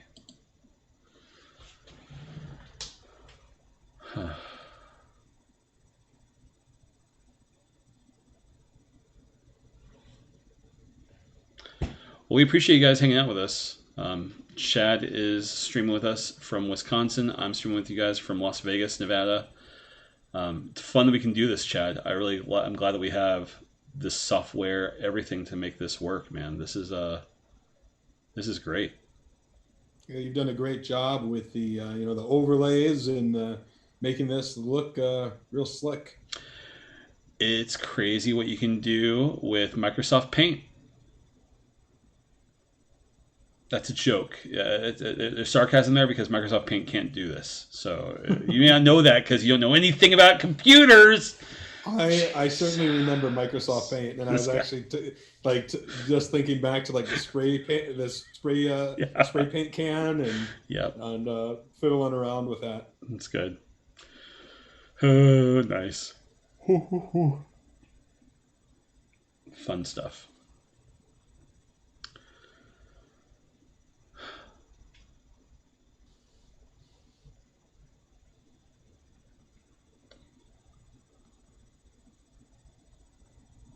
So these players are definitely going to tighten up the range. Look at these stacks, so close together too. 38k to start this hand. 41, 49, 65. I mean, it's just so close. Ooh, big raise. You know what, Michael Haber? Ace Jack versus aces. Oh, a king? Drawn live. Yeah, king would have done it. Right. And drawn live, at least, you know, when you get it in there and that flop is pretty brick city, to at least get a sweat is nice. But no joke. Jersey Man takes a huge hit, but still's got 13 bigs. Monkey now up to 78.5 bigs. Yeah, insanity. Monkey was our short stack there for a long time. Ace 8 versus 9-8. Oh. That's going to do it. That ace plays. That's right. So Jersey Man, back-to-back hands and out in fourth place, leaving us with just 3 players. Right. And in a crazy spot, Galen's was our chip leader. Final table down to like 6-handed is currently our short stack with a very impressive 55 big blind stack. I mean, this is where we are sitting with so many chips in play. Yeah. Jersey Man 99 out fourth place, $5,550. Yep. Nice payday for him. So right now, third place is slated to get $6,750. Second, over 9,500, and first 13,515. Just given the way the chip stacks are right now, that there's no immediate short stack, it'll be interesting to see if they talk deal or anything like that. Oh, that's right, of course. Currently, as you can see here, no one has clicked discuss a deal. It's 0 for 3 right now. So, yeah, they're not looking for it anytime soon. Let's see what it would be. It's 13 plus 9, that's 22, plus 6, that's 28. Plus Alexa is 29, almost 10k each if they went that direction. Almost, but that's I like when you play for a winner. That's one thing I love about the World Series of Poker, man. No chops. At Run Up Reno, we tried really hard to fight for that kind of experience too, but they let chops happen. Of course. How do you feel about it? Do you have any strong thoughts on chops? I mean, I usually don't like to chop. I rarely chop. The only way I will chop is if it's beneficial to me. So it's rare for me to do like a straight ICM chop. But if I can get some more value out of it, then I would. I mean, there's exceptions where if I'm down 2-1 in chips heads up, and he says you want to chop it even, then I'd probably be like, yeah, fine. Like that's a pretty good deal for me. Yeah, right. But I definitely like it when people play old school. Let's just play this out. Let's see who the winner is, and then take the top prize. Always. So. Yeah. I turned down you're not supposed to chop WSOP tournaments, but when I was heads up for the bracelet, we had a talk out in the hallway, and I ended up turning that down, and certainly glad that I did now in hindsight. And of course, if I took second, I'd probably regret it. But yeah, for sure. Golly, man. Well done. My first or second run up, I played in a preliminary PLO tournament, or like an early PLO tournament, and had the chip lead, and final table of like 9. It's PLO where anything can happen. I went with the chop and cashed for second place money, and I was thrilled. I mean, I landed my flight had landed like maybe 6 or 7 hours earlier. I late regged and I cashed for $1,000 on my first day. I was so excited to go into the poker room where all my friends were and tell them, and their immediate response was like, "We don't give a shit. It's a chop. I don't care. I have no. Who cares? Tell us when you win something, Jesse." It's like the worst. And it depends on the prestige of the tournament. At least for me, it does. If it's a nightly tournament that isn't going to be really immortalized on Hendon Mob or anything like that, then let's chop it up and stop. But if it's a prestigious title or there's a little bit of history to it, it's different for me. I'm with you. For me, being like in poker media, the worst is hearing about players who, like, when you see the payouts, like first place 16,000, second place 18,000. Like, oh no, you gave them extra money so you could have the trophy. Yeah. No, that's the worst. Like, I've seen it too many times. I'm like, oh man. Oh man. Fun stuff. So, fun news in poker. Has Doug Polk just gone crazy? I mean, he doesn't give a shit, that's for sure, anymore. Dude, his Twitter feed has just been insane to read the last 72 hours or so. It's like, what? It catched me up a little bit because I haven't seen, at least like the last 2 days, I haven't seen much of anything. Oh, it might even be stuff that you saw 2 days ago. He's just swinging, man. Like, he's just taking punches at D-Negs when he can. He's taking punches at Christian Soto. Plenty. It's just like, is there anyone? Just Berkey too. I feel like. Johnny Vibes. 8s versus Ace 10. Oh, 10's full of 9s. We'll take that double up. My goodness, Galums. That one just came out of nowhere. No joke, it did. Good God, we are heads up. Yeah, they were deep. Monkey out in third place, $6,750. Yeah. And now with that massive pot, Galums takes not quite a 2-1 chip lead in a heads-up play against Haberman here. So Haberman, for the second time today, the second time in the last couple hours, is heads up. Right. For a prestigious New Jersey online poker title. Yeah. Insane. He already cashed today for $10,000 on the NJ Coop event, and currently he has locked up $9,577. If he's able to outlast Galums, and there's no deal made, he will win $13,515. Crazy. It seems like Polk is just swinging at all of them, dude. It's just like, wow, just wild. The Johnny Vibes one is where I'm like, what? Like, it seems like it just came out of nowhere too. It's like, guys, Johnny Vibes is like the longest winning player at 2-5. Just the needle, just sharpest needle. And Johnny Vibes' response was like, I give Johnny credit though for it. Yeah, it was a great response. Yeah. Like, oh, thank you. It's nice to get a compliment from such a legend. Right. Yeah. And then he said something like, hey, all I know is that he took the time to download my picture onto his computer for this post. Oh, I like it. Oh, it was so good. Man. I played quite a few games of Among Us with Doug Polk over the last 2 weeks or so. And maybe Among Us is what has done this to him. Like, if you just can't win as imposter, if you can't win as a crewman, it sends you in a pretty dark place. I don't know if you guys have played many Among Us games, but it can send you off the rails.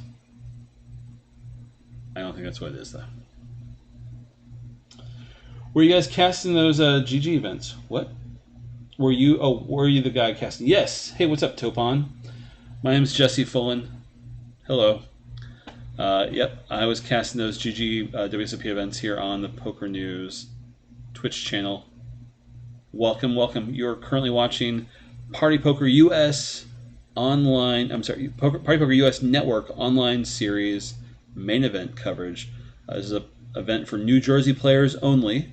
We're heads up in the main event. Top prize, and this is 13,500. Second place, 9,500. So we are watching this go down. The player of the very top center, I. That is, I've got his page right here. I keep forgetting his name though. It's one second, Michael Haberman. He already won $10,000 today, finishing second in another New Jersey online event in the Poker Stars NJ Coupe. That ended just a few hours ago. So yeah, big day for this guy. Big, big, big, huge.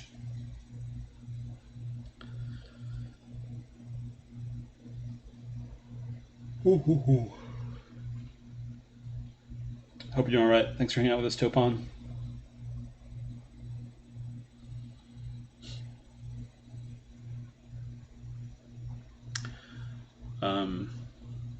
You asked about Halloween stuff earlier, Chad. Yeah, I have no desire to take a costume with me. I have no desire to do anything besides. But that plus that's my second and last night of work. I think I'm pretty sure that's like Saturday and Sunday's the last day, November 1st. I think. Yeah, no, I'll be covering main event day 1C. No desire to walk around reporting an event in the costume. No desire.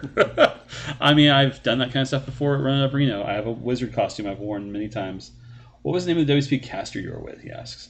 Topon, hard to say. I had a lot of guests. I had Norman Chad stream with me. I had Ronnie Barda. It depends if it was early on in the series or late. I had Jesse Sylvia cast the main event Thallo. with me. At Thallo, right? At Thallo, I had Kevin Gerhardt. The day after he won his second WCP bracelet. He played one event the whole summer, and he won it for his second gold bracelet. He played only the PLO event. Norman Chad. Oh, yeah. There you go, dude. Yeah, Norman Chad did two casts with me. It was lots of fun. That's the guy. He's one of my favorites. Norman Chad is a great, great person in the community. Unless you're D-Negs, then he disagrees. They have some beef. Don't know why, but they got some beef. All right. Haberman's going to open here. Galem's is going to put him to the test. Up to 6. And a fold.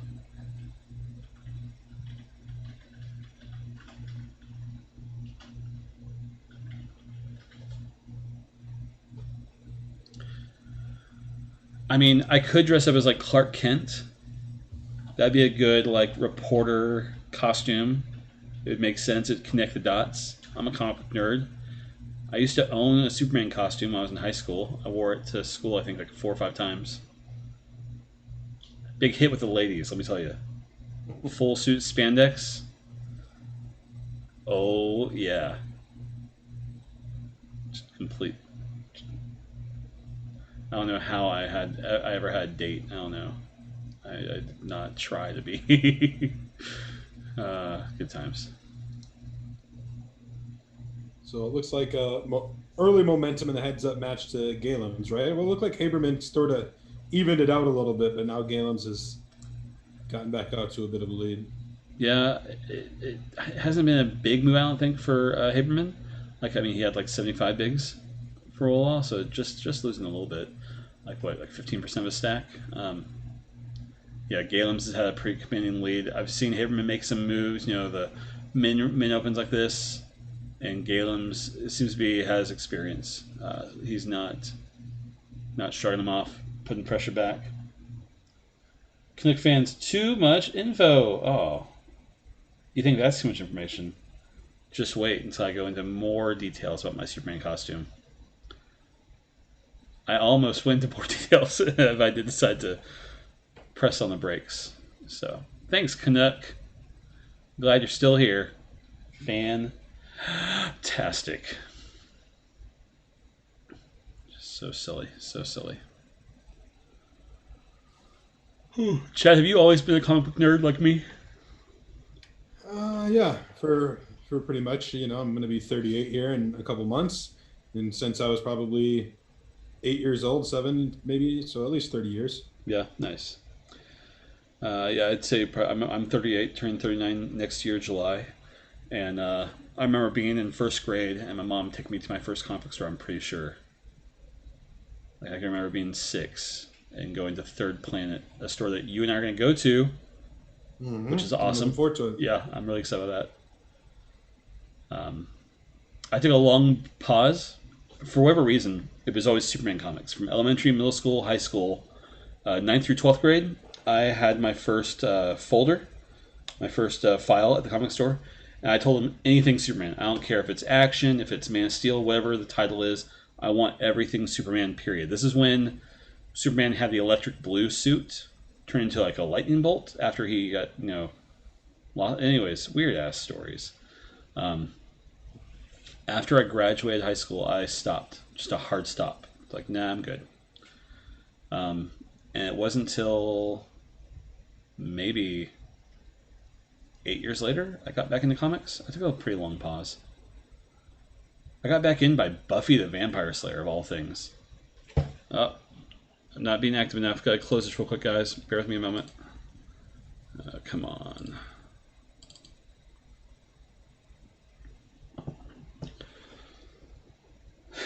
Jesse and spandex. Too much info. Canuck. Luckily, I was. Oh my gosh. I think I weighed like 140 pounds back then. Those were the days. Oh, no joke, right? Good God, dude. I remember thinking 180 pounds was fat for my 5'11" frame. Now you would kill to be. Oh my god. Back down there. Oh my god. Me too. Oh my gosh, man. Yeah, I've added I've added a teenager onto my body. That's what's happened at this age of my life. Like, good Lord, remove that weight. Gosh, man. Huh. Yeah, I think I weighed like 155 in high school and then like 180 in college. And I was like, man, I gotta lose this weight.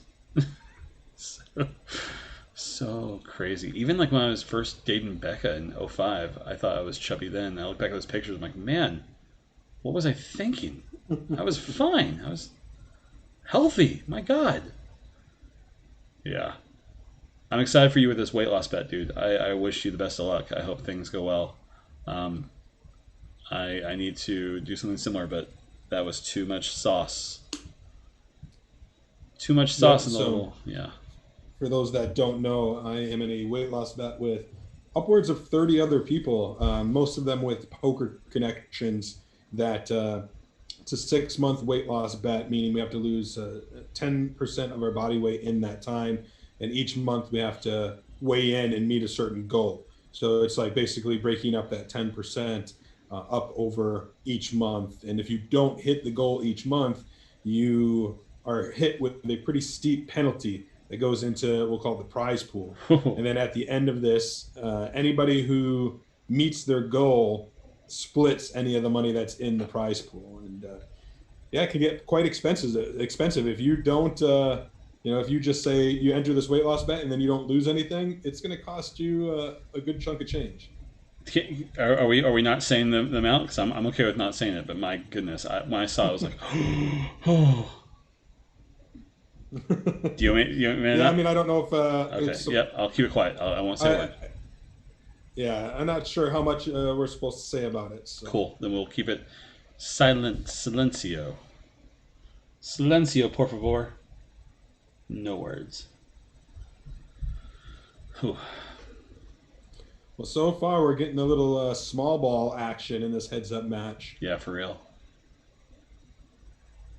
Really, no swings thus far. This pot here would be, if Galem's were to win it, would I think be the biggest lead. But if it goes Haberman's way, I'm kind of back right where we started.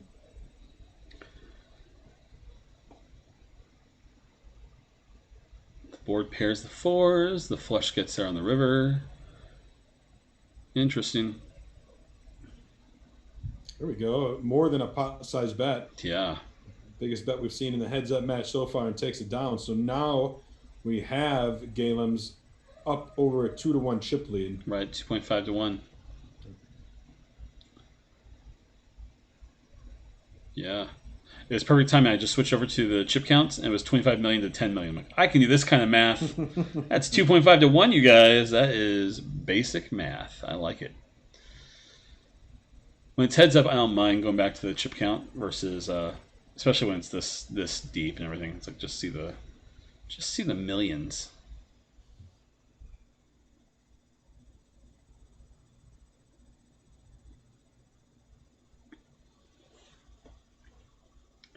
So based upon his avatar, it looks like Haberman's I screen name is representing a barcode, right? Yeah.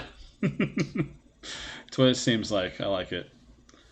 I was one of those idiots in like high school, college. I was like, maybe I should get a barcode for a tattoo and get it for like my favorite thing. Like, thank God I did not decide to go that direction. I mean, I was thinking about getting it for like Cinnamon Toast Crunch. What are you doing? Oh, and I see now. So you scan it with your QR code, and it takes you to his Hendon profile, Jesse. Are you serious? Try it. No, I'm not going to fall for your bullshit. I know what a QR code is, and that's not a QR code. So the fact you tried is very, I commend it. It was nice, but that was a T-ball. Dude, that was easy. Well, it fooled you for a split second. It's like, chat? That would be pretty cool if that was the case, though. That would be fun. Would be fun. It'd also be fun if it went to like something stupid, like what's that stupid music video? Never gonna get Rickroll, like a Rickroll. Mm-hmm. I would like that as well. Well, Haberman heads up for a title for the second time. I mean, you know, if you start the day, say you're going to take second place in these two big tournaments, that'd be very cool, very exciting. But when you're actually there, if you were to lose them both, that's got to be a little demoralizing. So I think that's why we're going to see him give it his all and fight for every single one of these spots. Yep, that's why I don't think you'll see discuss a deal clicked by Haberman. I think he wants to go. I think he wants to just go for it. I want to know who Galums is. If anybody out there knows, encourage him to reach out. We could do a fun interview, get him some love in our updates. It's always fun to put a real name to the screen names. So. I think I just found out. Oh, yeah? Matthew Galums of Stanhope, New Jersey. That sounds about right. Yeah, no joke, right? Was that just a quick little Google search? Yeah, that's all it took. The simplest of searches. Hey guys, welcome to Poker News. What'd you type in? I typed in Galums, Gailums, NJ Poker, and that brought up his WSOP profile, his Hindema page, his Pocket Fives page. Matthew Galums. Nice find. Yeah. Nice find, Jesse. That's what I do. I Google things. No photo yet of Matthew Galums, but now that's my next search. Let's try to find something of this guy. We got a nice little pot brewing here. About 30 bigs in the middle. Paired board. Checks over from Haberman to Galums.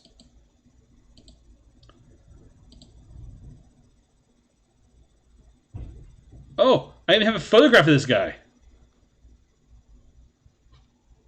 Big brain. Stalk him on Facebook or something? Big brain. Look at that, Jesse. We had a shove, Jesse, and all in. Oh my gosh. And it gets through. Haberman folds it. But we have Galums opening up an even bigger lead now. I'm going to send you the link on Discord so you can see this picture.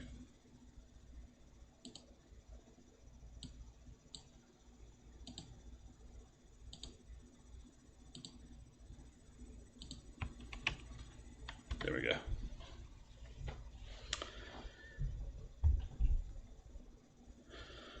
All right. Haberman, 8.6 million. Matthew Galums, 26.5 million. Whew. 3-1, just over a 3-1 chip advantage.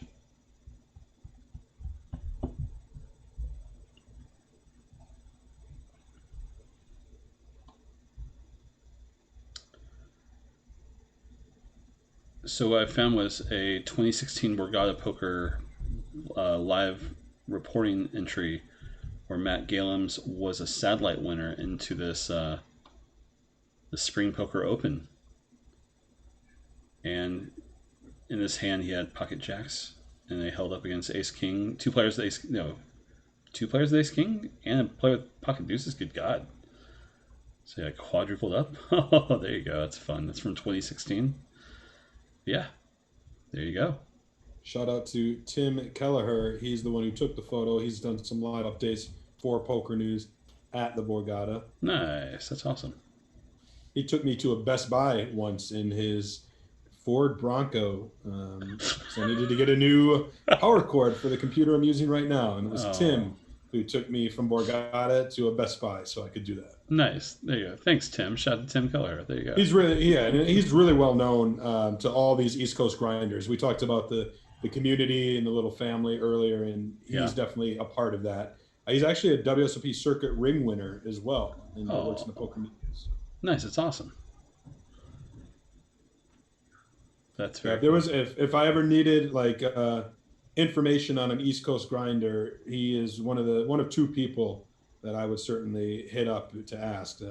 It's his territory, so to speak. The other person would be me, since I'm able to Google and find photographs and names within 30 seconds. I get it. I understand. I just know the search terms. I know that SEO stuff, dude.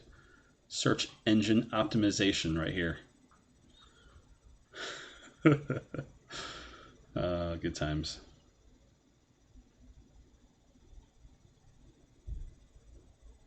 So Jesse, I'm drinking Snapple, or I drank Snapple, and this fact is one you might enjoy. Real fact number 1439. It is physically impossible for a pig to look at the sky. No neck to look up. That makes sense. Interesting fact. Thank you, Snapple. So happy that you can give us. Oh, Galem's all in. Put the pressure on. Ooh, Haberman needs some help here. Nearly a 5-1 chip advantage. Youch.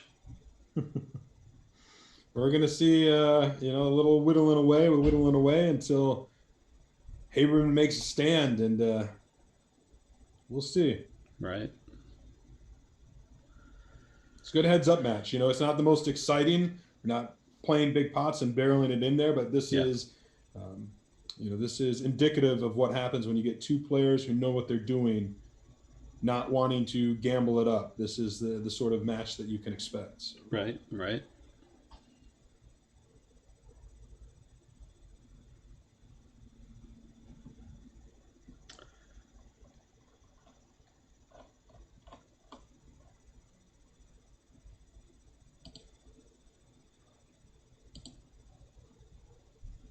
I know the Party Poker US online network has a couple of events planned for November. I don't think they're going to be a series. I think they're going to be a couple standalone events. Details on those should be released soon.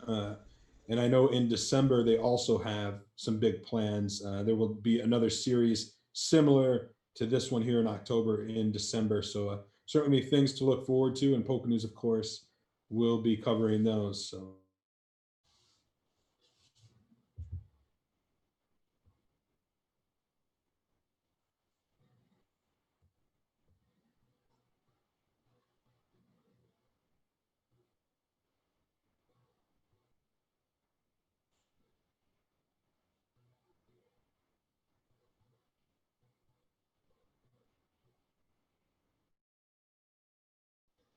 Jesse, we were trying to listen in there. Is it something about a ghost? Some sort of ghost is haunting your house? You can't hear it. One second. I'm going to mute my mic one more time real quick. 1 second.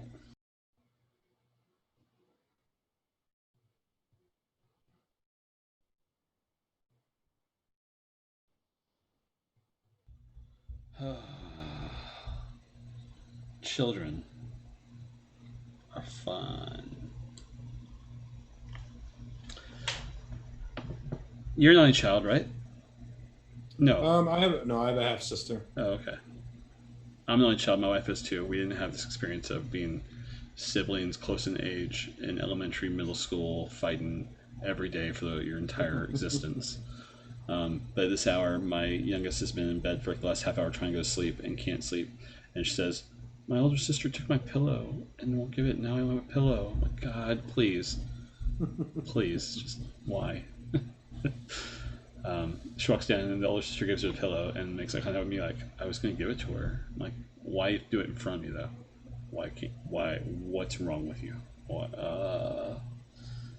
Parenting is fundamental. God.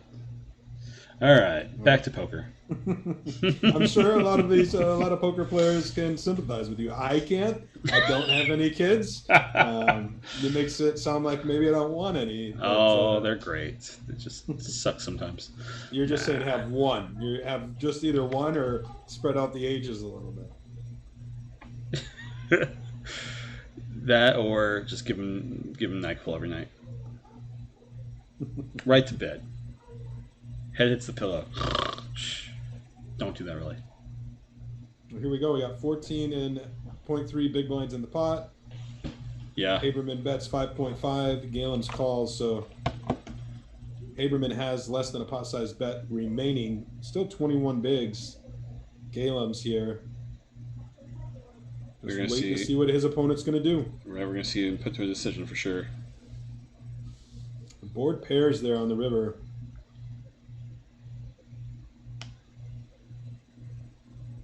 And he continues and takes it down. So much needed pot there for Haberman. No joke. That's fantastic movement his way. Wow.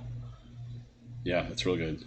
Yeah, with the blinds, I think the blinds went up, and so the stacks got a little shallower. As part of that, and winning that pot, it's he's taken. He's not down as much as he was. He's down about 2-1 right now. So if Haberman were to double up, the situation would be reversed.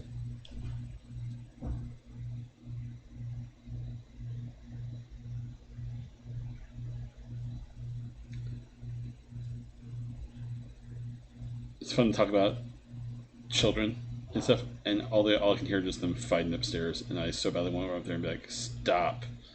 Your mom's trying to go to sleep. Please, shut up.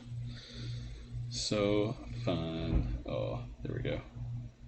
And here, after I complimented on your child, your daughter's being very, very well behaved. No, they're great. They're so well behaved with guests and with friends and stuff. It's just at home. That's when, of course, they let their hair down, and that's when they can fight. Just crazy. All right, 7-3-3, 2 diamond flop. Check from Haberman over to Galem's. Just going to bet out almost half pot. Maybe it is actually half pot exactly. Lucky One NBA 85 asks, how's it going, guys? It's going good. Do we know who these players are? We do it. So the one with all the little eyes or up and down lines is Michael Haberman. Actually just finished in second place in the NJ Coupe tournament that Poker News was offering live updates for tonight.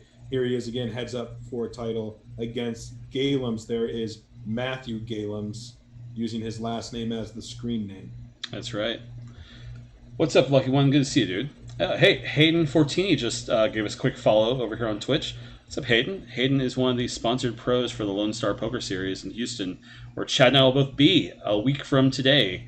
We'll be in Houston, Texas at Prime Social playing some fun poker games. If you're in the Houston area or willing to travel, we highly recommend checking it out. A fun live series, 10 days of poker.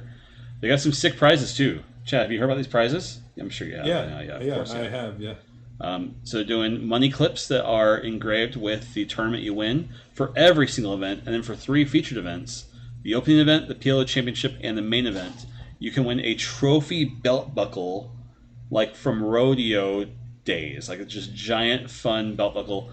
Kim Stone is one of the owners of the series, and she found a local artist who makes these like unique trophy buckles and wanted to work with him to create this really unique Texas themed trophy. So lots of fun. I'm really excited. I know you are too. It's gonna be a really good time. But yeah, if you're in the Texas area, definitely check it out. Google, go over to Facebook, Lone Star Poker Series. We did a write-up on pokernews.com. Lots of good stuff. Definitely check it out. Oh, Hayden, we're excited too, man. Can't freaking wait. Can't wait. Lucky One NBA 85 says he's heading to Vegas for Halloween weekend. Should be a good time. Any recommendations for a good steakhouse to celebrate brother's birthday. I'll tell you what, Jesse, I've never been there, but I told you I wanted to go there, is the Golden Steer, right? Because I hear it's old school Vegas. It's supposedly really, really good. And also, Nicolas Cage has been known to hang out there, which I just want to run into Nicolas Cage. You know, when I think about what kind of quality meat I want, Nicolas Cage always comes to mind first. One of the top things I think about, like, does Nicolas Cage... You know, I know his career isn't exactly what it used to be, but I still love me some Nicolas Cage from, say, 1996 to 2007, we'll say. I like my Nicolas Cage. That's a little deep, I think, but yeah. Yeah, it's probably too deep. Yeah. 2004. Yeah, like 80s, 90s, early 2000s. I'm with It's you. not 80s and 90s. It's like No, mid-90s. but 80s had like Raising Arizona, which is a great movie. I mean, you can't drop. I don't think that was the 80s, and I'm going to look it up. Raising Arizona was absolutely like 80s, like 85, 86. It has to be. No, like Amos and Andrew with Samuel L. Jackson would be one of the earlier ones. Good luck winning this bet. 85, 86, I'm guessing. Are you gonna look it up? Well, I'm looking it up. You watch the action. Yeah, I will. I will watch the action. Let's see. You got to scroll through all these shit movies first. You didn't just search. Okay, you were close, but you were still late. Raising Arizona, 1987. So, all right. So 87. Movie I said 86. I mean, they filmed it in 86. It premiered in 87. Come on, give me that one. Jeez. Amos and Andrew is 93. Guarding Tests. It Could Happen to You, 94. Trapped in Paradise. So I'll say I like Nicolas Cage from 94. Leaving Las Vegas, 1995. Then you hit the sweet spot, Jesse. You got The Rock, Con Air, and Face Off, all back to back to back. Yep. And then got Gone in 60 Seconds in 2000. Still good. Yep. I'm gonna throw Wind Talkers in 2002 in there. No, you got I like the National Treasure movies. Lord of War is awesome. That's 2005. So I'm gonna say 2005, and that's excluding Galem's is all in here for 17 million. 11 million in the pot already. Haberman only has 6.2 million, less than half a pot bet if he had just checked it over. Galem's putting max pressure on Haberman here.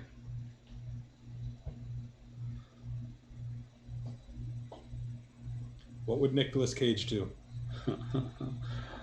You left out 8mm was a great movie too.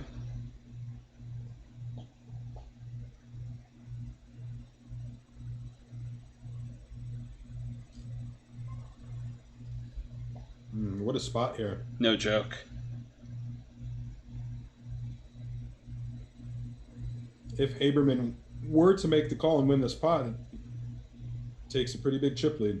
Oh, no joke. It'd be like a 2-1 chip advantage. If. 27 seconds. Oh, almost 3-1 chip advantage if he took it. Good God. This is a defining pot, and 20 seconds left to make a decision. Yeah. Good luck, Haberman. 15. Down to 10. 5, 4, 3, 2, 1. Mucked. And sitting out because of it. Let's see if he sits right back in. There we go. What a hand to go into the break with. No joke, dude. My goodness. All right. It's nearly a 6-1 chip advantage. Yeah. Bear with us. We got a break, but when we come back, this thing, it shouldn't take too long before some chips get in. Yep. We're going to go on a quick break, guys. We'll see you back in 4.5 minutes. See you in a minute, Chad.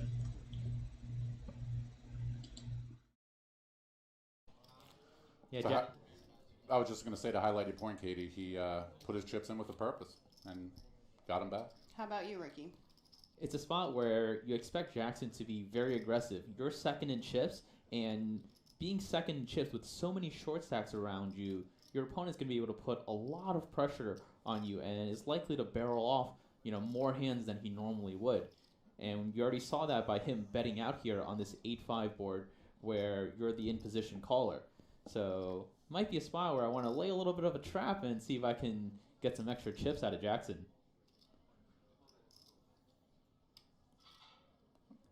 going in. Stewart wakes up with sevens. Stuart Taylor all in for his last 10.5 big blinds. Interesting spot for Paul.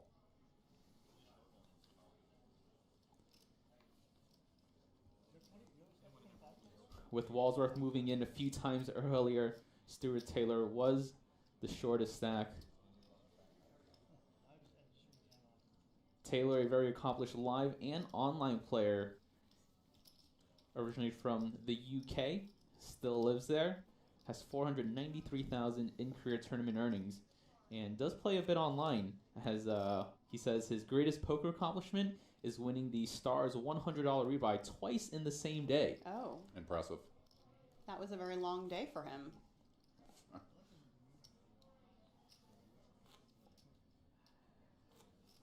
In case you guys are looking for something to do later in December, the December Deep Stacks here at Borgata are taking place the 26th through the 30th. $160,000 is guaranteed over 5 events. And these are really great, very good structured, low buy-in events taking place the week of December 26th. You can also check the website, borgata.com, for the structures.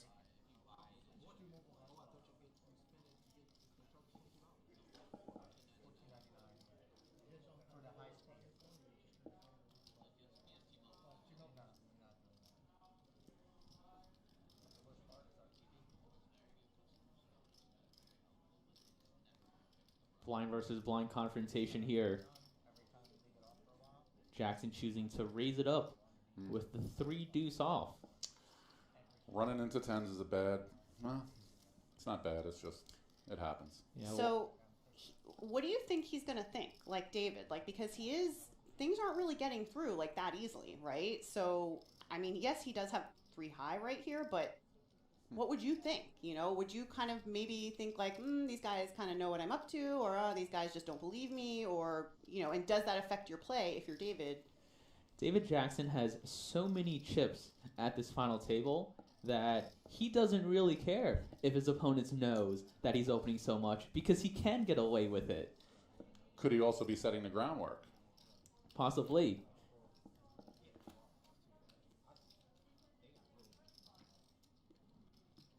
The old 3 deuce made famous by a lot of our friends at Run It Up Reno and our Reno streams, aka the Skinny, is a very popular hand in the Nevada area. Can't imagine why, Ricky. Many players have lost a high percentage of their bankrolls with the 3 deuce. Understandable. The spots come up a lot, you know. Markov with the best hand, the best starting hand in No Limit Hold'em. Choosing to raise it up to 250,000.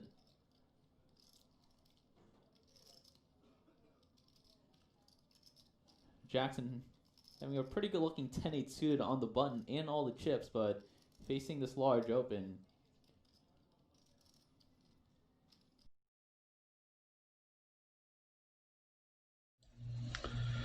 All right, gotta get back as these cards are almost next. Hello, oh, you guys can't see it. Chad has a little puppy dog, so we're gonna pull it up a little bit. Hello, Pooch.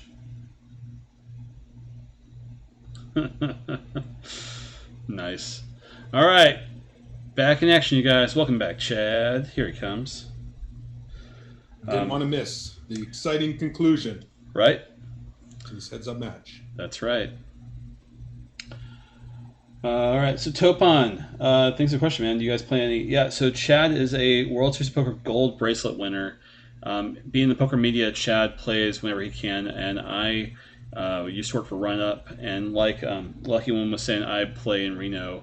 But honestly, that's like basically all I ever play. I mean, I live in Las Vegas. Here we go, all in from Galem's. Applying maximum pressure. Yeah, we've seen this situation right before the break. Seen it again. No joke.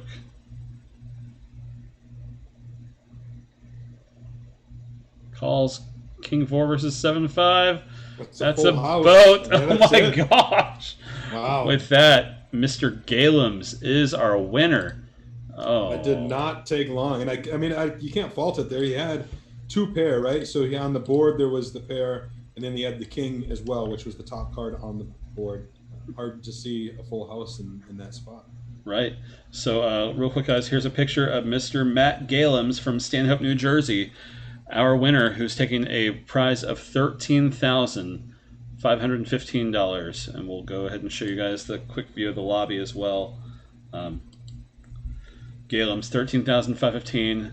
Haberman, his second place of the day, taking 9.5K in this main event.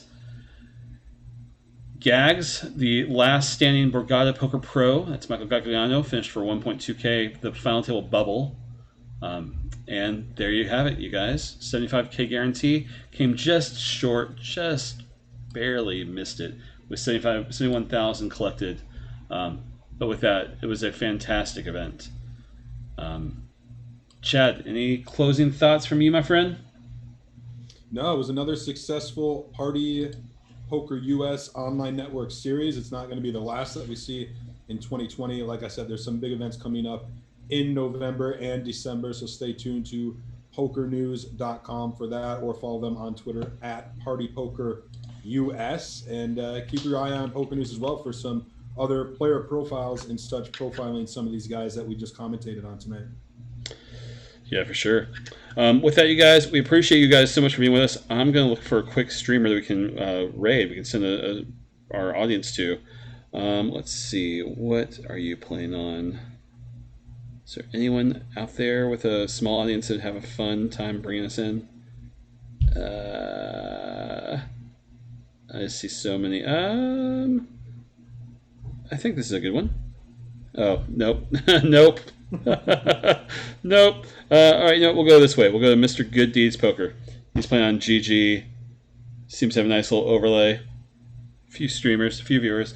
We'll go in there. Guys, I'm going to send the raid over to Mr. Good Deeds Poker. If you don't mind, please go follow that, even if you're not going to stick around. Give him a quick follow. It means so much to poker streamers to get those followers. Helps with becoming an affiliate or a partner. Even just a quick view and a quick follow will help them out. So it's something that you guys can do at no cost. I really appreciate you guys doing that, as we at Poker News want to support the poker community on Twitch. So with that, please do that. Beyond that, my name is Jesse, saying goodnight. I'll see you in a week from now as we broadcast the NJ Coop main event next Sunday and Monday. Chad and I will be in Houston for the Lone Star Poker Series, so look for updates on pokernews.com, and look to watch our stream next weekend. With that, thank you, Chad. Good night, everybody. See you guys next week, and I'm going to go ahead and fire off the raid. I always do this and have to wait 10 seconds. I'm so bad at that part. My God. All right. So bad at that. All right. Go ahead and fire that. Peace out, you guys. See you next week. And with that, now we're going to go ahead and get into the YouTube and the Facebook as well. Appreciate all of you guys watching. See you next week.